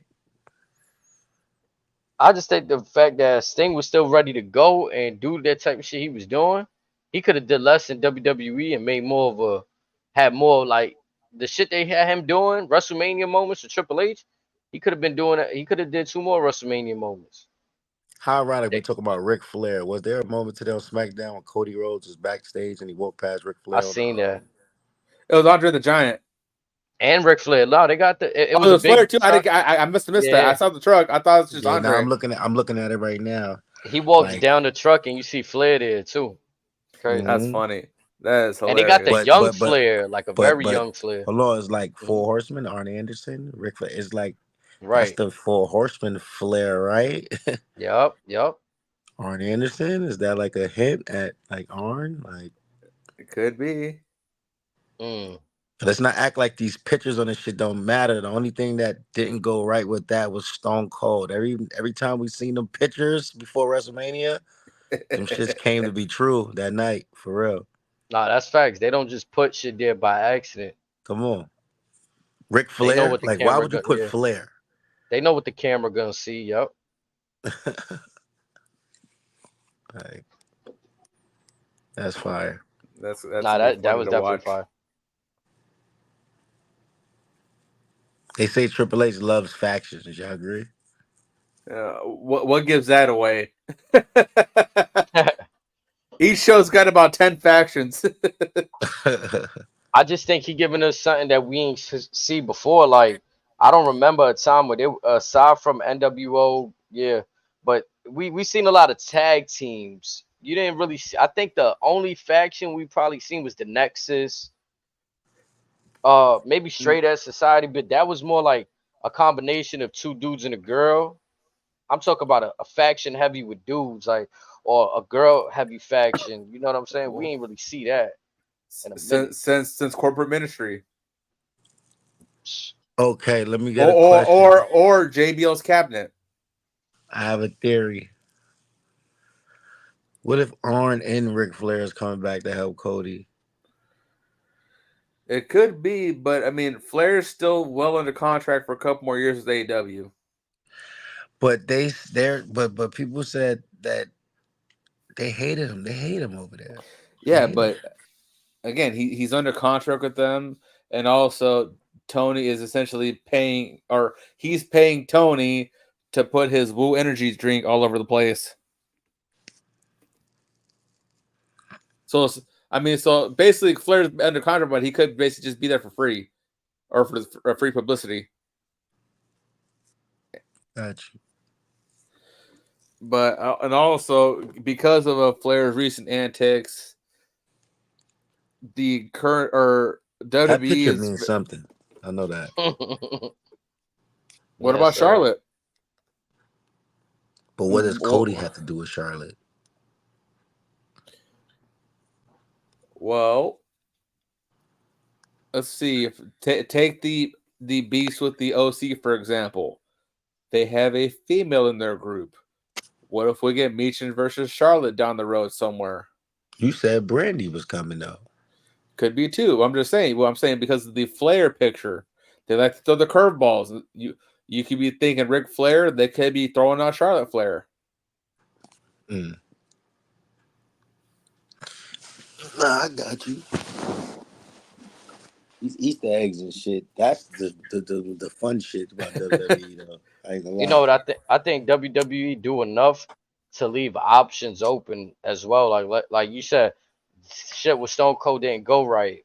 Okay, but we not dead there. We still got, you know what I'm saying? Even though they didn't drop no tease with the Undertaker, but it still made for a moment because we was all clocking the Austin shit. You know what I'm saying? Like, Ray's always said there's always a plan B, right? So I like how just because they throwing seeds, they don't always gotta execute them all right away. We want them to, but they did, so they could spin the block on a lot of shit. And plus Triple H knows motherfuckers like us. They're gonna try to rip our heads off trying to figure out what the hell he's trying to do. But the word was that they couldn't come to agreement with Stone Cold as far as financially, right? That lets me know that Stone Cold is a businessman. He loves this shit. But that moment right there to get that glass break, he knew that was like a check. Like, that gotta cash me out. That's gonna be. This is gonna be goat. This is like nothing's gonna top that. If the glass would have broke, I know the Gungs is legendary. Undertaker is legendary. Is like I enjoyed it. That was a special moment. It's forever. But if that glass broke instead of the Gungs, like, come on, man. Nah, and it made Undertaker look like a real company man at that point. Like, there's knowledge that we Everyone needed knows he's you always as a been a company backup. man. Yeah, He's always been honest that. But also, like, Triple H probably trying to tell Austin, we get it. I mean, it could be just maybe Rock didn't want to abide by that, and Triple H did. Because Rock has never been a fan of Stone Cold outshining him. I can see that. Like, Rock, like, no, we're not paying him that. No, Undertaker don't even want half of that. You know? Yeah. Like, Undertaker said he'll just pull up. Right. And then I'm not, you know what? That makes sense. It's like, I'm not saying that he wasn't granted the opportunity to have the role that The Rock has, but why doesn't Stone Cold elevate it to like a boss partner role with WWE, and he's who he is? The way Undertaker's backstage, like, people are like invested. Shawn Michaels got the NXT job. You know, Triple H is the man. Like, The Rock is TKO. Like, why isn't Stone Cold gotten a job like that? Because Rock had the money to buy himself in. And the right connections too. Ari Emanuel, he's been friends with him since early in his career. Yeah. And he knows all of their top lawyers. So again, probably gave Rock a nice little discount on to buy himself in for a good quality amount of shares, just enough to where it could give Triple H enough slack to say, "Hey, we ain't doing that. We'll think of something else." And it's just being smart too. Not saying Austin's dumb, but like even like now, like you guys just said business. The Rock comes in with his own writer, right? Like Brian got to sit down with the WWE writers team, and he got his own team. Yeah, like Rock got his own team that got to agree. Stone Cold has had plenty USA program shows. He's had plenty press podcasts. Oh yeah, he getting his bag. He's definitely doing his thing. His podcast is successful. Stone Cold. He got his own beer. Yeah, I just don't get how, like, he may not have the team Rock has as far as like his team, like, or whatever, but I just feel like, why does that have to take for the team to get you know, like, I feel like WWE should come to Stone Cold, like, and offer him a position. Why does it have to go? Why does it have to be Stone Cold? Why does it couldn't be Triple H? Because again, Rock probably told the higher ups. Rock probably said, "I'll pay you this much and not talk about this ever again." That's wild. That's wild, Razor. You just gonna just put it like that. Hey, you can't rule it out. Hey, I'm not gonna lie though. Can we get Stone Cold in Vegas as a makeup? That could be, because also think about it. Look how much they kind of spent on WrestleMania 40, the 40th anniversary. Look, that deal that wasn't a cheap WrestleMania. That deal that The Rock did benefited him and the WWE. So it was a win-win for both. Like, I feel like The Rock pursued that. He needed that. He was in a position where like just from what I read, people getting tired of him in Hollywood. Like the DC shit he last did, Black Adam, I enjoyed it, but they didn't continue with that. You know what I'm saying? They let him go from that role and they moved on. And there's a bunch of other movies that he dropped that people don't review them as they used to review a lot of his shit that they were fucking with. So he was doing a lot of one-off appearances. He got the XFL. I remember he did this shit for the Super Bowl, I think like 2 years ago or something, where he was out there in the you know, so I feel like Yeah. The Rock, this shit he did, it was definitely needed for him. Stone Cold, he might just be happy doing what he do on his farm.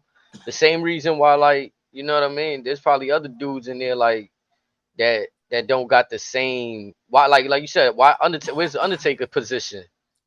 Like Undertaker been okay. loyal as fuck. You calling me come through and what he regulated to the Dead Man podcast, and he sound like he don't even want to do that shit.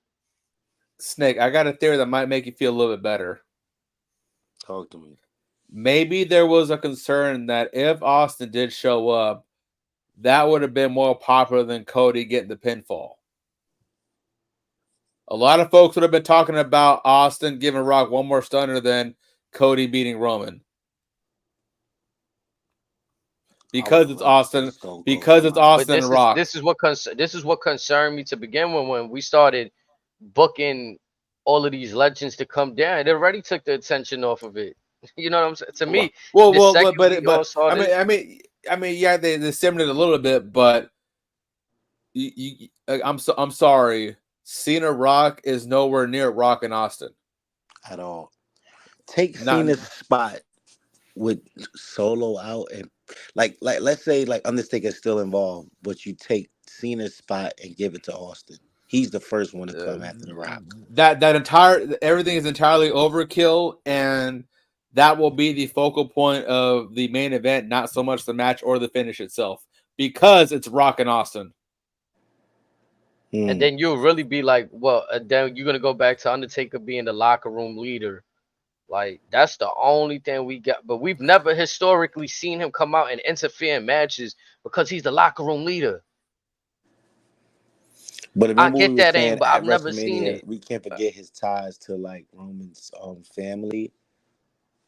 I mean, you know, he's fought Yokozuna, he's fought, you know what I'm saying? Like you could have found a better spot for Undertaker at Mania. You could have found something better. That's why he was a good backup. But I think the main play was for Austin to be there. But it's like we have something we have the perfect plan B. Like, you know what I'm saying? Because I'm gonna ask more questions because I get it. People say the locker room leader stuff, but historically, again, is he gonna continue to be a locker room leader, or you just wanted to come? Like, we know it's the backup play, right? But again, for the people justifying it, that's how I'm gonna rebuttal that. Like, I've never seen him play locker room leader on camera where he's just interfering in said title matches that's gonna change the course of WWE. When Teddy Long was GM and you had to go one-on-one with the Undertaker, Taker's that to regulate. I'm screaming. That is a fact. He was the SmackDown boss, the SmackDown final boss, so to speak. You piss off the GM, you got to answer to the dead man. Yeah, like, but then that shit bothers me. Like, where was the locker room leader when the whole authority shit was happening? When Randy Orton and John Cena were fighting for one belt, and John Cena was getting, you know what I'm saying, screwed over. But you know that'd be digging too far. But it's just like, you know, that's just a. But again, we had to deal with the replacement. It didn't take away because we still get Seth Rollins out there. And then the moment happens, Roman takes his eye off the game. You know what I'm saying? And off the prize, off the main objective. And aside from Disneyland, the only thing on Roman's mind is Seth Rollins is the reason I'm still not champion. Okay, so let me ask you this then, because I feel like the more telling part of this whole story when we ended WrestleMania, the attention to detail, the Shield, Seth Rollins, Roman Reigns wanting to attack Seth with the chair was the reason he lost. Did we fucking need the pop from the legend? Like, did we really, or is it because you knew you needed to include The Rock that you needed somebody to come out there and lay The Rock out? That's the only reason why we got there. Well, so I take it the legends were there to limit the Rock. I get that part. The Seth Rollins stuff wasn't supposed to last as long as it did, but they didn't take into account how fucked up his body actually was.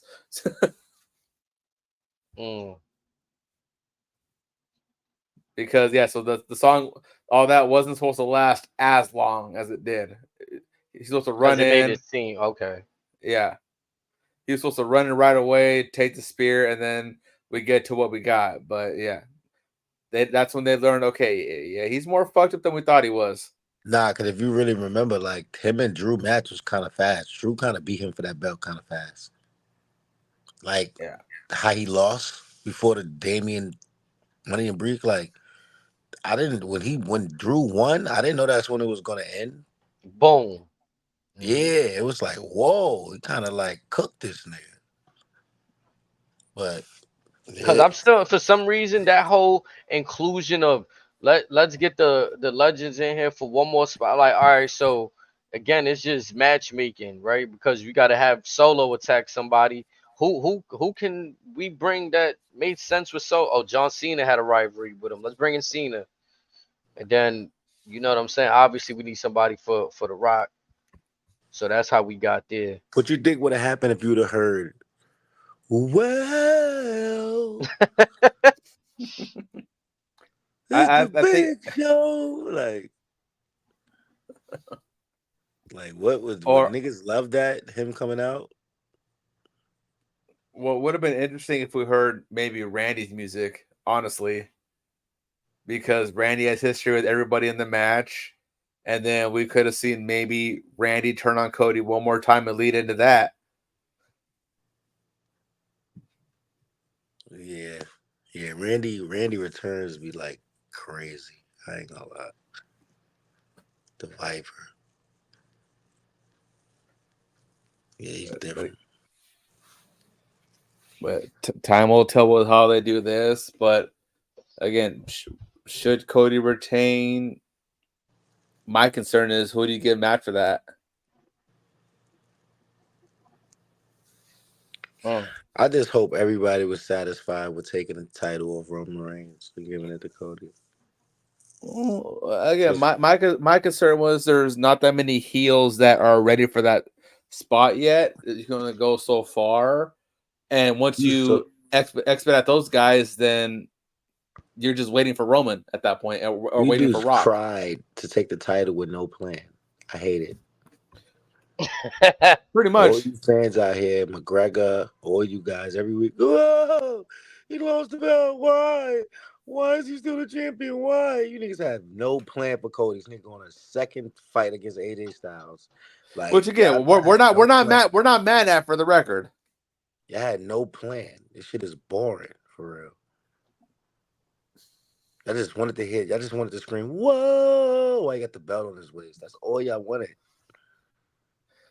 Ain't that why you want Jey Uso to win Money in the Bank? I told y'all this shit was going to happen though, unless, and this is what I said before. That was a shot at Jay. That was foul. He said that's fucked up. You hear that, HD? Nah. Why you want to hear? What I said was, isn't that why y'all want Jay to win the belt and Money in the Bank? I just want more.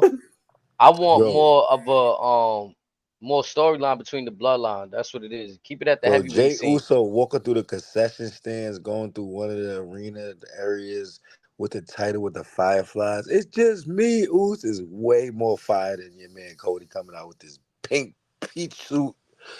Whoa! Well, the bar's not very high if you think about it. The bar's not. Nah, I just feel that I feel like Cody don't got much to work with when if they really holding him for Roman or Rock. It's like we're putting him in storylines where he got to make it look like he can be beat, but still we know he gonna come out on top. Unless there's a real surprise, I feel like he don't got much to work. Now, right now, what we seeing with AJ Styles, okay, we cooking something here. We seeing him get into that mean streak, but prior to that, it just felt like he was being very political, coming out smiling with the suit on. We're not seeing much from him week to week. I didn't enjoy that. I'm gonna be honest. There's but a also reason why they want to not give him much. a manager though, because like it's little Roman things has like a manager.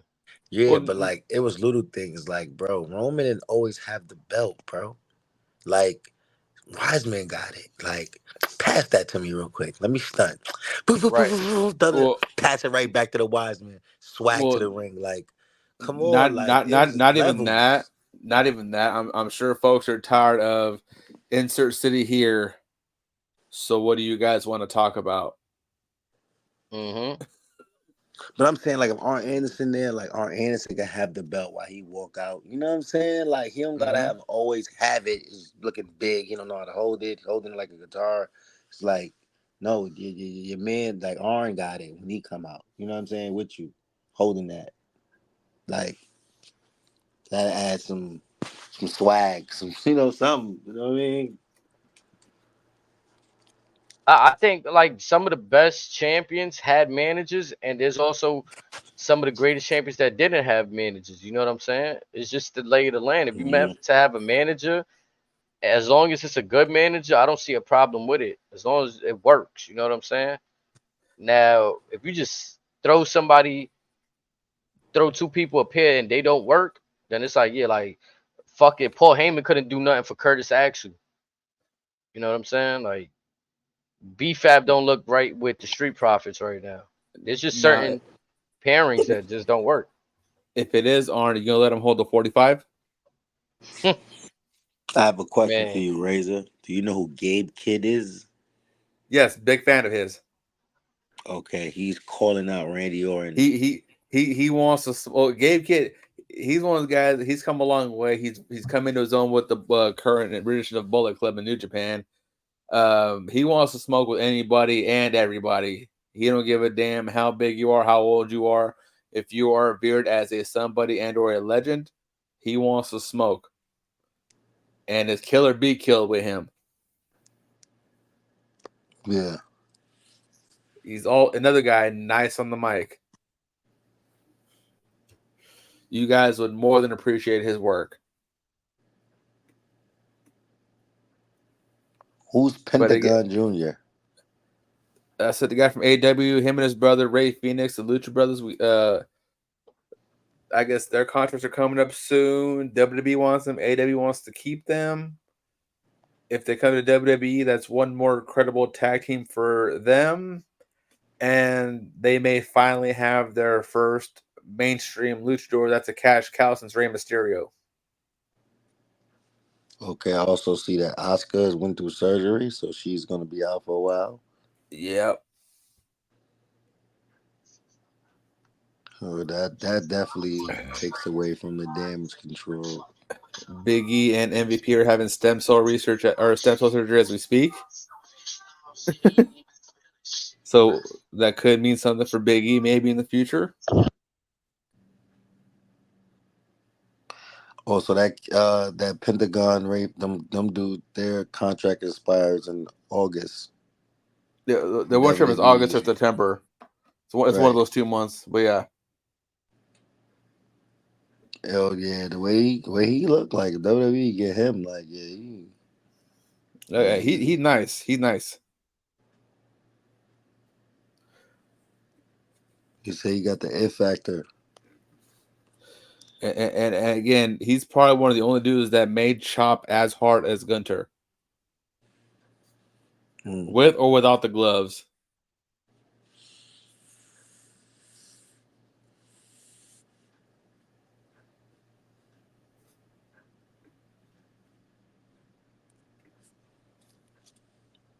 Yeah, but gentlemen, as we're winding down, I'm gonna let you guys go. You guys have a wonderful evening. Salute, family. Yo, my brothers, you already know. Yes, sir. Yes, sir, man. It's a great show, bro. I'm holla at y'all Hell brothers. yeah. Y'all brother Beasley. Have a good one. All right.